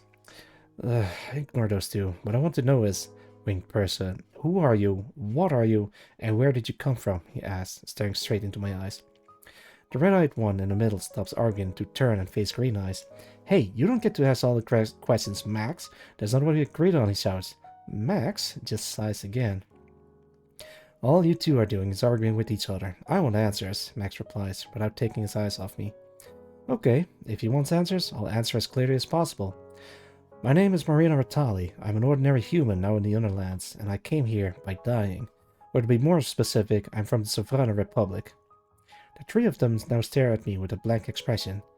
No, you didn't hear. What are you? Who are you? Where did you come from? The red-eyed one on the outside replies. My name is Marina Ratali. I'm an ordinary human now in the Underlands, and I came here by dying, or to be more specific, I'm from the Sovrana Republic. More blank staring. No, I didn't always have these wings. These turned up when I got here. Oh, could they be? The red-eyed one on the left starts. The chief said they're a gift. Yes, that's the little term of it, gift. And why are you so close to the chief, Marina? Max questions, crossing his arms. What do you think, Max? Because he's a slave, Red Eyes on the left answers. Sees a familiar taking a human form, duh. Red Eyes in the middle interjects. Ugh, you idiots, Max sighs, rubbing his eyes. The two red-eyed ones start arguing with each other again. I just sigh slightly and hold my cheeks in my hands, leaning over the table. You three came here to start a conversation, yet none of you have actually told me your names yet. Not even you, Max. The three stops what they're doing, exchange looks amongst themselves, then look back at me. I'm Han. Han on the left says. Of the three, his red eyes are the brightest and sharpest, and his hair is mostly black with a single red streak. He wears a constant, serious, dour expression, like he's judging everything he sees. Kazuma here. Kazuma in the middle responds, raising his hand, fittingly for someone sitting in the middle. His red eyes aren't as bright as Han's, and his hair is blackish-brown with dark red fringes. Kazuma looks a lot more laid back than Han or Max in this demeanor. So I think this is an improvement. Like, he's talking to other people. More bullshit for the poor. Actually, I mean, yeah, that's teenage. I think I was pretty angsty when I was a teenager. Max, but thanks to these two, you already knew that, Max says. His eyes are a mellow dark green, and his hair is mostly brown with a few flecks of red. I smile. Good. That's a more acceptable way of starting a conversation. Sets us off on a better foot, doesn't it? You talk like my big sister. No way you're 15, Cosmo squints. I had a little brother and two older sisters. I have plenty of both experience and role models in how to be a good big sister. The three of them exchange looks among themselves, occasionally shooting a look back at me as they fall silent. I know, I definitely don't look 15. I'm a bit above average height for a woman around here, and definitely above average for a 15-year-old. A lot more people sneak look at me, either in disbelief or eyeing me up and down.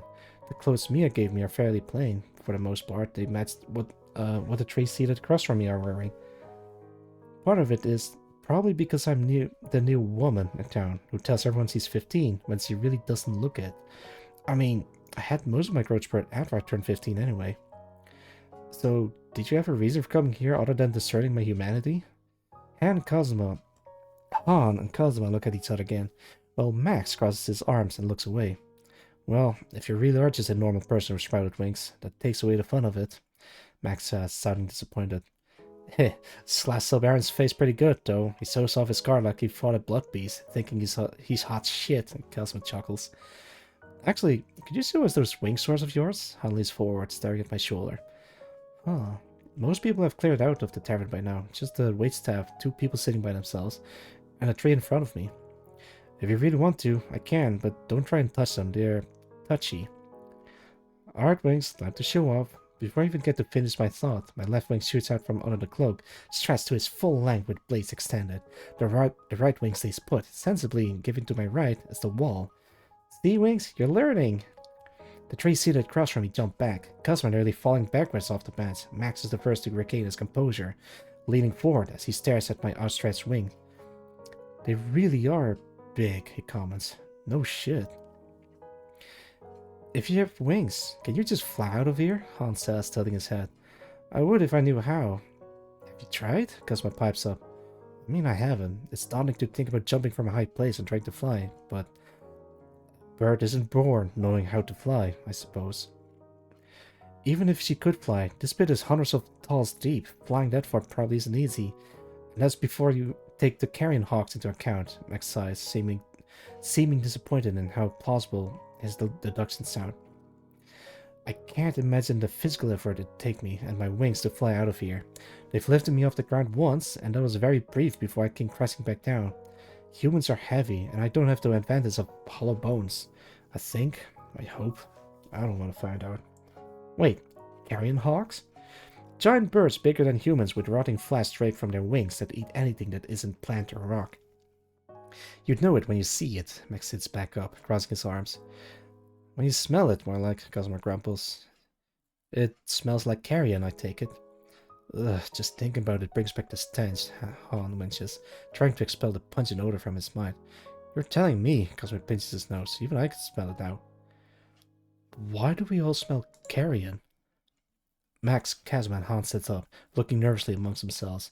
We all smell it. Rotten meat. Nobody's eaten meat for weeks, and Anton certainly wouldn't let meat go to waste. There's no way we just talking about a carrion hawk means someone would show up in here haven, right?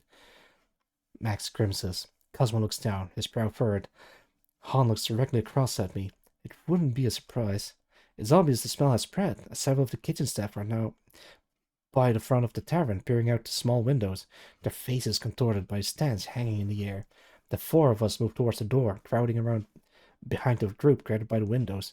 Can you see anything? Cosmo asked, trying to see through the window, which Minaguma is looking out at. The guards and the chief are outside keeping a watch on the skies. As for the stinky bird in question, Minaguma trails off. I've never seen anything that isn't a human down here, but in my short time outside the walls of Haven, I could tell things. I could tell that there were things down here. Big things. The names, bloodbeasts, bonehounds, flash terriers, carrion hawks. I don't know what any of those are, but the names are evocative. It's not hard to imagine what a carrion hawk looks like. A big bird, savage claws, rotten flesh straight from its wing. And an ear-splitting screech turns out whatever thoughts they were. Give me a sec. I need like a proper BGM for this. Maybe number 11 will do.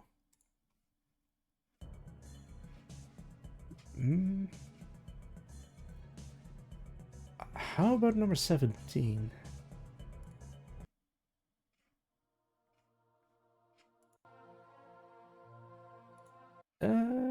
Yeah, sure.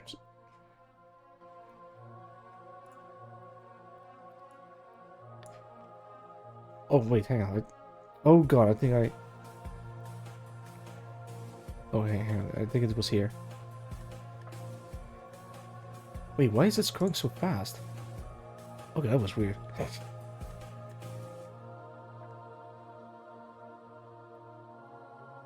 An ear-splitting screech drives out whatever my thoughts just were.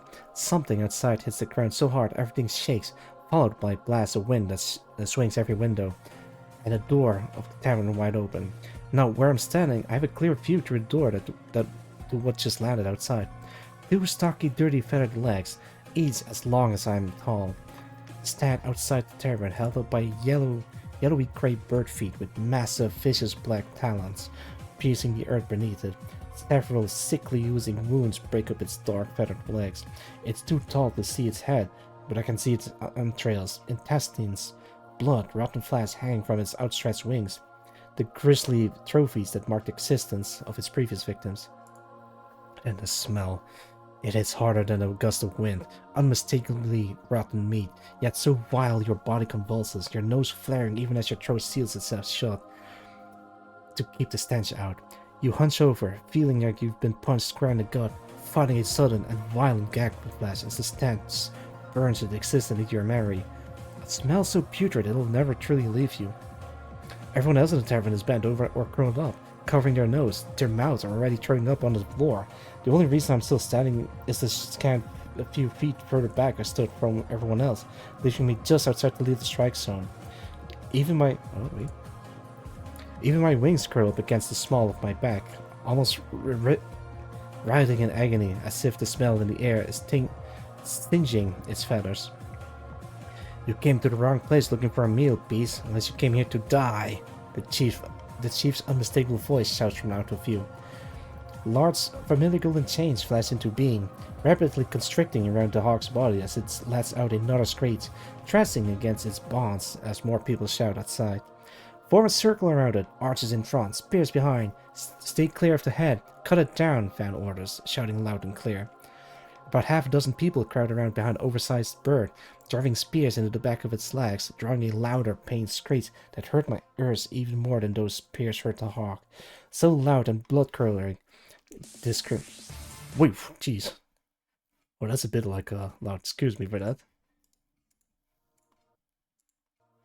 I just got spooked. So loud and blood-curdling this scream was, for a moment you forget about the nauseating stench and that frantically cover your ears before they burst. I cover mine with my elbows, wincing my eyes shut as if they'll help block out the sound too, before someone shoves me aside, falling to my knees. Someone shouts, it's muffled, so I uncover my ears. Aaron, the hell are you doing here? One of the guys, Max I think, calls. I look up. Aaron is standing beside me, his eyes wide and tears running down his cheek as the terror on his face quickly turns to rage. The fuck you three doing here? You're part of the guard. Why are you covering in the tavern? Aaron yells, his voice shaky and breathing ragged. Before any of the three covering guardsmen can answer, my wings decide to make their presence known, flicking out from under the cloak and giving Aaron a light push forward. He spins to face me, turning his anger on me, or perhaps specifically the wings responsible for his current facial features. The fuck you want? Not satisfied with cutting up just my face, huh? Going to slice me again for cowardice? Aaron screams, his face turning pale despite his lividity. A drop of blood hits the ground in front of me. A huge nasty slash runs up most of Aaron's left arm, which he's been clenching this whole time.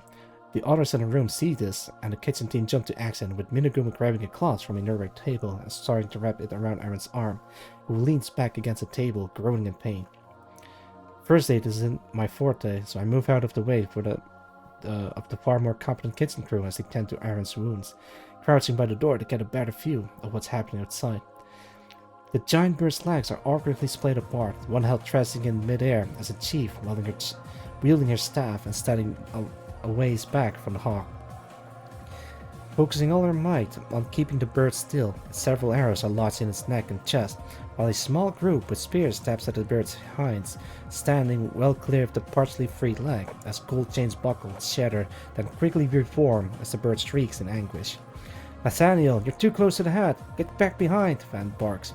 One of the spearmen, Nate, is a bit too far in the front of the bird, trying to spear its neck. Evidently, he's doing something, as the bird's head rears back up, opening its beak up to let out another screech. A muffled, drowned scream, and the sound of a large amount of fluid hitting the floor.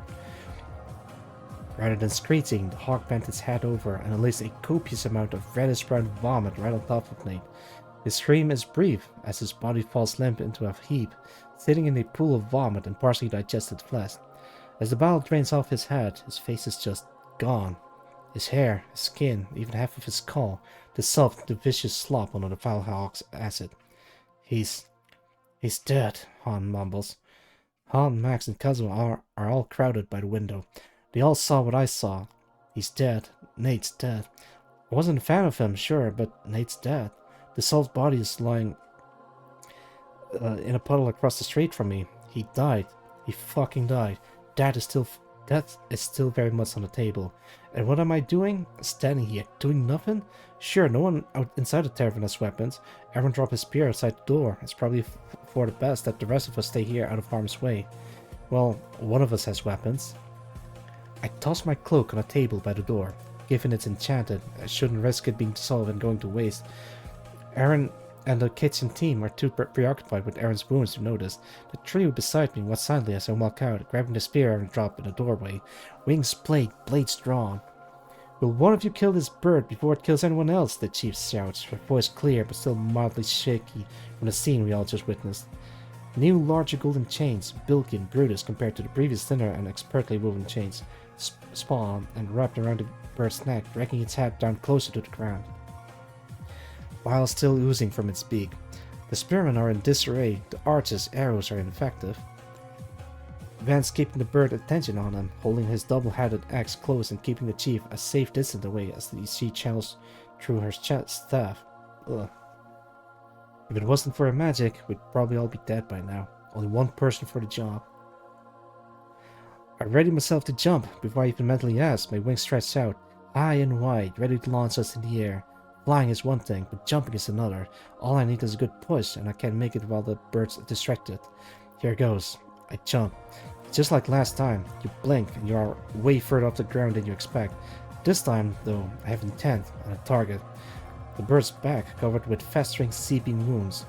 I land with a thud, barely keeping my footing thanks to my wings keeping my balance. Despite the bird's size, its back feels bony and malnourished, with little of its own meat on its bones. It shrieks again, trying to rear its head up, but more chains materialize to keep its head down. Spear in hands, right through the nape, one shot at this. I step forward, placing my foot firmly on the bird's neck, and drive my spear into the back of its neck as hard as I can. The spear easily splits the flesh and penetrates into the bone, just not deep enough to sever its spine completely, as the bird lets out an even louder, blood-curdling screech, thrusting back upwards against me, holding into the spear with all my strength as it bucks upwards.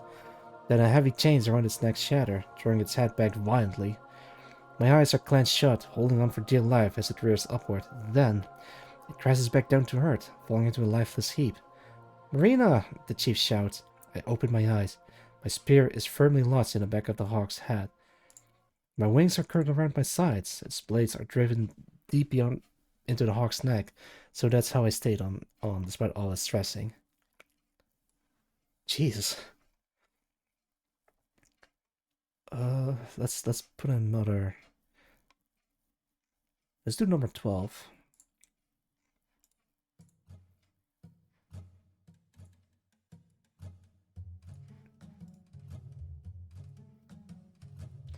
I open my eyes. My spear is firmly lodged in the back of the hawk's head.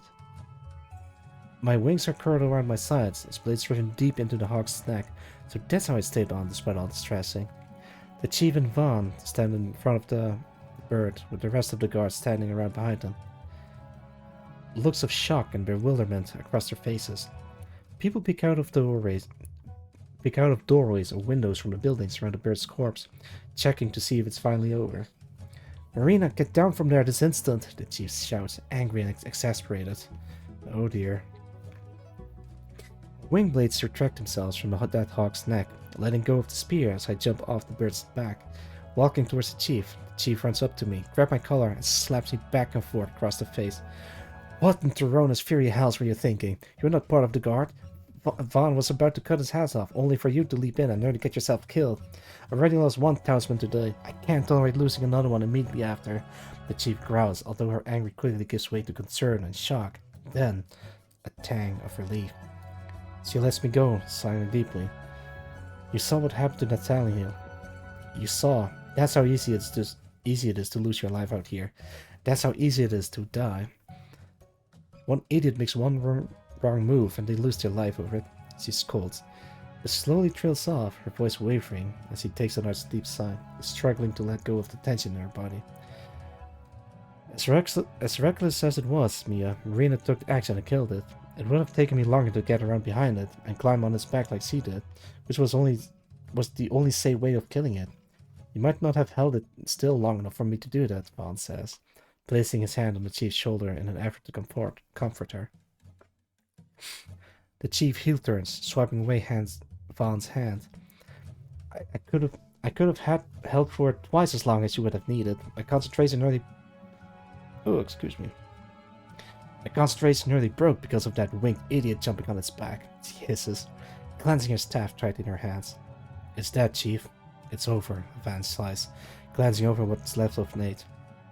All that's left is to clean this up and give Natalia a proper burial. I'll check on Aaron. He got cut pretty badly when his leg broke free." Van turns to walk towards the tavern, giving me a pat on the shoulder as he walks past. "Good job, kid. You're showing your worth," he says, then disappears through the tavern door. The chief, meanwhile, is standing in front of the bird, but staring down at the pool of half-digested flesh and bone. That's all that's left of Nate. A small crowd is gathered around the bird, just several meters back to avoid the smell getting any worse. Looking to the chief for guidance. After a moment, having noticed the crowd has gathered, she straightens herself up. "Chief, why did the carrion hack show up here? We've no meat that brought to our remote village," an older woman with orange-brown hair asks, with a young girl with bright orange hair, no older than 10, clinging to her leg and hiding her face against her skirt, not wanting to see or smell what's in front of her. "Likely, this hawk was old, Giselle, past its prime, desperately hungry and looking for an easy meal. We're closer to the bottom of the food chain here. It must have thought humans were an easier target than fighting another hawk for the scraps of a corpse." The chief replies, her even slightly harsh tone of voice returning. Giselle? That's a soup cook whose shift I took." "I don't want to eat that," the little girl mumbles, peeking from behind Giselle's skirt with her bright red eyes. "Oh, we'd never feed you that, Sammy. Soon we'll have far tastier meats for all of us to enjoy together," Tiff says, having suddenly appeared beside me. Even the chief was startled at Tiff's sudden appearance, shooting her a scornful look. The hell are you doing here? Why aren't you guarding the rest of the kids? The chief hisses in an annoyed whisper directed at Tiff. Ran's keeping the children safe, and there's a body to deal with. That's part of my job, Mia, Tiff responds calmly, kneeling down in front of Nate's remains. A small group of guards gathered around behind the chief. I recognize most of their faces, but the only name I know is Rob's. Standing tall and silent behind them, spear in hand. Your orders, chief? One of them asks. The chief turns, looking like she'll blow up again, before sighing to herself. Move the Hawk's corpse to the cellar. Its meat is too diseased ready to eat, and, well, does it have anything to use, Tiff? The chief replies, then turns to ask Tiff her question. Tiff, now standing by and looking over the corpse, turns to give her her answer. At most, we could get some quills out of it. It's too sickly and skinny to do anything else with it. Probably best to burn it, Tiff sighs, crossing her arms. Wouldn't the best uses be crushing the bones to use as fertilizer? Tiff blinks, looking at me like she didn't understand a word I just said. Crush its bones to use as what? She asks quizzically.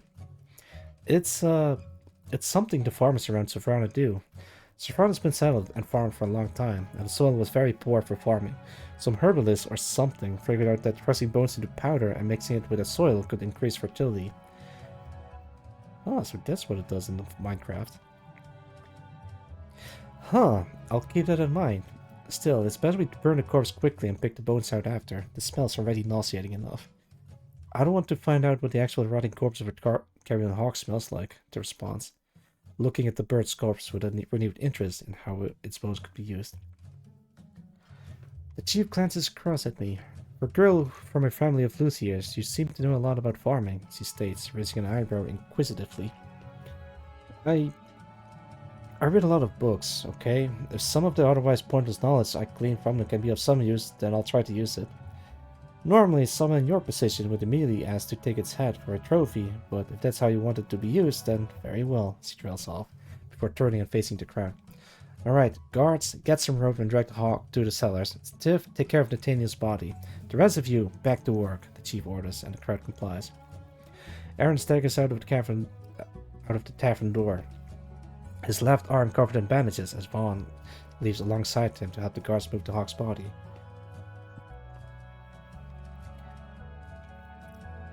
With Max and Cosmo sheepishly following behind Vaughn, the two of them clearly having gotten an earful for not being at their post when Hawk attacked. Yet Han isn't with them. A couple of people bring buckets over to Tiff, tipping water over the pool of acid to help dilute it enough that Nate's remains can be retrieved. As things starts to settle back into normal, everyone knows in sight is regular flare, as everyone silently agrees to pretend that they can't smell the hideous stench that must be permeating the entirety of Haven by now. Hey, someone wisely says. I turn to find Aaron standing in front of me, handing me back my cloak.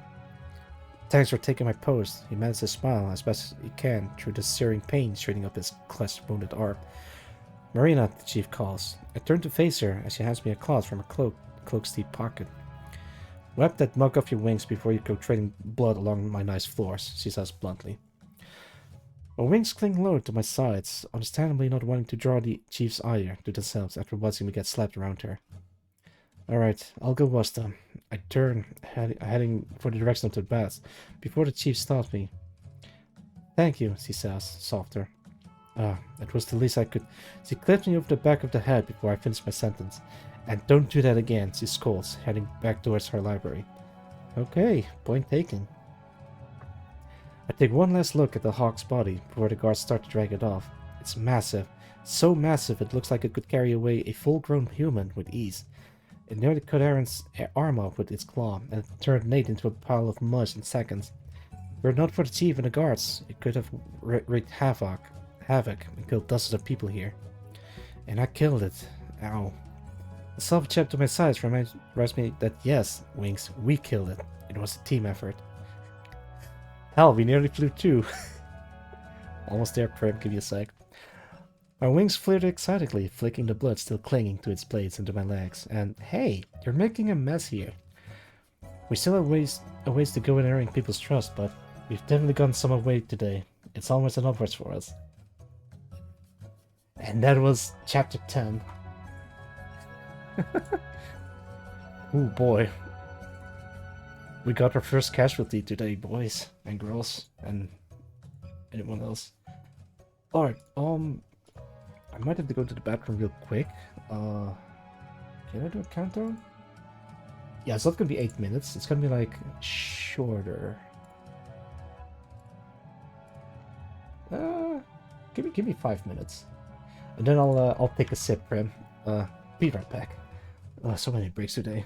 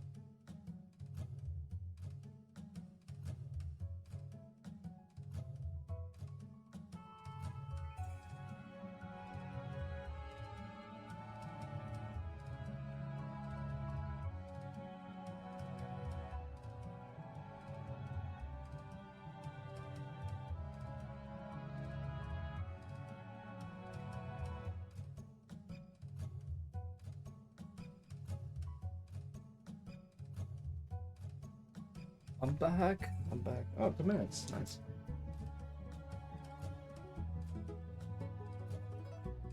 Boy,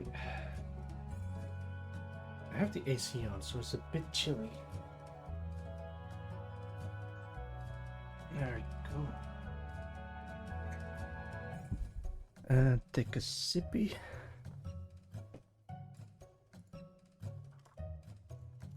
Alright, I'm back. Alright, give me a sec.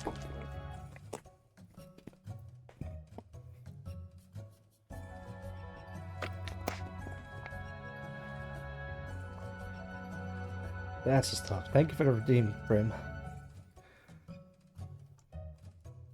Alright, let's see. This is chapter 11. I think I'm gonna do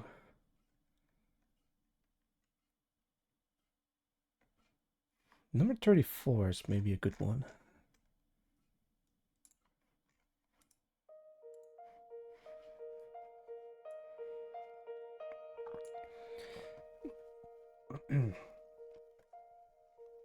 It's raining.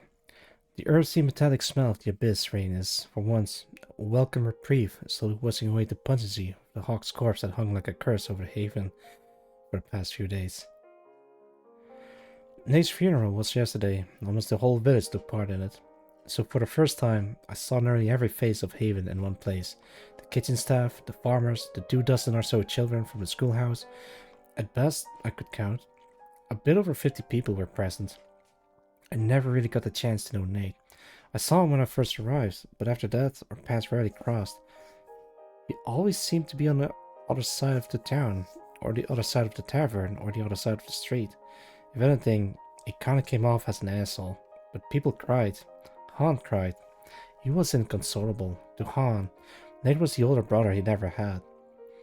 Nate's remains were cremated on a pyre in the shadow of the crystal fall, and his ashes washed downstream past the bathing pools and disappearing down into the labyrinthine caves of the cellars. Although the rain is erasing the carrion hawk's dance, it only darkens a cloud of despondency that has come to lay upon Haven. Since the music stopped. This has come to lay upon Haven since Nate's passing. But what can I, the odd one out, do to lift people's spirits? A couple of people thanked me for slaying the hawk and advancing Nate, but some seem even less trusting of me, which I can't blame them for. I nearly decapitated a giant bird with nothing but a spear and my wings. I probably look terrifying, maybe as monstrous as that bird. There's nothing I can do besides sitting here, watching the fireplace crackle in the chief's library, waiting for orders, or a request, or anything really.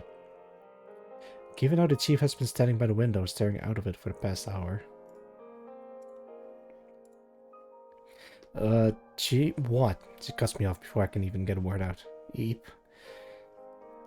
Is everything alright? Normally you'd have a task for me. I do, but someone isn't here yet. She cuts me off again.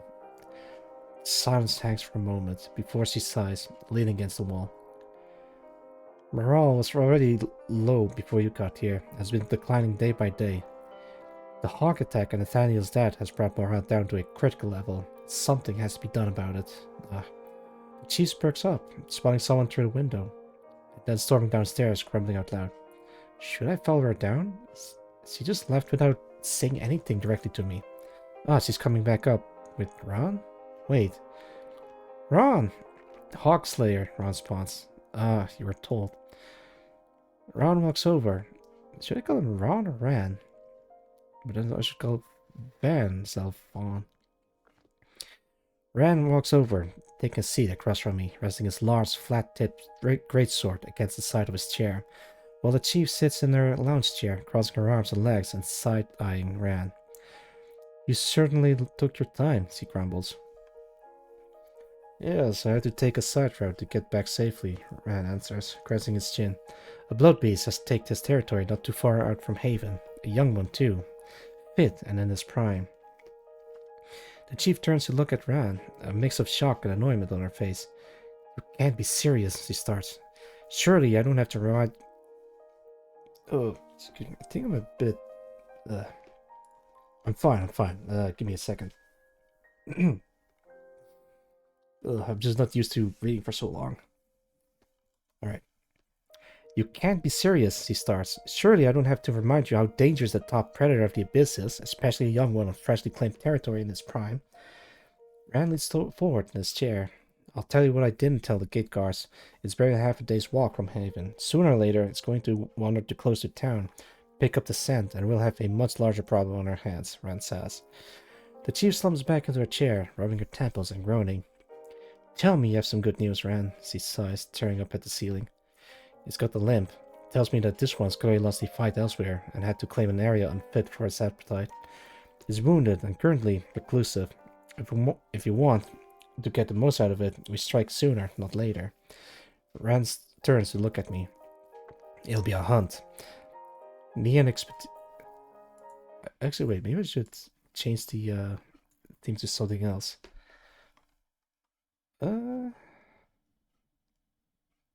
Maybe number 19 would work. Otherwise, I could do...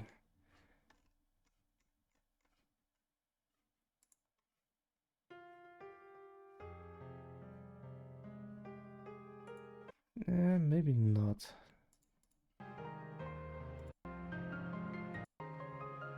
Okay, maybe it fits. Let's try this one. It'll be a hunt. Me and the expedition team, and you're coming along, Marina, he says. I am? I was told you flew through the air and struck with the force you nearly decapitated a carrion hawk, all while screaming. Rand raises an eyebrow slightly. Krita sucks balls. Yeah. There must be like different or alternatives.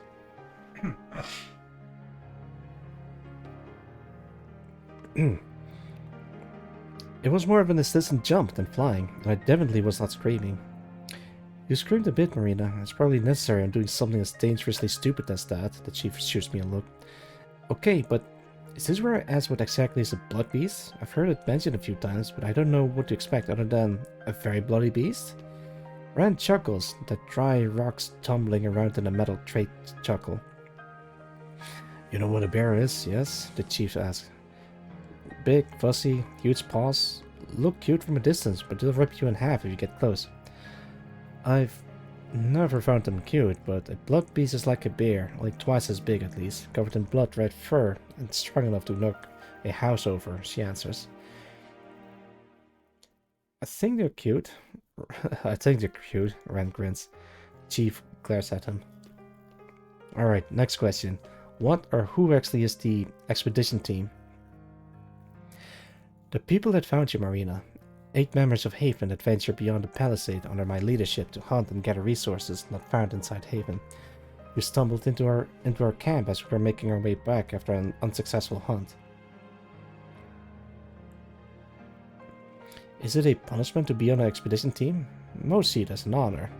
Many would jump at the opportunity to join a blood beast hunt. Permanent members are established by unanimous votes from the council. Temporary members, like you, only need the chief and I's approval. Rand chuckles to himself. Approval I have yet to give, Rand, the chief says, a slight scroll in her voice as he crosses her arms. Have the people of Haven never hunted a blood beast before? 3 times in its history, all 3 occasions suffered numerous losses of life and left many lifelong injuries, she answers, rubbing the bridge of her nose. But this occasion may be necessary.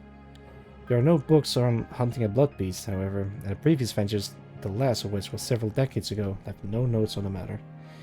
You said it yourself, Chief. It's a bear. I've hunted bears before. Last time I did an inventory of the armory.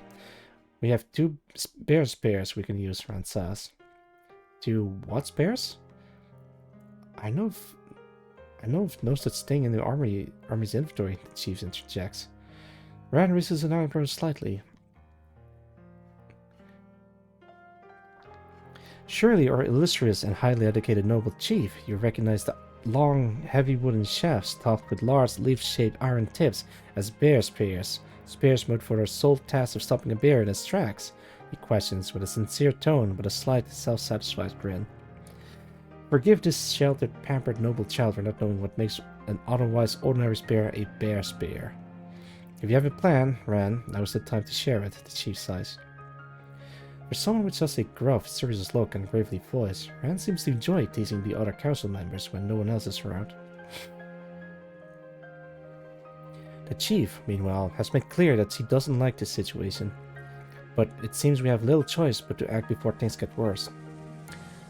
I lead the expedition team, along with Marina, out on a hunt. We track it down, find it, corner it, lure it into the open. I get its attention. I'll have the first bear spear. I'll have nets and bows. Once we've got it held in place, preferably with my spear down its throat. Marina strikes from above, jumping on its back and throwing a spear through the back of its head. 2 spears through the brain will kill anything fast enough. Rand lists out his plan, leaning back in his chair. I'll be what? I'll be what? I'll be striking from above? Landing on a giant killer bear? The thought of it is making me shake. Even my wings have cracked out from their cloak and are shaking by my sides. So you're keeping everyone but yourself at a safe distance until the blood beast held down. And you and Marina will finish it off in one fell swoop, the chief ponders this for a moment. Sounds simple. Too simple. What's this about me jumping on and killing a bear? I mumbled to myself. It'll be carried out over several days, setting everything up. I followed it back to its lair and watched it for 2 days. It didn't leave, and likely you still hasn't left. I'd be putting myself in the most danger. I wouldn't ask anyone to do what I wouldn't. Rand crosses his arms. I know you're not underestimating the amount of danger you're putting yourself in, Rand, but your plan hinges on a fluke. If one rope tears, if one spear doesn't find its mark, it may be the end of all of you. If it'll inevitably wander towards Haven, it'd be safer to plan a defense with the expedition team, the town guard and myself. Walking into its own lair is too great a risk to too many lives, the chief shoots back. Isn't the fluke me menacing to jump on and kill the bear? I mutter, which apparently no one hears. Maybe we should put like a different song because it sounds a bit too sad. Let's try 7.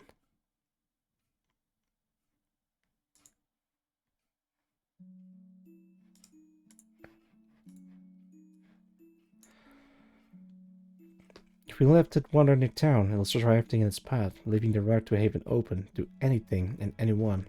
Ren narrows his gaze. That isn't an option.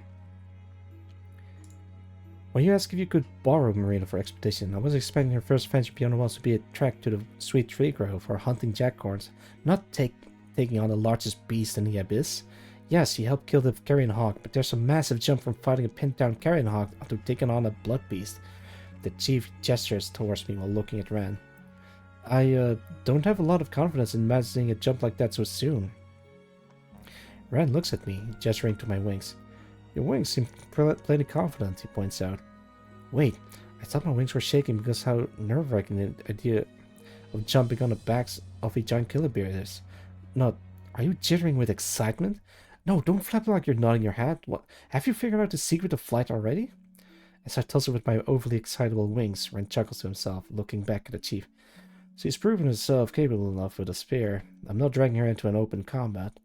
All she'll be doing is striking the finishing blow. I'm not about to put your prized errand girl in harm's way. He lets out another chuckle. The chief allows herself one more quiet sigh before relenting. I'll allow you to carry out this hunt if you answer one more question.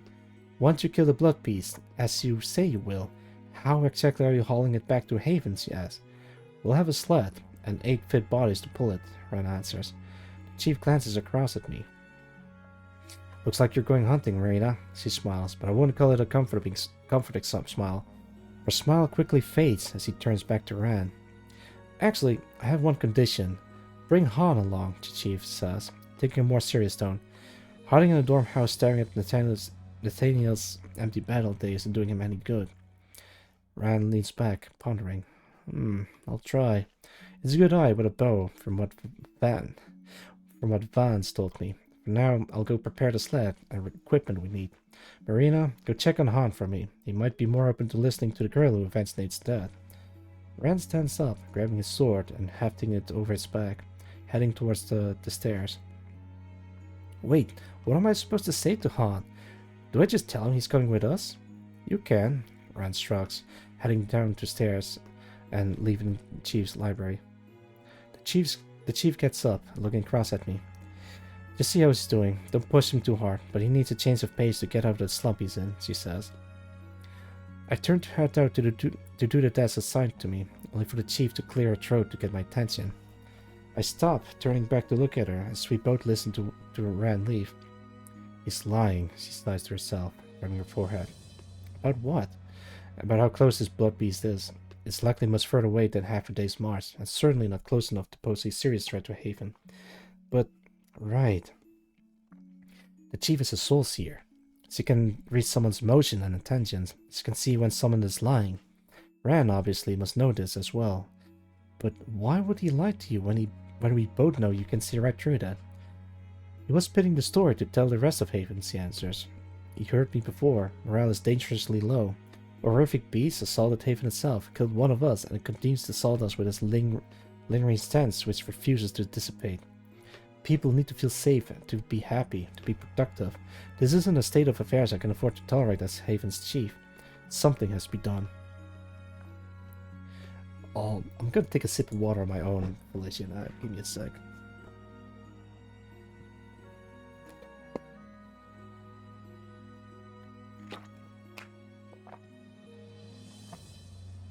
Alright. That one's for free.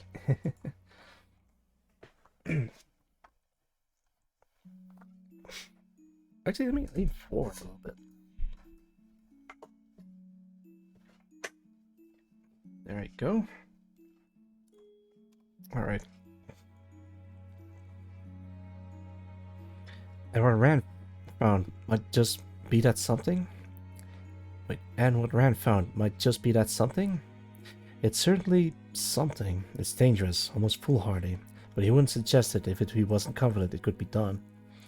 Are you confident I can do my part in it?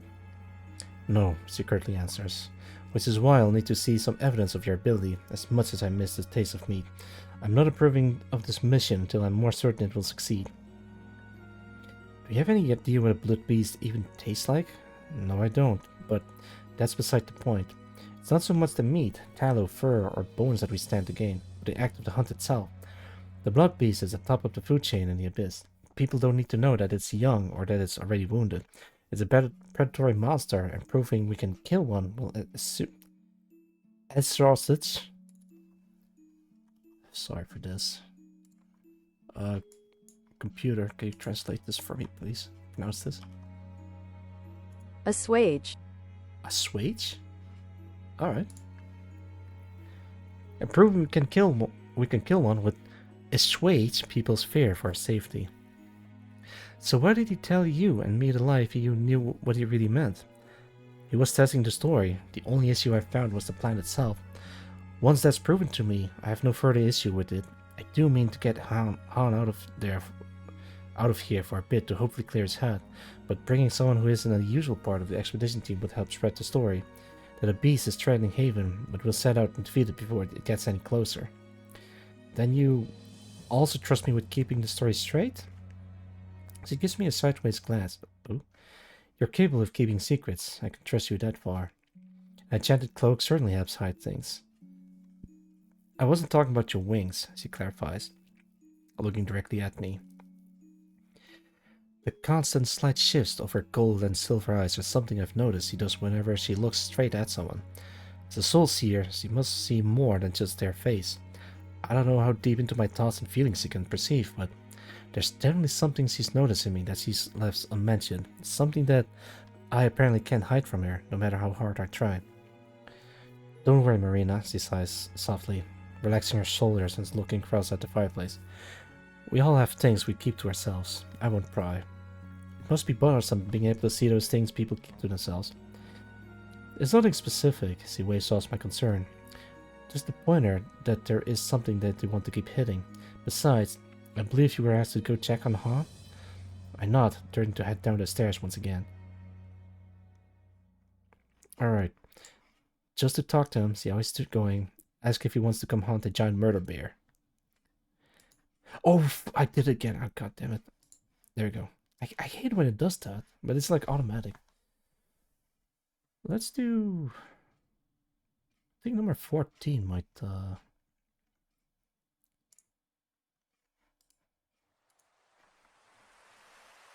Alright, so it's gonna be weird because you hear the ocean, so... Pretend you're thinking about the ocean, or the sea. On paper it's easy, but here I am, having to spend the last 5 minutes awkwardly standing outside the 2-story dorm house, psyching myself up to go talk to the guy who just watched his mentor die right in front of him. Right. You have faced many challenges, but one such as this is where you falter? A familiar voice says, breaking my focus. I don't know how to comfort someone in situations like this, okay? Nor asking them if they want to risk their life doing the same thing that got your friend killed. You showed great courage, child. Courage is inspiring to others. It was more of a heat of the moment decision, but if you say so. I turned to stare directly at the hooded old man sitting on the bench smiling up at me. I was wondering when you'd turn up, after you disappeared last time. You were lost, child. I simply showed you a way forward.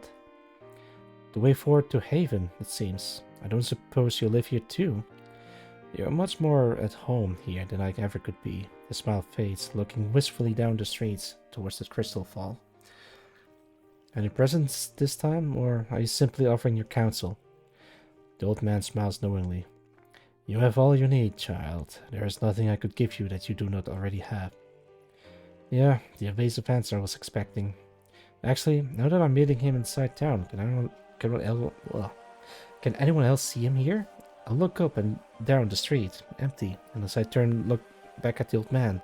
Yep, he's gone. I sigh. He didn't give me his physical tangible clothes that others have touched, I'd be convinced it was a figment of my imagination. Oh well, I'll go in, get this done with. I entered the dorm house. Internally, it's one large room with a few tables and chairs, but otherwise it's wall to wall with beds. One bed right in the corner. Oh, I have to lower the volume. One bed right in the corner has someone curled up on it, facing the walls. If there's only one person here, then that's probably Han. I quietly make my way over, sitting down on the bed across from Hans. He doesn't respond or even notice my presence. Gods, how do I even start this? My left wing slips out from under the cloak, slowly reaching over to try and touch. Hey, don't you do that. So I swat my wing for trying to touch or maybe tickle Hans back. He stares, rolling over enough to look at me with one eye. Marina, he mumbles, before sitting up and looking straight at me. Hi, how are you holding up? Well, I'm alive. Nate's dead, just like he told me one day. He died down here. I never thought it'd be this soon, he shrugs despondently. I'm sorry for your loss. I sobbed like a child. You saw, everyone saw, and chuckles in an obvious self-deprecating tone. It's a pretty normal response to losing someone important to you. No one would look down on you for it. Hans coughs. My father would have beaten me severely for that public outburst of emotion. But your father... Wait, should I even keep this song, or... Hang on. Let's try this one, number 24.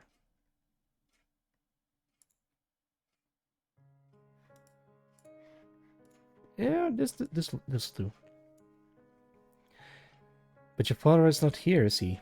Han blinks as I cut him off. No, he stammers out. So screw what he thinks. You're dead. I'm dead. Who cares what the living think? Han stares at me like I've said something nonsensical. You sure take the fact that we're in hell in stride, huh? He says, staring at me quizzically. Honestly, the fact that we're in hell is at the least of my concerns. Yes, Wings, you're one of my bigger concerns. Stop trying to touch everything in reach before you knock something over. I assume you wanted something with me then, Han asks. Am I not allowed to come and check on you out of concern and my own goodwill? Yeah, I don't buy that for a second. Han stares back at me. Shit, he saw through it. I guess I'll just go straight to the truth. Ran found a young and wounded blood beast, half a day's walk from Haven. He wants both you and I to join the expedition team, hunt the blood beast, and bring it back to Haven. The captain of the expedition team wants me to join him for a hunt, Han repeats. Yes? Really? He follows. He said something about you being a good archer, and that we'll need those? Han goes quiet, looking down at his hands in his lap. Yeah, I didn't think he'd just take that. I'll do it, he says, looking up at me excitedly. You will? Are you kidding me? You're asking me to join a hunt. Everybody's not already on this expedition team and dreams of going on a hunt. Seeing the world beyond the walls of Haven, even if it's only a half a day's walk. Any chance to get out of this town is one you take the moment you see it. Han's so excited he almost jumps out of bed at me. But didn't we all start outside Haven's walls? I was 5. I don't remember any of that. Besides, we're going out to do something, not aimlessly wandering at lost. Hans coughs a little. 5? 5. Fuck, how did he survive out there? When do we leave? I can gather my things right now. I'll grab my bow from the armory and help pack supplies, and Hans starts prattling off everything he'll bring and everything he'll do. Tomorrow, I think. I'll go find Ran and ask when he plans on leaving. You just, I'll come with you. He's probably in the armory checking things himself, and you likely haven't been told where the armory is. Han gets out of bed, fixing his rebel shirt. I slept in a room behind the armory. Ah, Han stops in his track, his confidence shattered by my bullet of truth. When he's so earnest like this, he reminds me of my little brother, in a way. Oh well, if he really wants to come... I'm not going to stop you from coming if you want to. I want to see how big this bear spear I'm supposed to wield is. You'll be bringing a bear spear? He asked. Yes, apparently. I'm supposed to jump on the blood beast's back once you ran and the others pin it so I can deliver the killing blow. It was nice knowing you, Marina, I nods solemnly. This little... One moment each morning someone's dead, then pretend that he's joking about mine? If you want to come, then hurry up, or I'll leave you here to wallow in your misery. I'll call back over my shoulder, heading towards the door. Okay, I'm coming, and I hear Han clamber out of bed, running to catch up to me. And I turn back to look at him. Thanks, Marina, he smiles. Since when are teenage boy this earnest? They're supposed to be older than me, yet I feel like the older sibling here. You can thank me once we make it back to Haven alive, Han. Even with Ron's assurances, this still feels like a suicide mission. For you, maybe. I'll be at a safe distance with a bow in hand, Han shrugs. Can you show even a little concern for me? I've been more or less forced into this role. You flew through the air and nearly cut off that hawk's head in one blow. You're doing the same with the blood beast. Your job's the easy part, Han raises an eyebrow. Like me being concerned over this makes me weird. Well, my job is to spare the back of the bear's neck, and it's pinned and distracted by everybody else. And it'll already have his spear in its mouth and its attention focused on Ran. Jumping on top of it and driving a spear through its neck isn't too hard, I guess. I'm attacking it from an angle where it doesn't have teeth or claws, I hope. Besides, if the spear alone is enough, you'll have finished the job, won't you, Wings? My Wings gives me a shiver, clinking their metallic plate feathers together in affirmation. You can just rub my neck or something to say yes, Wings. Don't do that. That sounds weird. Anyway, let's just hope things go as planned. And that was chapter 11. We're blazing through these. Unless the chapters are getting shorter. I don't think they do.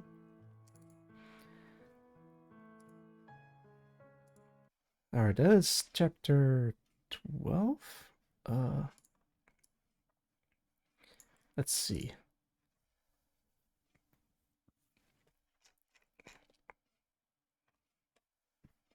I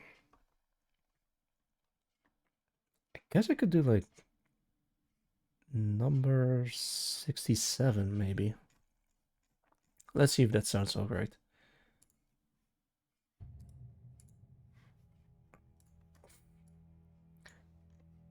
Hang on, let me face the, there you go. The plan for the hunt has been finalized. Ran, Arsek, Garcia, Johnny, Einar, and Rob of the expedition team, along with Han and myself, will set out to hunt down, slay, and bring back the Blood Beast. Haven's first hunt in nearly 6 moons.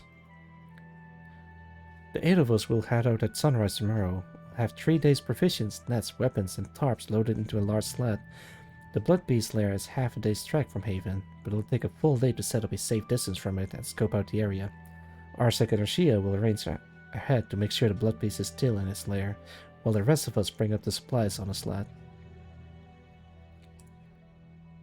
If the Blood Beast is still there, we'll lay snares outside its den, and Ran will coax it out and hopefully it'll get caught up.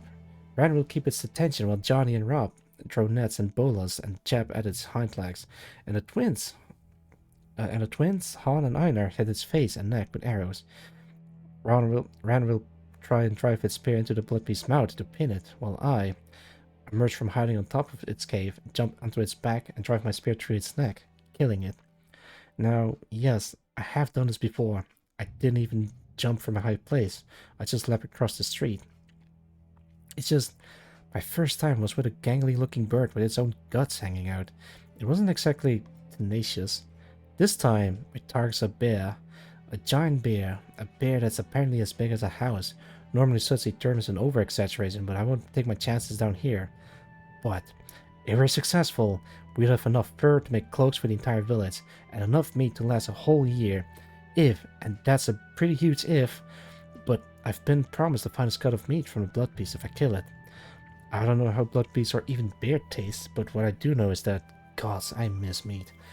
I was never a picky eater, and I'm fine with the mostly vegetable and grain-based dishes here, even if they are a bit rough, but I really miss meat, like, a lot. Like enough that I'm willing to go on this hunt and probably risk my life for it. The hunt will start tomorrow, so today is for training. Which is why I'm standing on the roof of the armory, sharpened stick in hand, being egged on by half a dozen people. That is, Ran, Johnny, Einar, the chief, and Arshak and Arshia, to jump off and drive my sharpened stick through a sack full of sand on the ground. see if I can get like a... I think number 17 is best for this part.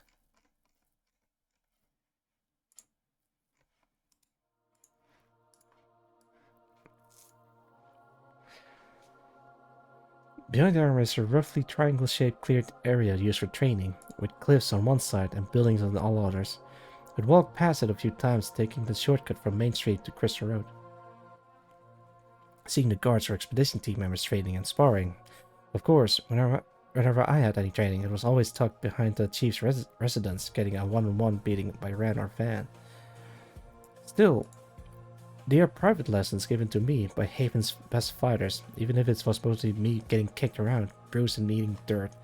Sure, it's improved in my sword fighting and my coordination with my wings, but I feel that's less my appreciation of the art of the sword and more my desire to not get bruises all over my arms and having to clean my only shirt again. But my pain is not what people care about. All they know is that I get private lessons from the best fighters in town, and that's the cost of some jealousy. Yeah, up here, I feel more of the wind as it brushes over my wings. It's only a few meters up, but I could never even dive into a pool from the ground level, and they want me to jump off a roof? Come on, Feathers, you killed a carrion hawk. What's some lousy sack of sand to you?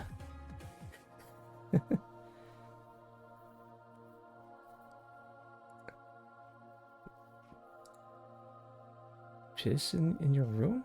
Huh. Maybe I should put like some training music, but I can't think of anything that I can use. Uh, actually, wait, maybe number 12 would fit with this. Or 13, or... let's do number 9.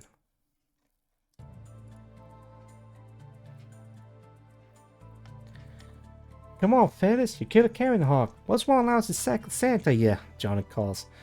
Jump, girls. The mud's soft, Diner states, staring straight into my eyes like he always does. Are you certain this is the best way to go about this, Ran? The chief sighs. There you go. She'd jump on that carrion hawk without a problem. They would see how this is any different, Rand shrugs. This is very different. It was jumping on something. This is jumping off something. Wait, this was jumping on something. This is jumping off something. Quick note. Because it's in a text file, some letters aren't in italic anymore. So the emphasis is kind of lost in this text form, but it's still there if you click the pinned message. Just make sure you land on your feet and you'll be fine, Rand calls back. Easy for him to say when he's not the one being told to jump off a building. My wings remain partly outstretched and resting around my waist, constantly twitching and probably feeling some of the nervous energy I'm giving off. Or maybe they're entirely independently nervous. I assume you feel pain too, Winks, and I don't want to crash into the ground.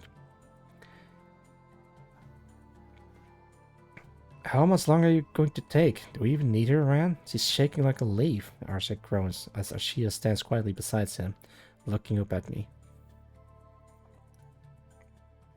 We do, Arshak. One spear through a bloodbeast's head likely won't be enough to kill it outright, Random responds. I'm really the linchpin, aren't I? Well, if I do make this jump, then that means we can hunt. And if we do hunt, then maybe I'll finally get to save her some meat. Alright, Wings, let's do this.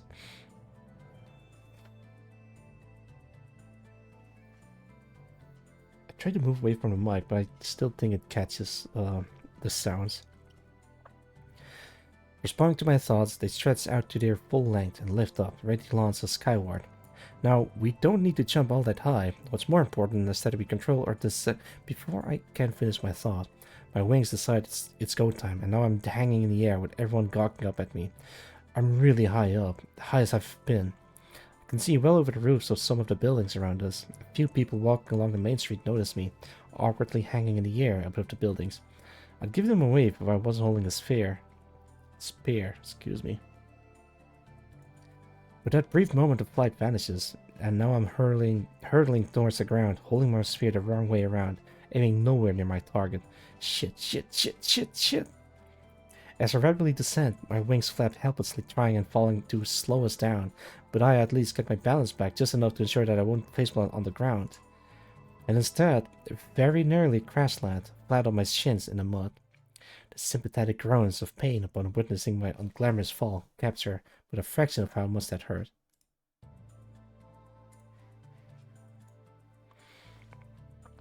My hand slips part way down the wooden spear, very nearly digging splinters into my flesh. The impact on my knees makes my whole body buck forwards as my wings shudder stiffly. Is this 12? Yeah. As if feeling an echo of the pain shoot through my body. At least I didn't land on my face using the spear. I managed to stand back up, as shaky as I am. My shins throbbing in pain as I hobbled back towards the ladder leading to the armor's roof. Oh, she's going back up, she says, mightily impressed. She didn't land on her face, that's something, Ryan shrugs.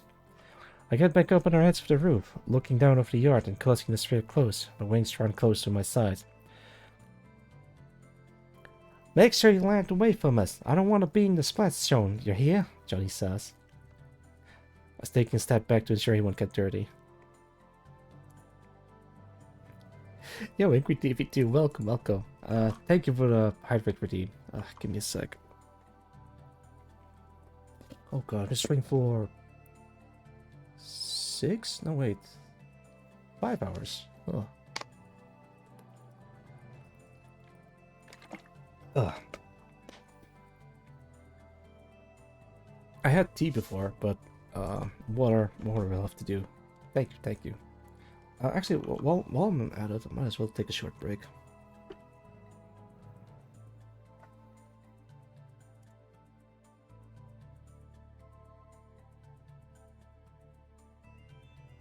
Alright, I had to mute the mic for a bit to clear my throat very loudly, so... Alright, if you in case you didn't know, I'm reading through a novel called The Path to Demonhood. It's written by a friend of mine. If you want to read it for yourself, you can check the link in a pinned message. Oh wait, the AC turned off. Let's make it 2 hours. 3. Alright, let's go. Suppressing the urge to jump straight at Johnny this time, I sigh, taking a step towards the edge. Now, Wings, when we go when I say we go, okay? We both have to be ready for this. When I jump, you flap, just like with a carrion hawk, okay? Good.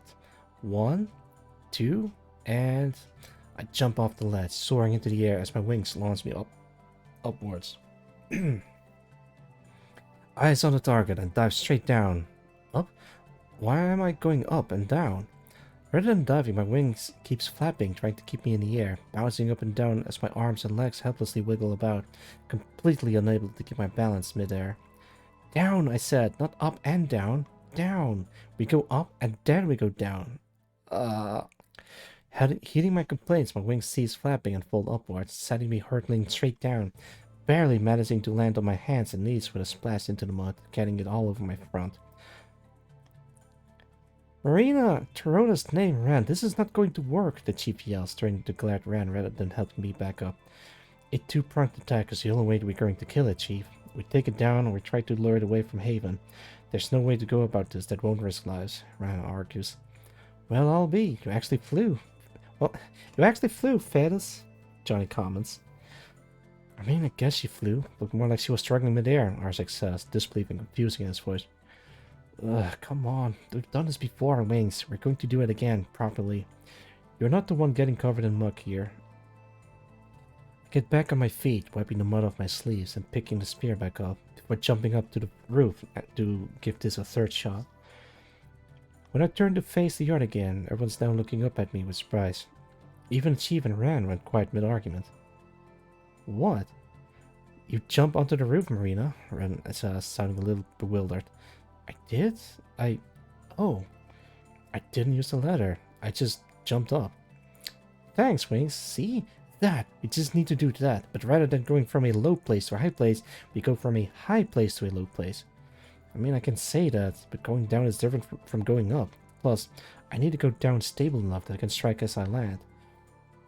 If I can just visualize what I need to do. Hey, Fearless, Johnny says. I have a name, you know. Yeah, your name is Fearless. Ever seen a hawk in action? He responds, shrugging off my complaint. What, like the carrion hawk? No, an actual hawk. Not those overgrown vultures. Buddy of mine went back up top was a falconer. Worked with all sorts of birds for the local mayor. Birds of prey always dive feet first onto whatever they're aiming at. You're too focused on hitting the sack and not focusing enough on landing on your feet, he explains. Huh. I could see the correlation, the chief ponders, her hand on her chin.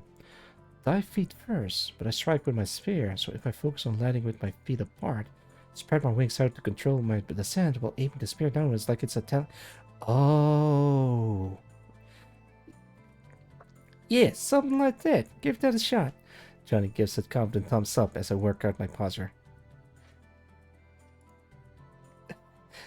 Yo, welcome, cool ghost. And no, they're not gone. They should still be redeemable. You just have to scroll down a little bit. Does it actually say? I don't...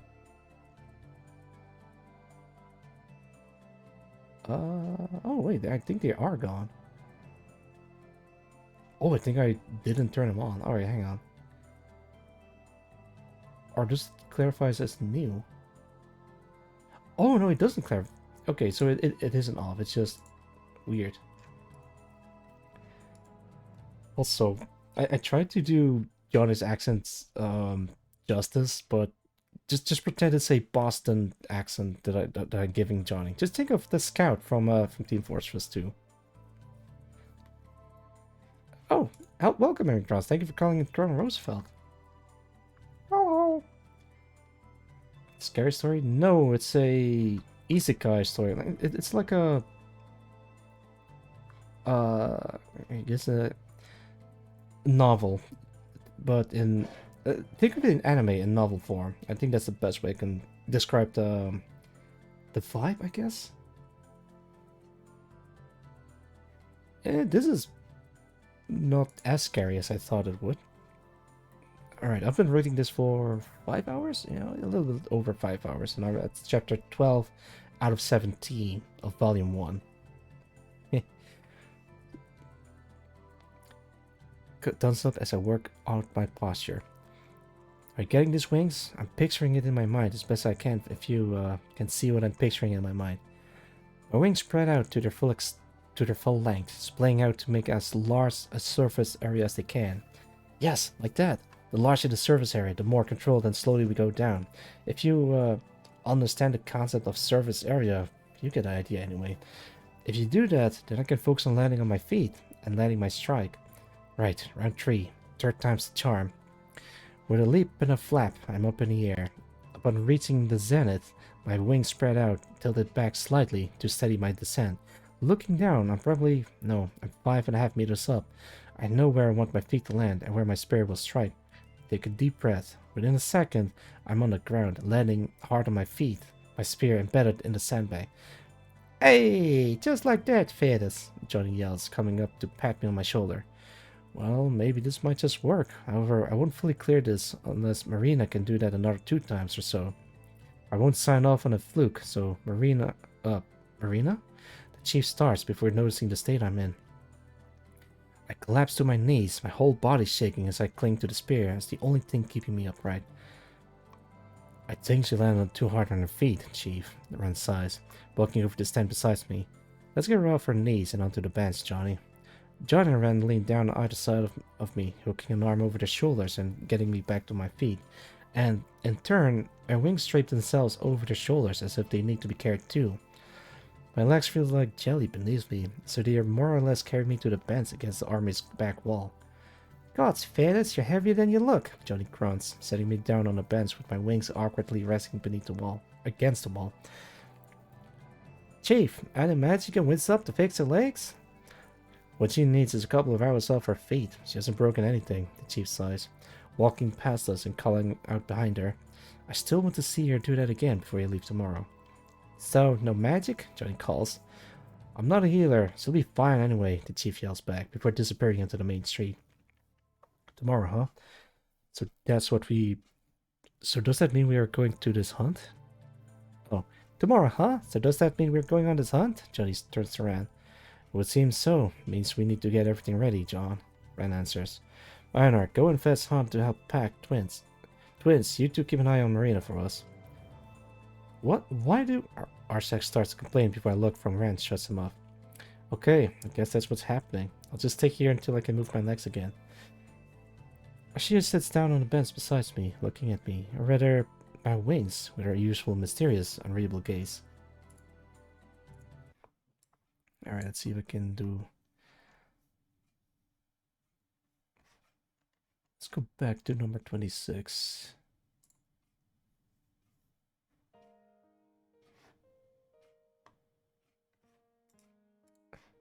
Yeah, I think this is fine. Arsec, Ashia says, after staring at me for a while. What? Arsec grumbles, mumbling to himself annoyedly as he paces around the mud. What kind of wings do you think Marina has? He asks. What kind of... what? Arsec stops pacing around, turning to look at me. I don't know, just their wings. Human wings? Humans don't normally have wings. I think they're eagle wings, like the silver eagles that nest by the coast. Arcia goes to touch them, before stopping. Can I touch them? Sure, knock yourself out. She reaches out, tracing her finger along one of the outer feathers, from root to tip. It ticks a little. Eagles don't have red feathers, Arcia. Besides, look at how much the pins stick out. They're more like vulture wings. Arsec steps closer, leaning down to get a better look at my wings. Vulture feathers are rough. Marina's feathers are smooth. Arcia says back, running her fingers along the lower ends of my fingers, of my wings.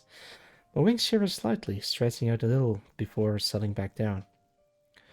All birds have rough feathers and smooth feathers, Arcia. It's the shape that makes the difference. They're not curved like a falcon or kite. They could be... Arcia pauses for a moment, pondering. I haven't really thought of what kind of birds my wings look like, they're from. I mean, there are no sentient wings races in the overland, so I never thought of what wings would look like on a person. Sure, there's images of winged angels, but those are like fluffy, soft, predominantly white, not these rough, sharp, and dark red sheets of feathers I have stuck to my back. Ow! Don't jab me in the shoulder for stating the truth. Did you just jab yourself with your wing? Arsec asked, furrowing his brow. I didn't jab myself. These things have a mind of their own. And I mean that literally. They only do what I ask half the time that I ask them, and they keep incessantly trying to touch everything when they're not in my cloak. As if to prove my point, my left wing lifts up, trying to reach out to touch Arsec's face with its outermost feather. That explains why it's trying to poke my face? He says, taking a step back. Yes, I answer, pushing my left wing down with my hand, making the right repeatedly scuffle against my shoulder in protest. That sure seems like a hassle, he says, a note of sympathy in his voice. It is. Arcia, as if struck by a burst of inspiration, suddenly jumps to her feet, wheeling about to stand in front of me. Marina, could you stretch your wings out and up? Arcia asks excitedly, motioning her arms outwards and upwards.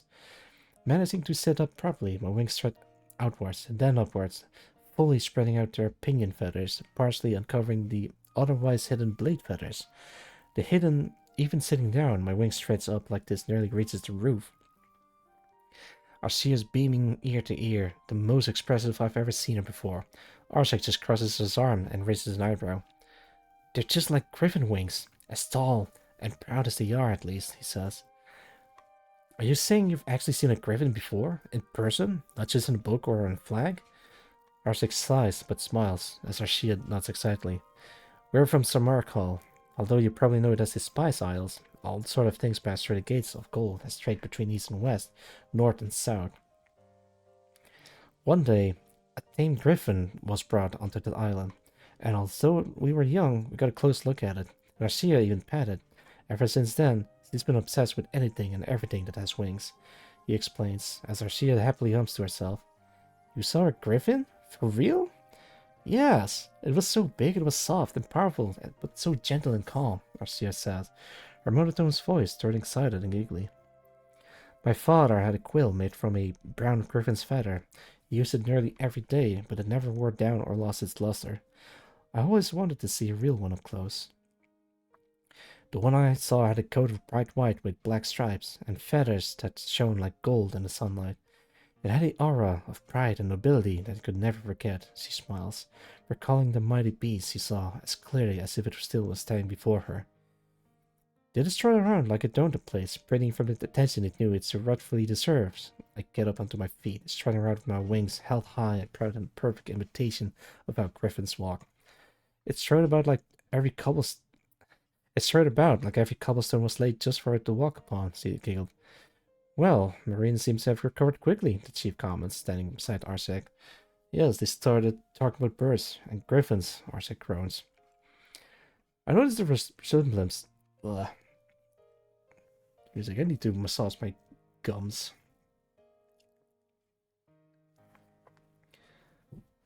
Alright. I noticed the resemblance between the wings of a griffin and the wings upon Marina's back when I first saw them. Yes. I suppose it makes sense, since both creatures are normally incapable of flight and don't function like the common bird does, the chief says. Did you just call Marina a creature? Arsec stifles his laugh as best as he can. You're hearing things, Marina. If you're back on your feet already, then I expect you to be up on that roof. I want to be certain that the last attempt wasn't a fluke. The chief brushes off Arsec's question, walking back out into the courtyard and resuming her previous position. Chief, right, right. I don't know how long she was standing there, but I hope she didn't see me strutting around like an idiot. But gushing over how cool griffins are, with Arcia replaced my energy a bit. I always wanted to see one in person, and with how the twins described it, the illustration in my book clearly didn't do the magnificent beast enough justice. I grabbed a sharpened stick still embedded in the sack, heading back towards the armory, and effortlessly jumping up onto the roof with a powerful flap of my wings. But not quite making it, and having to awkwardly grab the ass and climb onto the roof as my wings flap unhelpfully. The chief looks at me, unimpressed and slightly worried, but I just need to stick the landing. Being able to jump up to this roof is a bonus. With a clear picture in my mind, the second jump goes smoothly, up in the air, then striking down perfectly on target, punching my spear straight down through the hole I made earlier. Punching through the sack, I burned the tip in the mud beneath it. I bent my legs to absorb the shock of my hitting the ground, landing squarely on my feet. Oh, welcome, Flawless, for some chat. You look like 50% Monokuma from Danganronpa. I think I could take a short break here because I've been talking for the past 5 hours. Right, so normally I don't look like this. It's a disguise. There we go. This is how I look like. But it is partially inspired by Monokuma, and I think if I'm... Oh man, I hope I can find it fast. I should have a reference image that I use for this. Oh yeah, there it is. Perfect. Damn. Oh, wow, that's... Yeah, dude, this is large. It's based off of this. Look, it's me and my brother. It came out of nowhere. I see. Hang on. I can also do your half brother. My half brother, that's half my brother. Yeah, because, you know. Is this one the half? Or is this one the half? Oh, cool. I can just stick it to my face like this. Oh, wait, but the head doesn't line up. Because my snout is, like, smaller. The bottom one. Oh, yeah, absolutely. Oh, wait, how do I...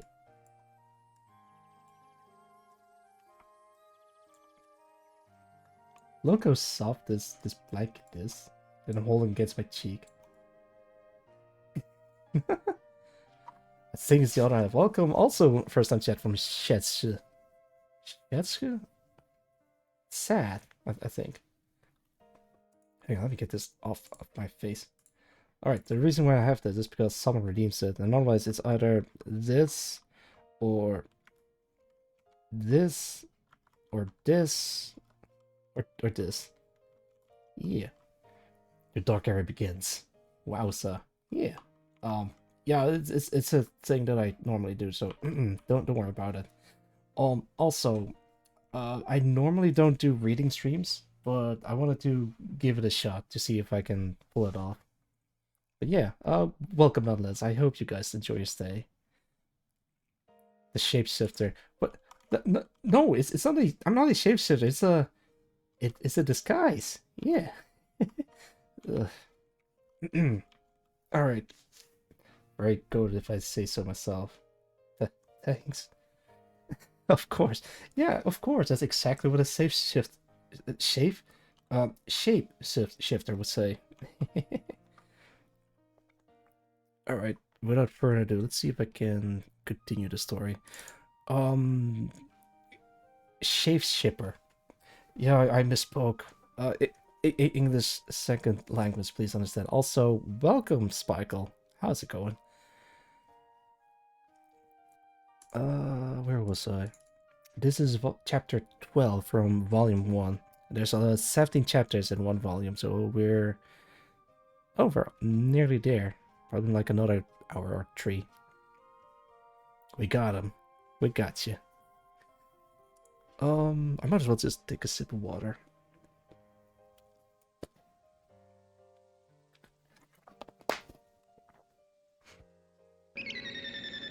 Yeah. Sash is not following. Thank you for the follow. I hope you enjoy your stay. For Skinwalker, well, hey, I've hunted Skinwalkers before. 100. Oh no, don't, please don't spend money on that. Yeah, it's not fun. Thank you for the follow. I hope you enjoy your stay. Flowers. Hang on, how do I pronounce your name? Flawless, of course. It makes sense. Flawless or flawless or something like that. Sorry, it took me a second, but yeah, flawless. All right. Actually, let's put some adventuring music on because this is like chapter 12. I had like a whole playlist of music at the ready, so I have to like manually switch to a different song. Let's do number 9.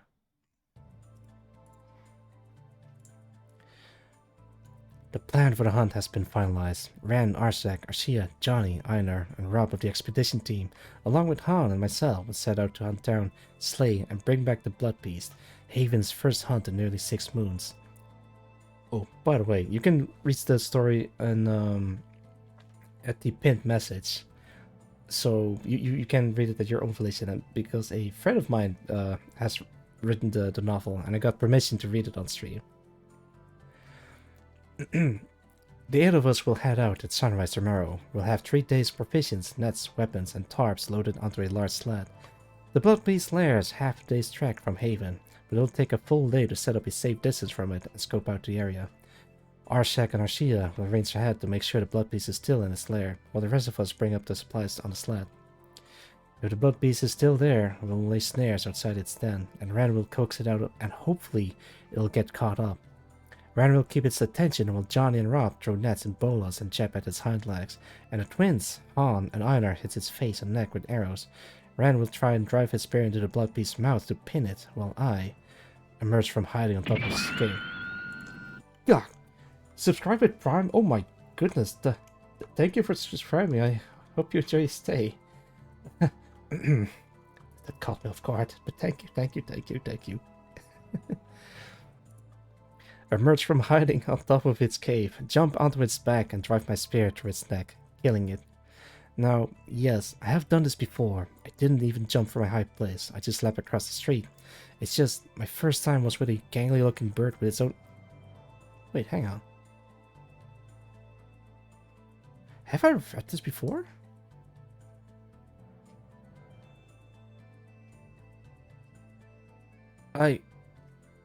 Wait, I don't remember. No, wait, I think this is like a recap. Okay, sorry.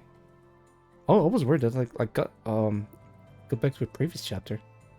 God, I'm flabbergasted. I know, I'm sorry. Let's see. Bring up to supplies the sled. If the blood is still there, we'll leave snares go and dance. Spin it while I emerge from hiding as well. First time was with a gangly looking bird with its own guts hanging out. It wasn't exactly tenacious. This time, the tark's a bear, a giant bear. A bear that's apparently as big as a house. Actually, no, I'm pretty sure I've read this before.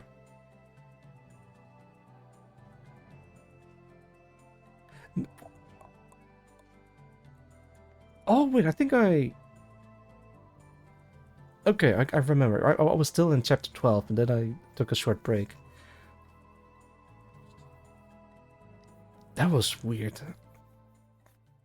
Okay, this is where they finally jump down. Blows over feet. I think at some point they're talking about a griffin.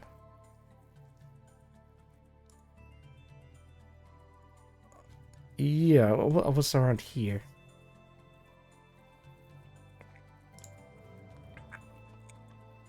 Being over here, the most expensive. Yeah, there we go. Alright, Summer Cow. When a Shakespeare stream, oh my god, I don't think I'll ever read as difficult. This is the first time I've ever done a stream like this, so that's like a huge leap from just reading a novel from the internet. To be or not to be, that is the question.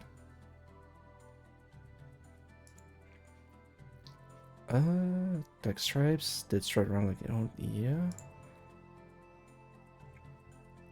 Creature chief, right?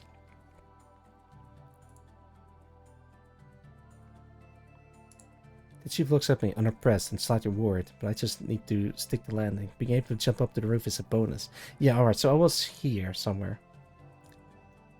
We want more. The people have spoken. Oh, well, we'll see. All in due time. Up into the air, then striking down perfectly on target, plunging my spear straight down through the hole I made earlier, punching through the sack and burying the tip in the mud beneath it. I bent my legs to absorb the shock of hitting the ground, landing squarely on my feet. Well, you did what I told you to do. I suppose that's that, the chief sighs. You don't sound happy about this, chief. Of course I'm not. We lost Nathaniel just last week, and Ren just wants to go charging off to fight the biggest and most dangerous beast in the entire abyss. Yes, it's too close to Haven for comfort. Yes, we haven't had meat for months. If all goes well, we'll have enough meat to feed everyone steak dinners for a month, and enough fur to make cloaks for everyone. If it doesn't, she stops, take a moment to recollect herself. We can't afford to lose yet more lives. I think you're in chapter 1. No, I can... I can see the chapter number in here, and it goes all the way up as much as I need to. It's to help keep track that I don't lose track of which chapter I'm at. But also if I want to scroll through the video or the VOD. I trust Marina, Arshia says, standing beside me as I pull the spear from the sack. It's not about trust, Arshia. It's risk. If it gets too risky, the chief looks down, holding her arm, trying to quell the words in her. If it gets too risky, we'll turn around and head back. If the blood beast moved on, that's the best possible scenario. It's a gamble, but I won't needlessly risk lives, Chief, Ren says, walking back into the trading yard. Chapter 11. That was the previous chapter, but thanks anyway. Ren carries 2 spears with him over his shoulder, each longer than he is tall, with a large bay leaf-shaped spearhead and a small metal crosspiece just below it. Presumably the bear spears. Besides Ren walks a woman I haven't seen before. What immediately hits me is her straw blonde hair, tied back into a long braid that goes down to the small of her back, and her pale silver eyes framed by her prominent black eyelashes. Were it not for her slightly pointed ears and her white pupils, you wouldn't think she's from the abyss. She wears a dark brown leather apron over long pants and a sleeveless shirt, and her front's covered in soot. Maybe it's her sleeveless shirt, but her arms look more toned and muscular than any other woman in town. Despite her stark appearance from the rest of Haven, her blank, unassuming expression is yet another oddity about her. You know, that's far easier said than done, Ran. I think it can happen here. All it takes is one wrong move and none of you may come back. The chief lifts her gaze to look up at Ran, her brow furrowed. So long as no one makes any mistakes, they'll be fine. There isn't anything wrong with my equipment, the woman says, crossing her arms. Her voice has a slight accent, sounding like those that hailed from the far northern reaches of the Overland, even further north than the chief's homes of Dragonkönig. You're certainly. Sorry, wasn't paying attention. No worry, this is a long stream, but I'm just reading it in case people want to listen to me. But it is optional. You can click the link in the pinned message, and you can read it on in your own pace without the stumbling of the words that I keep doing. The chief lets out a huff of annoyance, turning to glare at the other woman. I wasn't questioning the quality of the equipment, Ingrid, nor do I recall you taking ownership of them. The chief's tone is rather openly hostile, not that Ingrid seems to mind or care. Progress. Every piece of metal in this village, from the nails in the buildings to the pans in the kitchen, has been manufactured or maintained by me. I never gave them to anyone, I just let them borrow them. Ingrid responds bluntly. The chief goes to angrily responds back, before Ran interjects.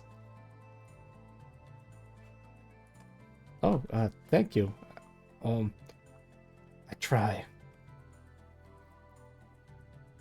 Ingrid was interested in Sia Marina. They haven't met yet, and, Ren says before. I'm here to make sure she knows the right end of the spear and can be trusted with one. Ingrid cuts him off, wrenches sighs.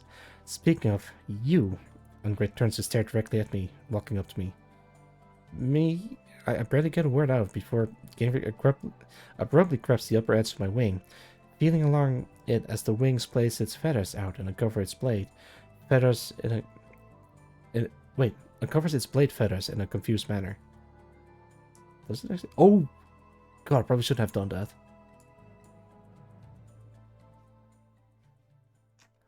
Holy shit, it just goes all the way back. Okay, wait,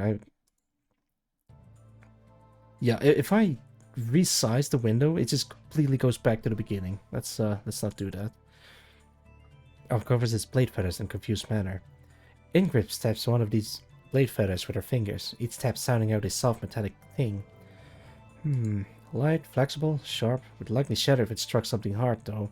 Too thin to parry heavy blows, and for something twice as strong with this much metal. Take these off and I can... Ingrid goes to pull the blade feathers out, only to find them quite firmly and painfully attached to the roots of my wings. She lets go, letting me turn around to face her, my wings still recovering from the apparent shock of being grabbed so nonchalantly. That I can't. They don't come off, you know. So they're basically like Wolverine claws.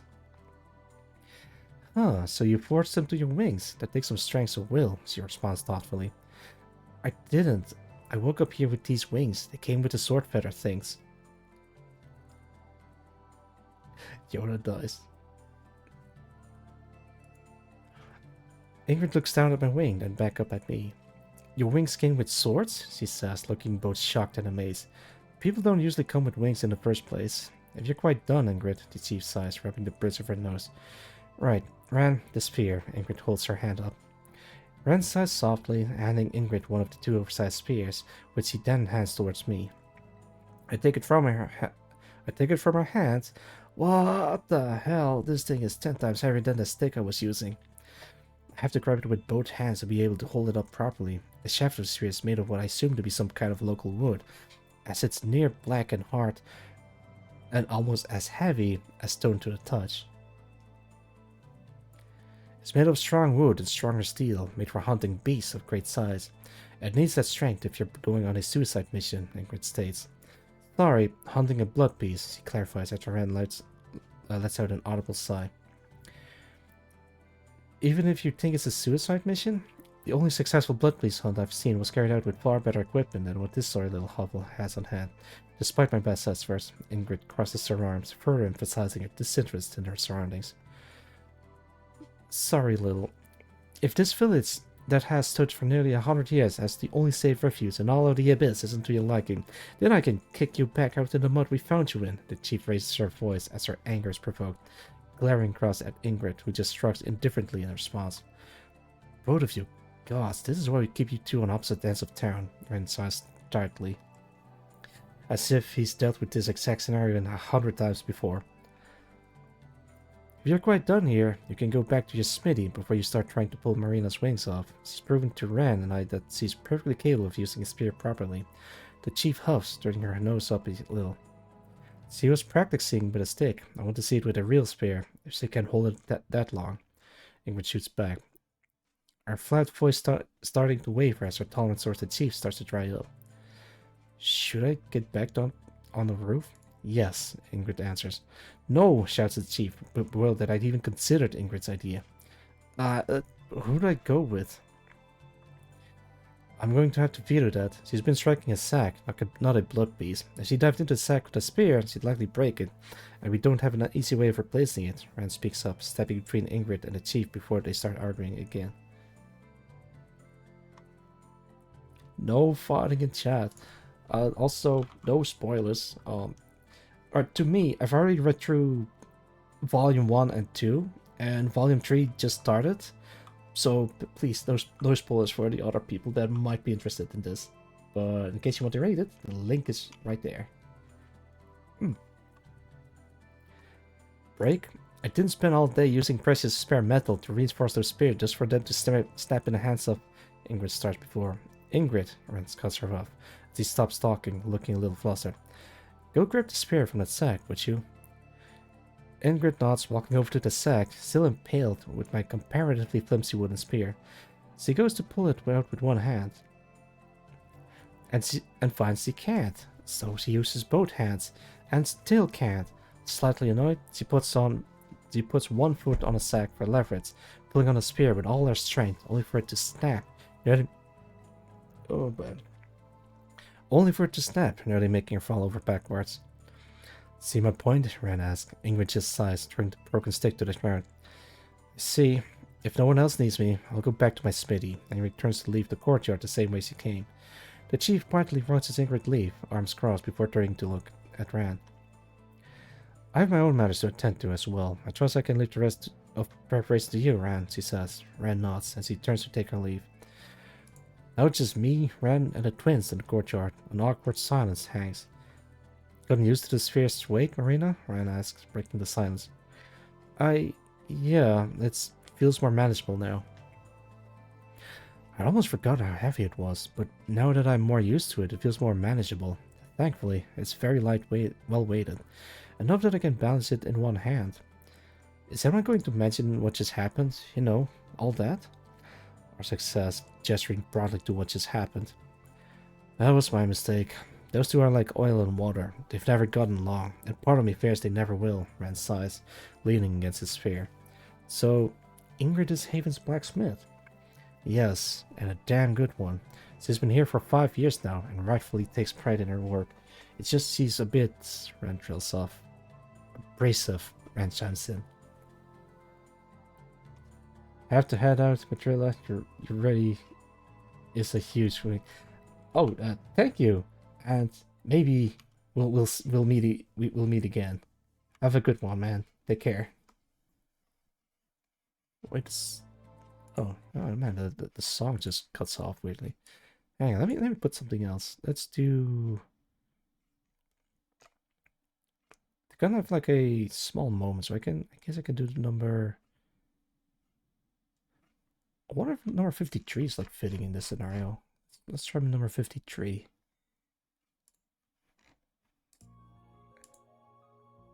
Yeah, I'll take it. Your reading is a huge dub. Oh, that's what you meant. Oh, no problem.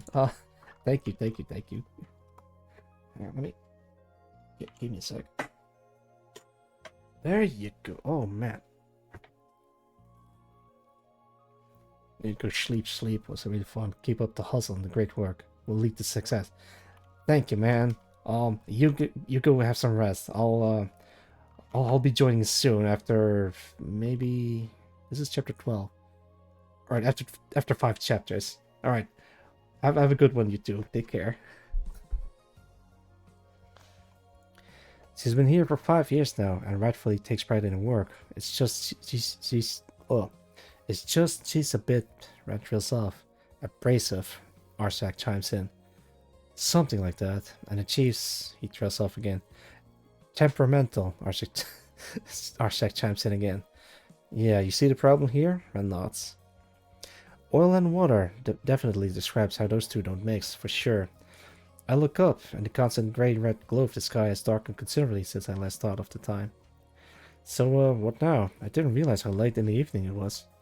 Ren looks me up and down. Need a bath, and your clothes washed. Looking down at myself, my shins are caked in mud, and my shirt has dark brown stains all over it. Good point. I'll take your spear loaded with the sled. Go wash yourself up. I hand him my spear, lifting it up to carry it over his shoulder. Come on, you two. A few more things on the sled, then we can have dinner. Ren turns toward the main road, with Arsec and Arshia following along behind him, leaving me alone in the courtyard. Man, I really wish I had more than one shirt. And that's the end of chapter 12. Oh, chapter 3. Excuse me, chapter 13. Why did I say 3? Alright, I gotta massage my jaws a little bit.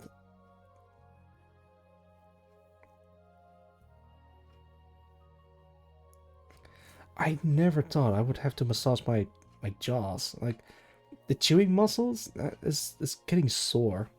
I don't think I've ever talked this much in 5 hours.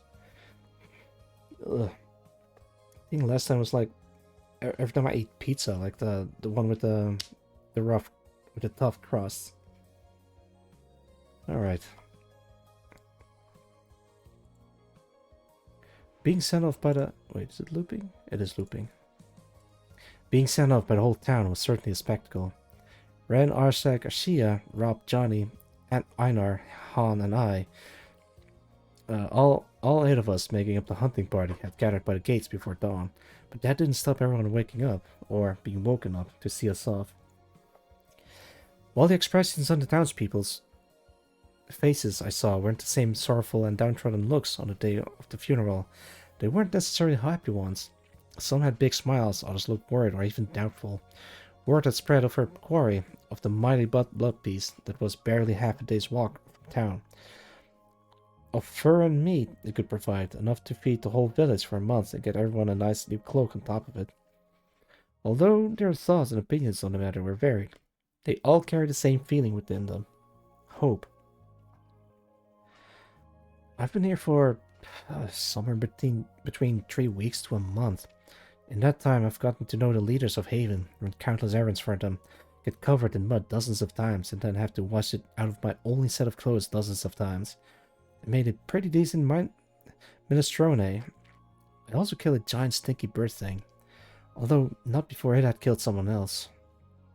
Still, I have been here a month at most. I've sort of settled in, but in some regards some matters went out of their way to make me feel comfortable. I'm new, I'm an adult, I happen to have wings with swords in them, and I've started to get the hang of using them. Treating me well is just common sense. Maybe I should do like... Oh, why did it... God damn it.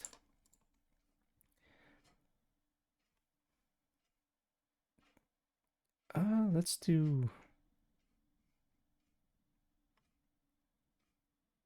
I guess number 3 this time. Fuck it.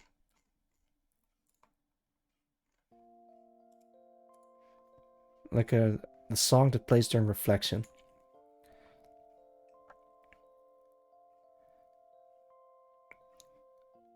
Bloodless that was barely half a day walk from town, of the fur and meat it could provide, enough to feed the whole village for a month and get everyone a nice field cloak. On top of it, a loaded thoughts... Oh wait, no, I've been there. I also killed a giant stinky bird thing, although not before it had killed someone else. Still, I've been here a month at most. I sort of settled in.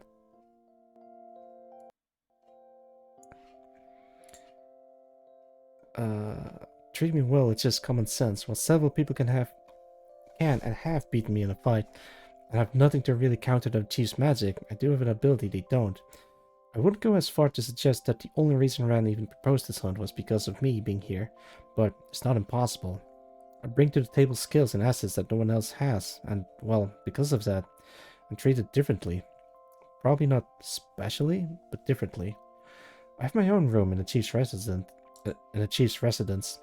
Most people my nominal age of 15 still live in the bunkhouse, along with all the younger children. Rooms are in short supply, and his house is even shorter. Each of the 5 council members have their own home, while the owners of the various businesses, such as the baker, tailors, and tanner, live above or beside their workplaces. Now, sure, living with the chief is a dream for some people and a nightmare for others. I've heard the murmurs. Having lived it, it has its pros and cons, sure. But my memories of the life I had before here are still fresh in my mind. The smiles of my family, the warmth and comfort of my bed, something as simple as the blue sky. I still taste the honey chicken my mother cooked the day before I came here. Everyone else has been here for years, decades even. Han was 5 when he came here. He probably barely has any memories of his life before he died. Others may have lived here for so long that all but the simplest, strongest memories remain, lost to the entropy of time. Everyone was torn away from their friends and families and dumped in a cruel, unjust, permanently overcast world. How long has it been since anyone here saw a clear sky? Hell, I don't like overcast days. I prefer them over to sunny days, but even the clouds here are different. Dark, oppressive, hanging heavy like a thick blanket, smothering the lands in their suffocating grayness. There's no pleasant smell of grass after it rains and the sky clears and everything glistens in the sunlight. All that remains after it rains in the abyss is a heavy, iron-rich smell, a blood-red sheen on the roofs, and puddles of reddish-brown mud that never fully dry up. I loved when it rained. Every time it rains here, all I smell is blood. It always tries to drag me back to that moment, laying in a ditch, looking up at the starless sky and waiting to die. Maybe what makes this place hell is how it twists, corrupts, and turns the things you used to like against you. Hey, Faddis, Johnny says. Well, yes? Quit daydreaming and start pulling. One sled duty, he says, handing me a length of coarse braided rope attached to the sled behind us. Right, the sled. The large, heavy wooden sled made of solid black wood, currently laden with nets, traps, and weapons that is apparently big enough to load this blood piece onto. I wasn't looking forward to this, but that's why... Oh. A slight tug at the ropes, and the sled easily slides forwards behind me. Johnny puts his foot back to it to stop it from running into the back of us. Yeah, slide didn't looks, but luckily we're the first. Means we won't be pulling with it when the blood piece loaded on it. Johnny sighs, taking up his side of the rope. So we're heading off now. Yes, Ren answers, patting my shoulder as he walks past. Ren and Rob move in front of Johnny and I, standing in front of the palisade gates, while Arsak, Arshia, Einar, and Han moves in behind the sled. Silence hangs for a moment before a voice calls and the gates begin to move with a creak, sliding behind the walls as they're pulled along their wheels by 3 people on each side. The gates slide open? They don't open outwards? The chief's handiwork makes them easy to move and study it too, Johnny responds. Expedition team, Red calls, and everyone stands to attention, so I go along with it. He turns to look back at us, taking a deep breath, and then simply nodding his head towards the world beyond the town walls. With that, the expedition team sets off, as the crowd behind us cheers and calls for good luck. Okay, let me... Actually, maybe I should put it on the other side, so I don't have to drag it along every time. Because they're not going on the trip, I'll do this one.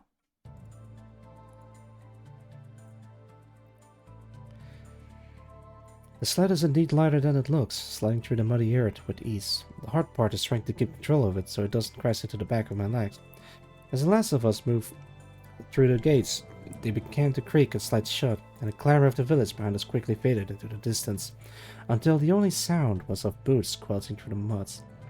Occasionally, the 4 people behind the sled would murmur amongst themselves, too quietly for me to hear. Red and Rob in front of us stayed silent, keeping their eyes forward as they led us along the hidden road that led to Haven. So, Ren, where exactly is this blood piece of yours hiding? It's gotta be harder than to move around lugging this giant sled here, Johnny asked. It's lurking in a cave to the southeast. Once we reach the seeping wound, we'll follow it upstream and come around behind the cave. We'll set up camp, then set our traps and strike in the morning, Ren answers. Up the seeping wound? Fallion's brass balls, Johnny sighs. The seeping wound. It's a stream that runs downhill from the south. Oh, hang on. It's a stream that runs downhill from the south. We call it the seeping wound because the water's red, sticky, like blood seeping from an open wound. Johnny answers. That's... You'll know when you... I can't do his accent. You'll know when you see it, he sighs. Right. I mean, blood seeping from an open wound. It's almost distressingly easy to imagine. After this exchange, we continue marching in mostly silence. I don't know how I would have made it on my own out there. Everywhere I look, it feels like it's the same twisted knotted trees with dark red leaves, looming over me and leering with mocking faces carved in their bark, forming a thick, almost impassable forest on all sides of the path. Black rocks and pebbles lay scattered across the ground, most half buried in the endless sea of mud that carpets this whole goddamn place. At least it makes it easier to pull a sled. Which I've been doing for maybe 3 hours now? The scenery hasn't changed much. The path we've been following now as it is mostly hidden by the thick trees either side of it. As far as I know, this is the main route to Haven, which is supposedly hidden from the other inhabitants of the Abyss. So it makes sense that the road itself is hidden. Still, I swear it feels like we're going in circles. Until the group comes to a halt. A thick line of trees breaks and gives way to a small clearing, a crossroads of sorts. Numerous trails run off in different directions, and a stream of dark blood-red water runs through the middle, coming down from a gentle uphill slope. Seeping wound, huh? Told ya, Johnny quips. Looking up along the stream, the slope is pretty mild, but it just runs on and on into the distance. No vegetation grows along the stream's edge. It's just lined with black rocks stained red by the filthy water. We just head up along the seeping wound until just before the stone fields. We head east from there. We'll reach behind the Bloodbeast cave safely. Ren turns to address the group. All the way to the stone fields. You said half a day's march, Ran. Rob sighs, shouldering the heavy polearms he's been carrying. It's half a day to get there. It's a full day to get there safely, Ren responds. Let's get moving. With a grunt of compliance, the group starts moving again, turning to head up alongside the stream. This route is wider than the path we were just on, but the fact that we're now pulling it uphill along a very slippery slope means it's taking a bit more effort to keep the sled moving. How long are we on sled duty, Johnny? I haven't long ran tight we are, Fetus, John grunts. Half a day. We've only been walking 3 hours, Ren chimes in from the front. Walking behind Ren and Rob, they're both just big. Ran with his giant flat-tipped greatswords, and the red creature's pelts drape across his square shoulders. His arms and his legs are thick with muscle, and he's the second tallest man here. The one who is the tallest is Rob besides him. Rob isn't as stocky as Ran, but he's nearly head and shoulders taller than Ran, who in turn is head and shoulders taller than me. He carries a long, sturdy polearm with a long, sharp head like a glaive. It looks nearly as big as the goddamn bear spears loaded on the sled. Rob's weapon is simple in its design though. Ren's sword has something different about it. It looks old. The leather of this grip is old and worn. Fraying around the edges, many scratches line the dirt embedded along its length, but the blade's edge shines with vicious sharpness. Its crossguard is a simple steel bar, and the pommel is just an iron ring.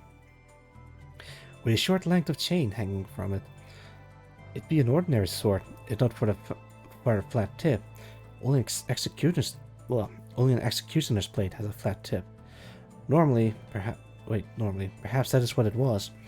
Along the blade's fuller, some form of letters or runes are carved into it and inlaid with faded gold. Oh goodness. Oh, I don't think I've enough energy to do the rest of this, but I'm determined, damn it. Executioners seem to like writing things on a sword, so it's probably like something about death or deliverance or whatever executioners like to write on their tools.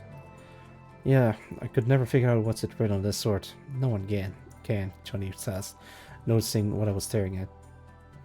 Does it matter what it says? Red calls behind him. It could be cursed. It could belong to some terrible demon. Johnny raises his voice to make a point of his concern. If it belonged to a demon, then they've had plenty of time to come and get it. The sword has been in the armory since before I was here, Ren grunts.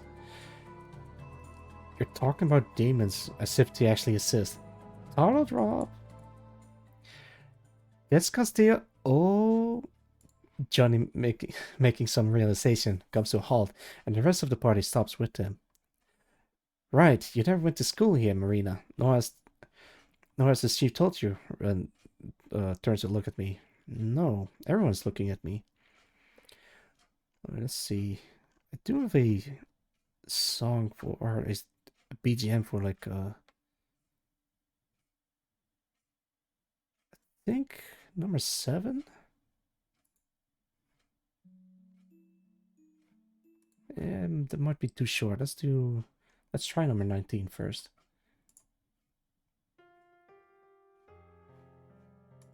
Actually, no, it wasn't this one. It was... Okay, let's try number 13 instead. Perfect, alright. They aren't actually demons, right? Horns, leather, wings, evil and all that? That, Fez, is either a draft or in Zori.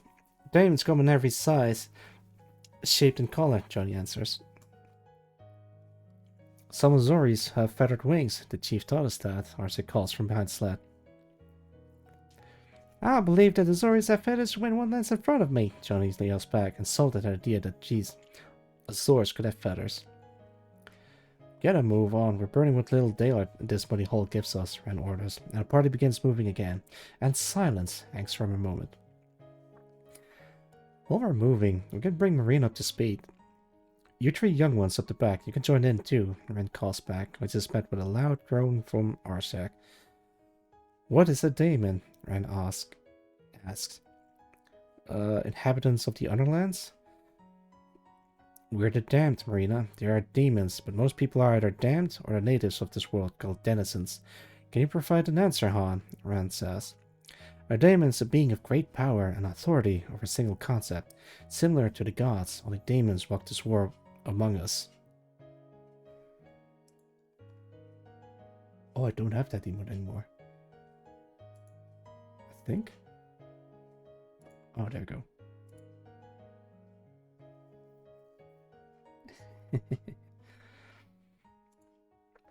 Good. What are some examples of daemons, Arshak? I can hear Rand's grin. The daemon of power, who controls all forms of power. The daemon of vampire, who controls the Trivium Empire. The largest empire.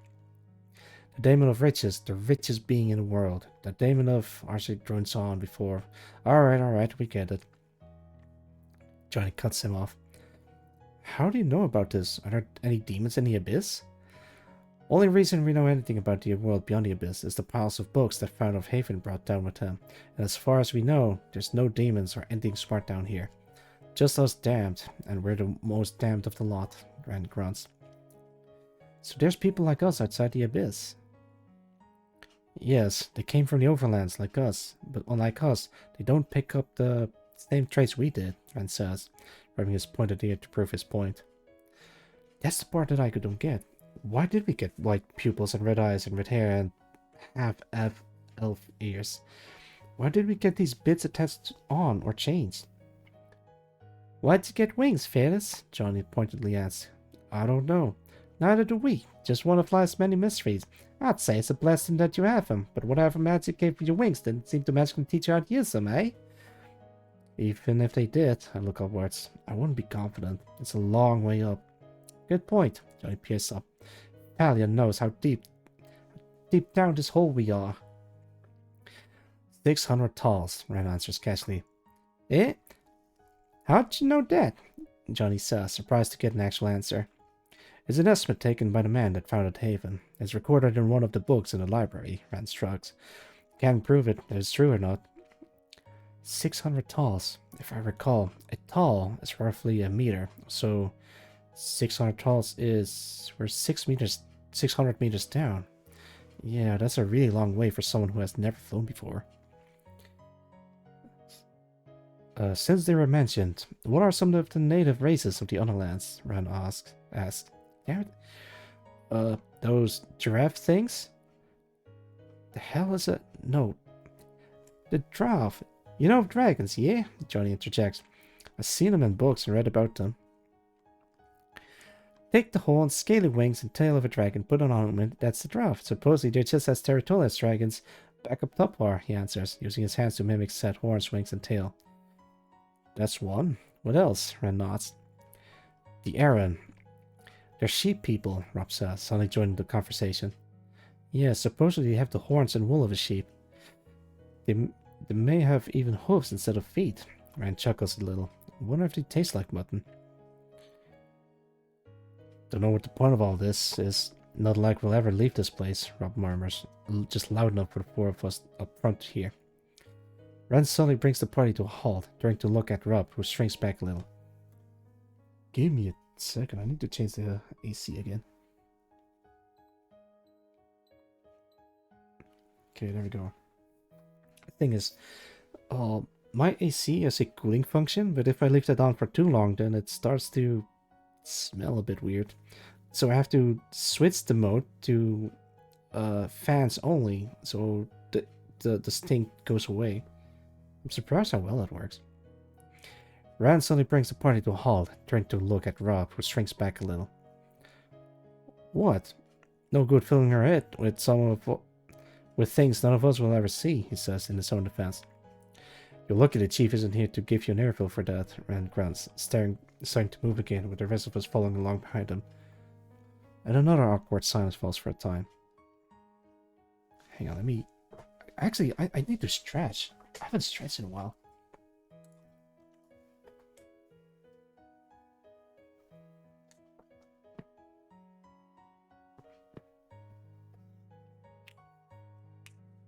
And those were my knuckles.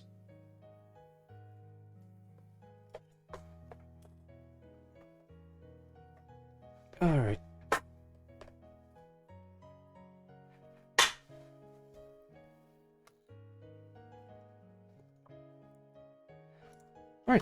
Alright, I stretched. That was also for free.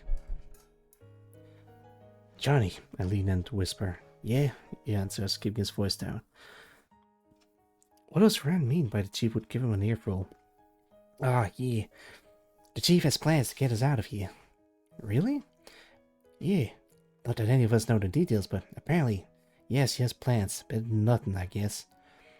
A way out of this 600-meter deep hole, from what I have seen of the edge of the abyss, it's just a sheer cliff face all the way up. But wait, if some guy got down here... Hey, how exactly did that guy who founded Haven get down here? And does he have a name? It was a man named Blaine who was damned, but he arrived with nothing changed about his body, meaning he arrived in a place called the Gateway, the safest place for someone like us to end up. He was lucky. So lucky he was that he amassed considerable wealth for himself. One day, he heard of the abyss and the fate of the sorry souls that inhabit it. He decided to make a difference. He gathered everything he could think of. Tools, building materials, furniture, weapons, food, and books. He built a crane on the edge of the cliffs above to bring supplies down to the abyss, Ren answers. He's certainly told this story before. But if this guy Blaine built a crane, then what happened to the crane? Thought you picked up on that. For 2 weeks, supplies were brought up and down, and Haven began to be built, as an outpost of sorts to link the rest of the world with the abyss. During that time, a few of the damned down here were found and either escaped or settled in Haven as its first inhabitants. Then, the crane went up and never came down. They were abandoned? Could be. Sabotaged, betrayed, forgotten, who knows? Ren shrugs. Could be still up there. Far as I know, nothing from it ever fell down here. So there's a chance that if I built the strength, experience, and courage, I could fly up and up and out of the abyss, finding the crane and lowered it back down and reopen the link between the abyss and the wider world. That for the first time in 100 years, people could... Wait, no. If it's been 100 years that the crane has still survived, someone's definitely not working. You picked up on why I brought you... Wait, hang on. You picked up on why I brought you along now, didn't you? Rand says, seeming to read my thoughts. You're putting a lot of faith in me. You haven't let me down yet. Rand glances back at me. I can't see the lower part of his face past the fur of the pelt drape across his shoulders, but I can't tell he's smiling. I appreciate his his vote of confidence, but he's still asking a lot of me. We continued on following the accurately named Seeping Wound stream as it drove its way amongst the trees for another hour in mostly silence. Although the sled wasn't heavy, the slight uphill slope and slick mud between posed the constant risk of the sled sliding back downhill if we slacked off too much while pulling it. As from the dark red of the iron-rich water running alongside us, everything on the ground is just brown. Dark brown mud and dark brown tree trunks bursting from the ground. There's no undergrowth and no vegetation beside the trees themselves. Unlike the leering trees close to the haven whose trunks twisted and snaked up to the sky, these trees stand tall, straight, and utterly featureless. Their leaves, from what I can see, resemble the needles of a pine tree. Only their leaves are as brown as the mud coating the ground. The only thing breaking their illusion as ordinary pine trees is that I haven't seen a single pine cone, neither in the trees nor on the ground. Halt, Rand says, drawing my attention away from the strange floor of the abyss back to him. He looks around for a moment, then turns to face us. We're halfway there, Einar. We're halfway there. Einar, Han, you're on sled duty. We're halfway already? Oh, didn't feel that long. Han and Einar move up from behind the sled, with Einar taking Johnny's position, giving me a glare, while Han takes the ropes from me. Huh, lighter than it looks, Han comments as he takes up the rope. Yeah, have fun, you two, Johnny says, as the two of us move around behind the sled in front of Arsek and Arcia. We've made good time. We'll get to the campsite an hour before sundown. Let's move, Ren orders, and the party sets off once again. Oh, wait. Okay, that's Johnny. Oh, am I glad I won't be pulling that thing with the blood piece on it. Can't imagine how heavy that suck could be, Johnny sighs, rubbing his upper arm. We'll be pulling it with the blood piece on it. Whoever's in the best shape after the fight, which definitely won't be me. Johnny smiles, tapping his temple with his finger. What makes you so sure of that, huh? Arsek questions from behind, raising his voice. That's a trade secret, Johnny smirks back at Arsek. What trade? You don't trade anything, Arsek shoots back. Ah, you'll get it when you're older, kid. Johnny shrugs. Older? If I'm old enough to be part of the expedition team, I'm old enough to know whatever your dumb trade secrets are, Arsek yells, to which Johnny just chuckles. He's teasing you, Arsek. Hook, line, a sinker, kid, Johnny grins. Arsek's face goes red, crossing his arms with a huff. Even Arcia giggles a little at this embarrassment. Since you lot back there are so rowdy, let's continue our lesson, Ron comments. Ugh, Arsek groans. Oh, can I ask a question? Go ahead, Rand calls back. Do any of the books mention where the dead 6 gods' bodies are, or what happened to them? No idea, he answers. Oh. Although, I did read something about that, a theory, he continues. Noticing my disappointment. That we're standing on one of the dead gods' bodies right now. The hell kind of horse shit is that, Rand? When did you start reading anyway? Been spending too much time in the chief's library? Johnny says, almost insulted by the idea that we're standing on a dead god's body. I didn't write it, just something that the gods' corpses are where as damn turn up here. Although even I noticed a problem with that, Rand says, glancing back at us. You noticed it was horseshit? Johnny Riley comments.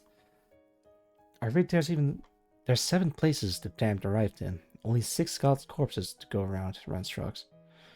If it really is the gods' corpses that bring us here, then why would there be 7 locations that the damned arrived in when only 6 gods died?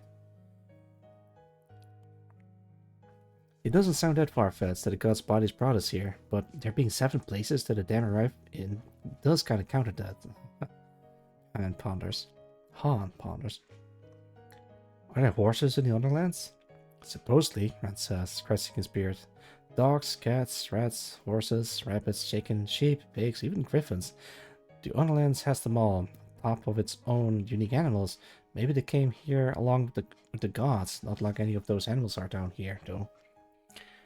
Maybe the gods brought those animals with them with the hope that one day we could live in this world like we did in our former world, Han asked thoughtfully. Oh, and what would you know of that, Mr. Songman? Were you a priest in your past life? Did the gods whisper that in your ear? Johnny pipes up. Got any better explanations? Colonial? Hans shoots back, sounding angered. Let's not start name calling, Ren sighs, diffusing the situation. Songman, huh? Actually, where's everyone from? Before we all ended up here. No one answers immediately. Ren glances back over his shoulder before turning to look ahead. Near Drakenkönig, he answers. Rashid and I are from Samarkand, the Spice Isles, if you don't know any better. Arsek grunts. Nordvelin, Einar answers dryly. The wetlands, Rob answers, almost sounding unsure about it. Song, the Heavenly Empire, Han responds. Newport, charming jewel of your Northern Empire's new wood colonies. The Songman's there just as we got there first. Johnny answers smugly. How about you, Ferris? She's from the Sofrana Republic, Han chimes in, smirking back at Johnny. Who with... Whatever. Really, Ferris? That dinky little place? Johnny asks, brushing off Han's retorts.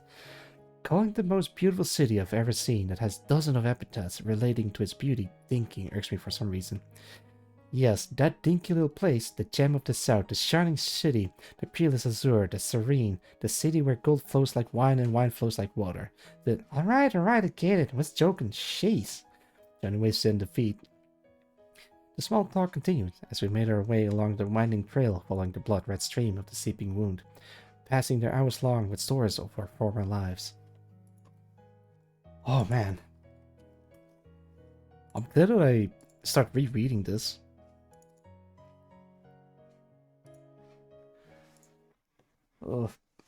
Alright, so... Hang on, let me check the time on this. 6 hours. I think it can still go on for another few hours. At least two more hours. Especially since there's 4 chapters left. So there's 14, 15, 16, and finally 17. Alright, you know what? Maybe I should take like a short break again. Because this is very draining on my voice. I think I can make like another cup of tea. Not 5 minutes. Let's give me another 8 minutes. 8 minutes seems to be like a very good time. Alright, I'm gonna take another break. I'll be right back.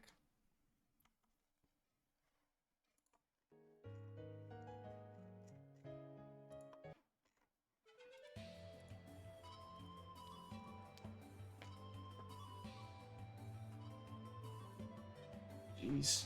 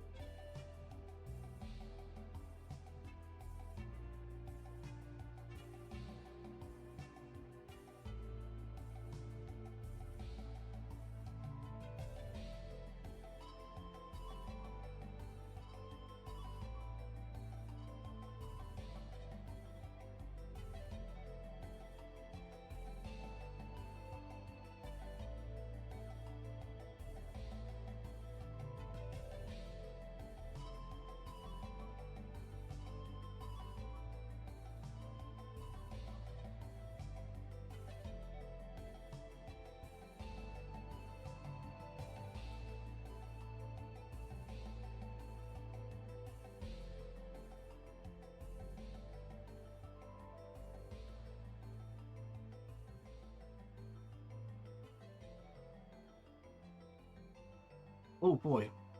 I'm here. 5 seconds for. Oh my goodness. Alright, sorry for the long wait, but I'm here. Ugh.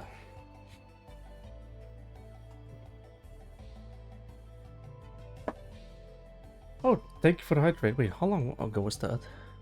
This minute. Alright. Move this and this.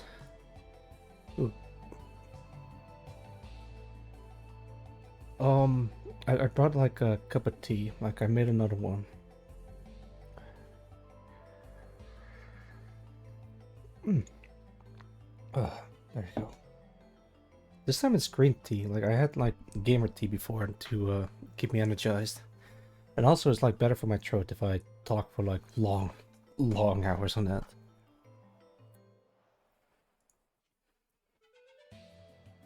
I think I can keep the song. Alright, you know what? I'll see if I can reach chapter 17 and finish it. And then I'll just end the stream. But don't worry, I'll be there all the way. We're here. Rand's voice broke up the monotonous slogging of boots through the mud that had hung as the only sound around for quite some time. Calling the seeping wound a stream is being generous. Its thick, cluggy waters flow so slowly that it produces no discernible noise of running water as it meanders down the hillside. It's a wonder anything grows at all down here. The only clean water I've seen is that which flows from the crystal fall. Any other source of water, including the rain, is some degree of red with an unpleasant metallic taste, but as they say, life finds a way. Our surroundings had changed twice as we all made our way towards the campsite. First, the tall, featureless pine trees gave way to a sparse forest of trees with coarse, charred trunks, scraggly branches growing in every direction, dark red leaves, and deep scratches and gaping wounds that ooze a glistening red sap, the color of freshly spilled blood. Johnny said that these were bloodroot trees, and assured me that the trees aren't literally bleeding. It's just that their sap looks like blood. I've heard of such trees before, but these certainly don't look out of place in the abyss. Ugh. Something in my eye. Damn it.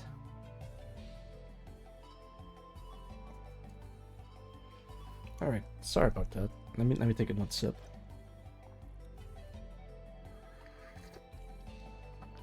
The sparse forest made up of these bloodwood trees was more unnerving, however. It was the first time I could see around for some distance and see just how eerily still this place is. Nothing moved. No critters moved through the underbrush and no wind blew amongst the trees. It didn't feel like we were being watched though. It just felt like we were the only living things for miles around. We'd only been moving through the bloodwood forest for an hour or so before it abruptly stopped. And all that lay before us was a barren stony field littered with giant grey boulders that looked eerily similar to tombstones. The stone fields. Not a word was said when we got there. We simply turned to the left and carried on, following along the edge of the stone fields for a while before heading back into the bloodwood forest. A thick, heavy fog hung like a curse over the stone fields, imposing a dreadful silence upon the land. We all had silently agreed that there was definitely something watching us out in the fog, but whatever it was, it didn't seem to follow us back into the forest. Let's do...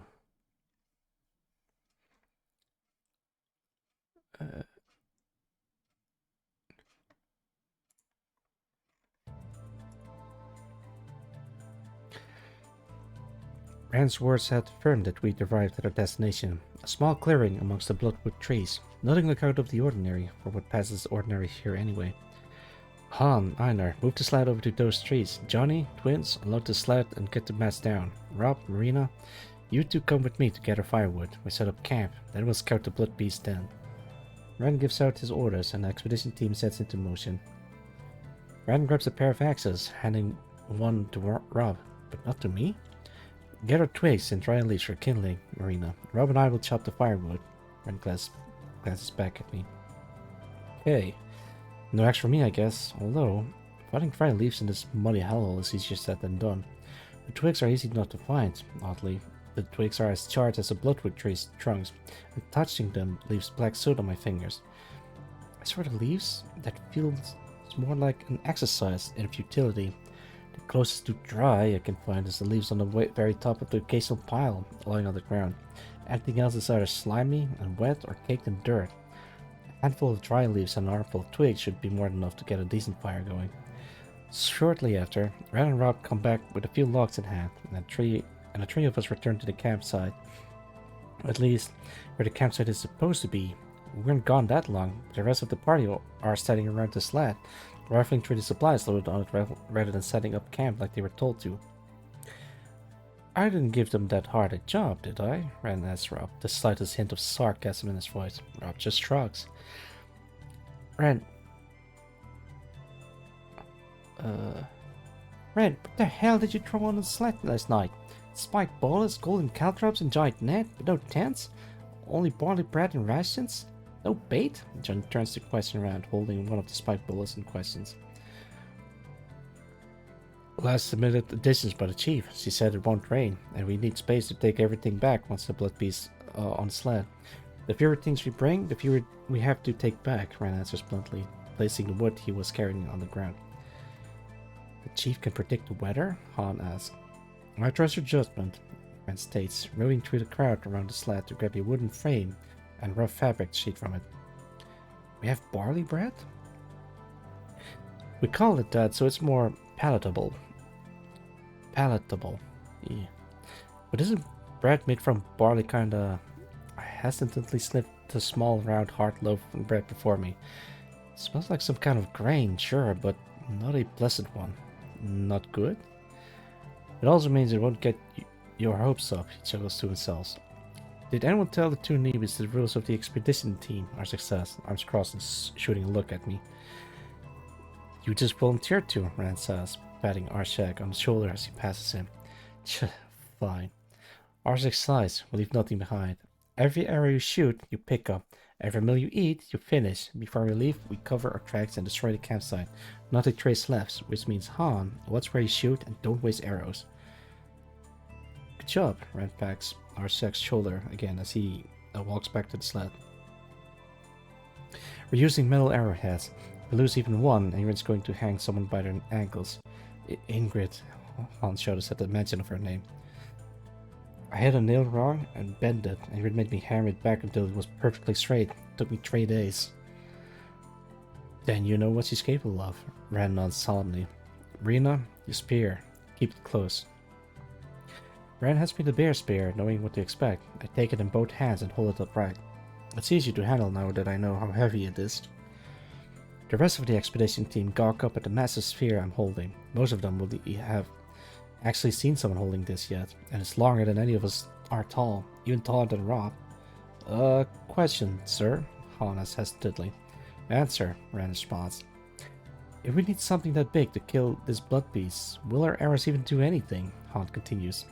It's a good question, actually. If this giant spear is what needed for the job, what will arrows do? You, along with the twins and Einar, will aim for its throat, eyes, and joints. You're there to annoy it, not kill it. John and Rob will throw balls at its legs and be ready with the nuts. I'll be in front of it, either getting my spear in its neck or down its throat. Marina jumps up on top of it, driving her spear through its neck. All goes well, it'll die on the spot. Riley rehashes the plan, each person nodding as Sarah mentioned. Drinky wink. This is a gargantuan job. Is that why someone stuck spikes on these perfectly good bowlers? Johnny asked. Is that why someone stuck spikes on these perfectly good bowlers? Johnny asked, running one around lightning. His legs are too thick to bind with bowlers. Those are to get on his joints or paws and hinder its movements, Ron answers. And these shiny golden crow's feet are the chief's handiwork, I take it. How do you even hide these? Johnny holds up one of the caltrops in question. Its clean golden edges shining in the dull light. We don't. When it goes for the bait, we throw them behind it, Red says. What, it'll just let us toss these behind it? Johnny questions, and a couple of others mutter in agreement on how this blood beast will just let us throw things behind them. I've encountered blood beasts a few times in my life. There's one thing they all have in common, Red starts. They all have a taste for human They all have they all have a taste for human flesh? Johnny cuts in sarcastically. They don't give a damn what goes on around them. The only thing that can threaten a blood piece is another blood piece. And they never move quietly. So long as it doesn't see us, it won't pay us a moment's notice, he finishes. Now I have a question, Captain. What bait? Arsec asked, peering over the contents of the sled. The only thing edible there is the barley bread. You've seen Jackhorn tracks around. You two can hunt one for us, Ren nods towards Arsec and Arshia. Hey, hunt us a couple of more. Fatten us up a bit before the puppies eats us, Johnny quips. The twins and I will find one, Arthur states in his usual blunt manner, slinging his bow over his shoulder. Can I help hunt one? Han asks, hopefully grabbing his bow. Arthur just gives him a look, and he backs down. You've never seen a live one, boy, he says, adding insult to the injury. One will do. We'd attract too much attention cooking something out there. Ren shoots down the idea of catching a few extra jackhorns for dinner before you three head off. Come with me. We'll scout the den. The rest of you get the fire going and finish setting up camp. Ren, the twins, and Einar takes their leave, heading northeast from a campsite, leaving Rob, Johnny, Han, and I to finish setting everything up by the time to get back. Well, you heard them. Let's get to it, Johnny shrugs, grabbing another wooden frame from the sled. Instead of tents, we had wooden frames with a taut fabric sheet covering one side, nailed along the sides of the frame long enough to sleep on, like a cot of sorts. Its purpose is to keep your body and most of the fabric off the ever muddy earth so you stay dry. Apparently, such a frame is needed for this part of the abyss.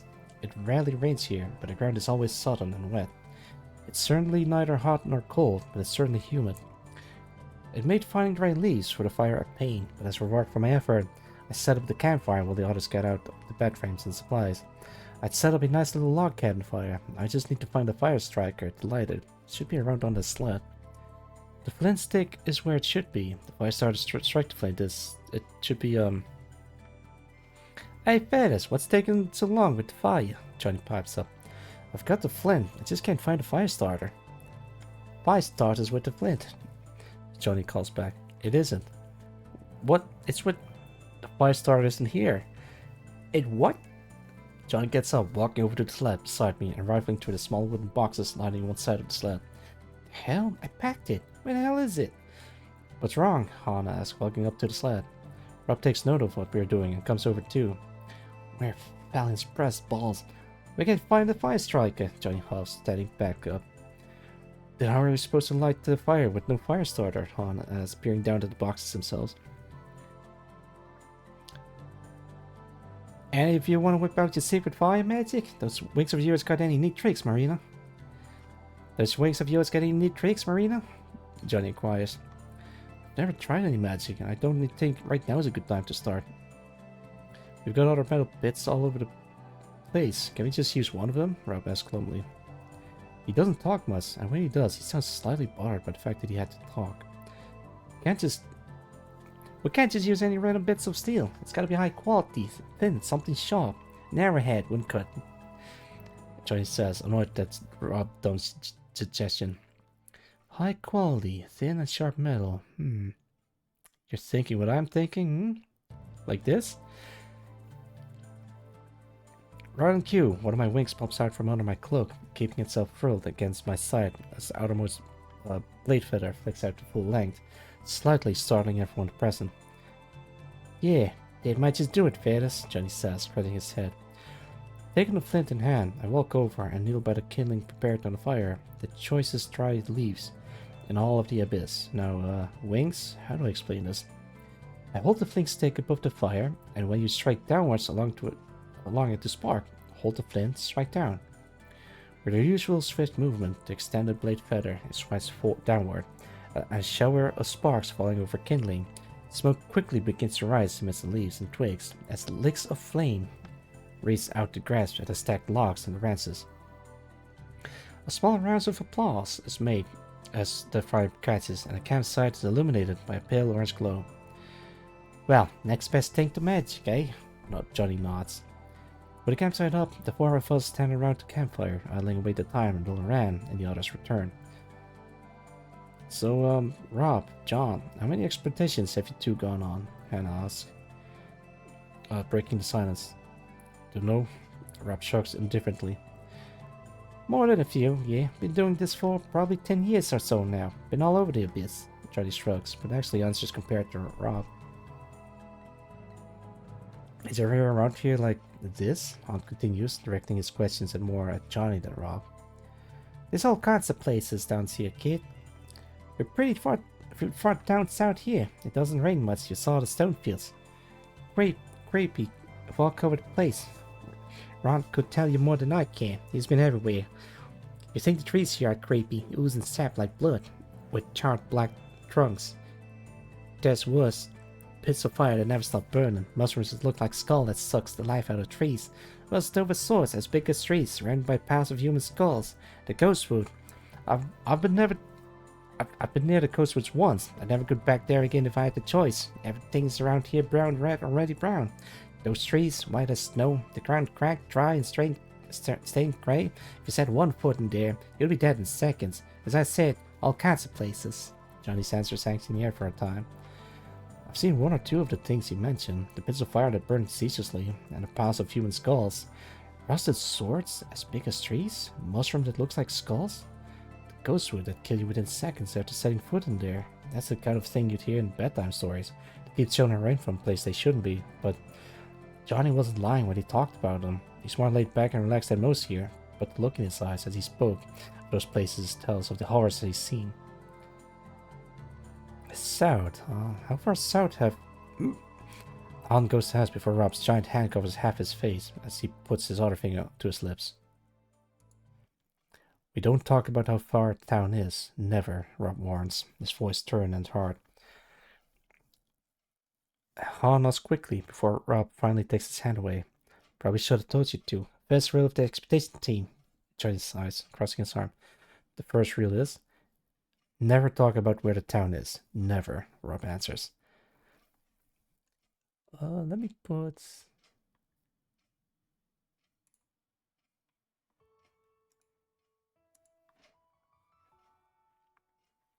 Actually, I don't think this one is fitting. I'm trying to look for a... Actually, let's try number 28. I haven't used that one.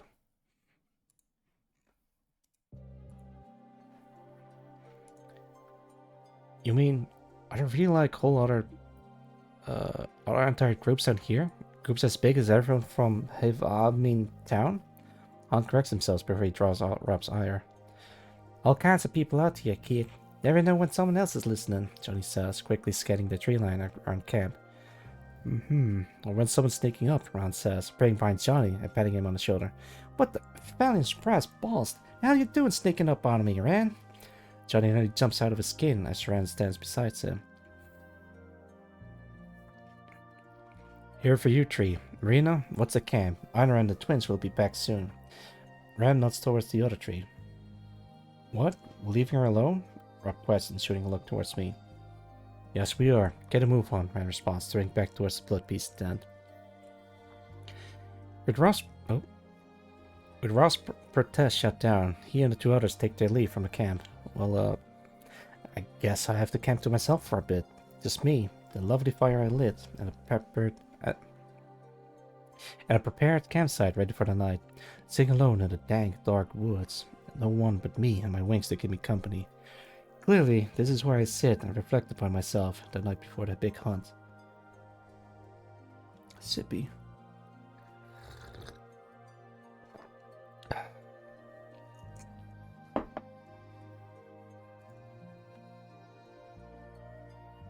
Ren didn't mention anything about the blood beast. He just told Johnny, Rob, and Han to come with him. I assume he means everything is going as planned, but it does make one wonder. Wonder what I'm supposed to do to pass the time. Practice with the sphere? Aside from getting used to its weight, my job with it is to jump and stab down. There isn't much to learn. At least I have the time to admire its weapon. My second proper weapon in the abyss. Yes, Wings, you're the first weapon. If you didn't carry so much jealousy, you might have known how to fly. Ow, knock it off already. I'm kidding. God. Speaking of, my second weapon, the bear sphere, taller than me, with a shaft of black wood as smooth and heavy as polished stone. Its spearhead is longer than my hand, sharp and wide, bound. No, nailed and fastened to the wood. Strong and secure, hopefully strong enough that I can stick it in a blood piece without it breaking. Well, it's well made, well weighted. It's a good spear. That's all I have to say on it, really. I'm not an expert on spears. It lets you poke things beyond arm's length. That's good enough for me. Still, even an amateur can appreciate solid craftsmanship. Without a second's hesitation, I hoist my spear and swing it around behind me at the shoulder level, wings spread wide and blades bared like fangs. She and Arsec have recoiled back in shock, while Einar just stares at me, just as she always does, holding a dead jackhorn by the scruff. Oh, it's you three. You notice us, girl, Einar says, very slightly raising his voice and just barely cocking an eyebrow, as if asking just how I sense their sudden presence. You know, when someone's close, like a meter, tall or less behind you, you can usually tell. Einar glances down at the ground between us. More than a couple tiles away, girl, Einar says with perhaps a hint of, I don't know how he talks. He still hasn't called me by my actual name. But Einar just shrugs slightly, walking past me into the campsite. I did sense him. I could sense two others, but mainly it was Einar's presence I felt. It felt like something shouted behind in my head. Did I hear that? Was that my imagination? Are you talking to me, Wings? The lack of a sudden voice in my head, accompanied by a brisk shake of my wings, answered that question. Okay, maybe it was my spatial awareness acting up. Einar does kind of unnerve me. Can you put the spear down now, Marina? Arsec requests, still slightly tense given I'm pointing a spear and a whole bunch of blade feathers in this direction. Right, sorry. My wings slink down to the rest close to my back and relax the spear. Did Rand leave you here alone to take the other three to scout the blood beast den? Arsec asked, looking over and sitting on his designated bat frame. He did, although he hasn't been gone long. What's the blood beast den like? You'll see, Arsec says, giving me a look as he grabs a bit of bread from his pouch. Ashia sits down quietly beside her brother, pulling out her own rations for dinner. Einar stands out by the sled, warping the dead jackhorn and some cloths before sitting by his bed, settling in for a quiet, awkward meal as Einar stares at me with the whole time he's eating. Einar's just staring at me, as he always does. Does he want something? Is he curious about something? Does he hate me? Einar? You're not eating, girl, he answers briskly. I'll eat once I get back with Bran. Einar shrugs, finally looking away from me and giving me a moment to breathe. Thank the gods. Speaking of, Einar nods his head slightly in the direction he's looking. Johnny, Han, and Rob march back into camp with Ran behind them. The three of them slumping down on their respective beds, looking some level of shocked, concerned, or outright defeated. I swear, Ran, we died. I'm haunting you for the rest of time, Johnny crumples, glaring at Ran. We'll be fine. Marina, let's go. Ran presses up Johnny's groaning, motioning for me to get up and follow him. Yeah, have fun you two. Better see if you can convince him out of this nonsense. There's no way we're getting out of this alive, Johnny yells, as I get up and turn to follow Ran back into the trees, towards the blood beast den. Sippy.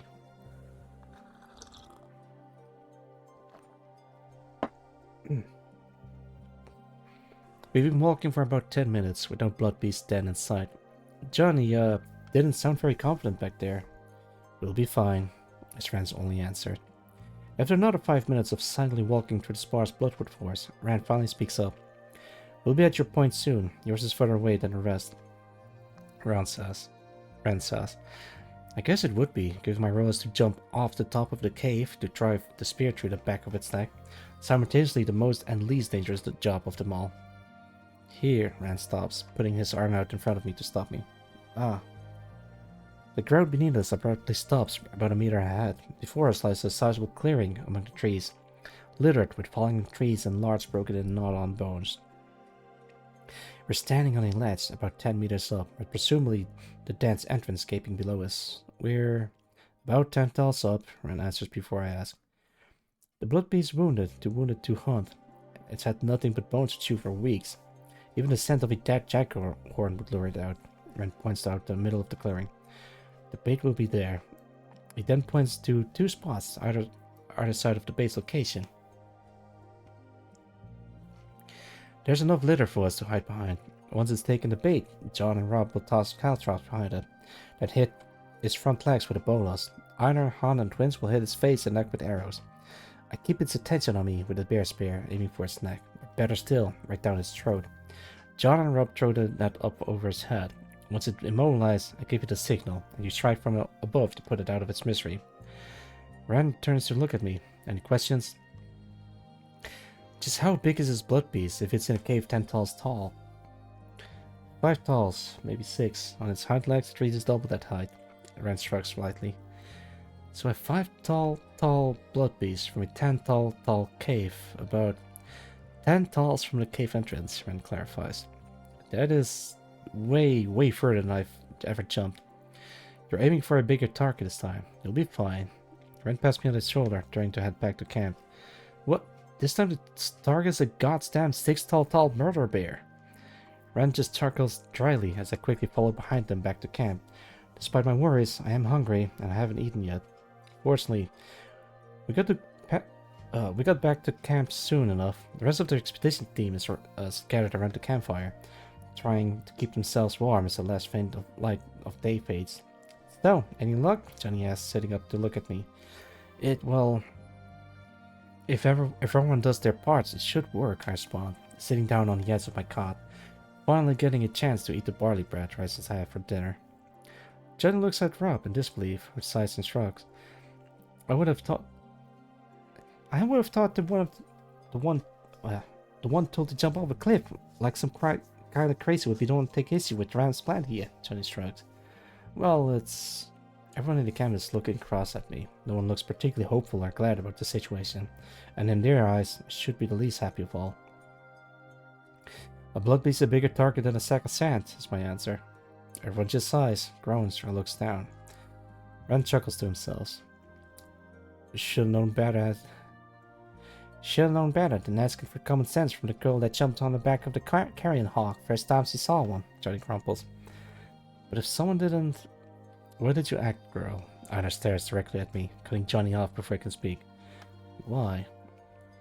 Because it was the right thing to do, is what I wanted to say. But that didn't sit right. There were plenty of guards there. Van was there. The chief was there. They lost Nate, but they had the numbers to take it down. It was already wounded and screaming, and more or less just finished it off.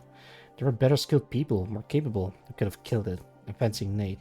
I could have got himself killed. I could have ended up like Nate, too. I knew all that then, as I know it now. But I still moved. I still acted. I still grabbed that spear, leapt through the air, and threw myself into a dangerous situation without a second thought. Maybe not even a first thought. I didn't think. I just acted. I just saw people in trouble. I knew. Somehow I could help. Thankfully it worked out. Anna grunts. Seems you understand. Right, get to sleep, the lot of you. We'll move before dawn. We set out in groups. I took you in. Arsec, Garcia, Einar, you go first. Scout the clearing. Han, Rob, John, you bring the sled up near the clearing. Marina and I will come last. Marina goes up the cave. I set the bait to draw it out. You go as planned from there. Then orders. An expedition team will half-heartedly sound off, laying down to get as much sleep as they can. Normally, the anticipation would be keeping me up all night. But half a day of dragging a sled helped me get right to sleep. Ugh. Chapter 15. I'm thinking of calling it quits for today. I know there's only like 3 chapters, but it's wearing me down very quickly. What do you guys think? I know that some of you already nodded off to sleep, which is fine. I'm starting to go to sleep too.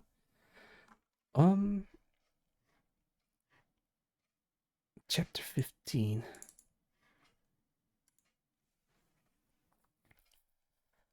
You know what? Let's calm down for a bit. It's been way too long. Ugh. So I've been streaming for almost 7 hours, and I'm slowly reaching my limit. I still have my tea, but it's running dry. Alright. Thank you everyone for joining in. I'll see if I can rate into someone with the amount of people that are still interested in getting some channel points. Let's see, let's see. Actually, I might as well just do the number. I think I vastly overestimated the hang on, which one do I? Let's do this one. Yeah. Yeah, I think I vastly overestimated the length of the novel. So, um, for you, if you're watching this till the end, I'm sorry, I stopped at chapter 15, but I couldn't go any further than this. Ugh. However, if you're interested in reading this for yourselves, I'll drop the link down below for the VOD watchers that has reached the end. Oh wow, this doesn't really. Looks good to know. Check out the name, Path to Demonhood. There we go. It should be easy to search it on Google. Alright, let's see if we can rate into some, shall we? I'll rate into...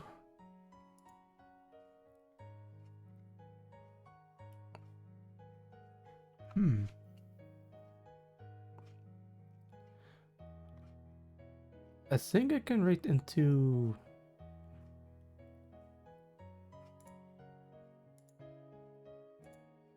Oh, no, they're still starting. Let's go to someone who has been streaming. How about... Oh yeah, I can rate into one woman corpo. I think Cadence is on. Sure. Alright, let's give a shout out to one woman corpo. They're playing Blue Archive over at twitch.tv/one woman corpo. Alright, I'm gonna finish my tea and see if I can rate into her. Let's see, start rate, search and filter.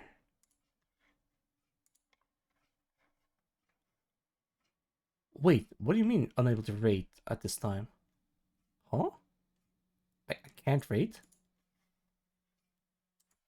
Do I try again? Oh, I can't. Wait, maybe if I refresh the page.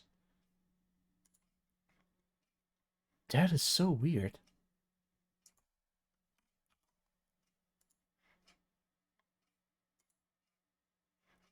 I guess we won't be rating into anyone then. Alright, thank you everyone for watching me, and until next time, bye bye.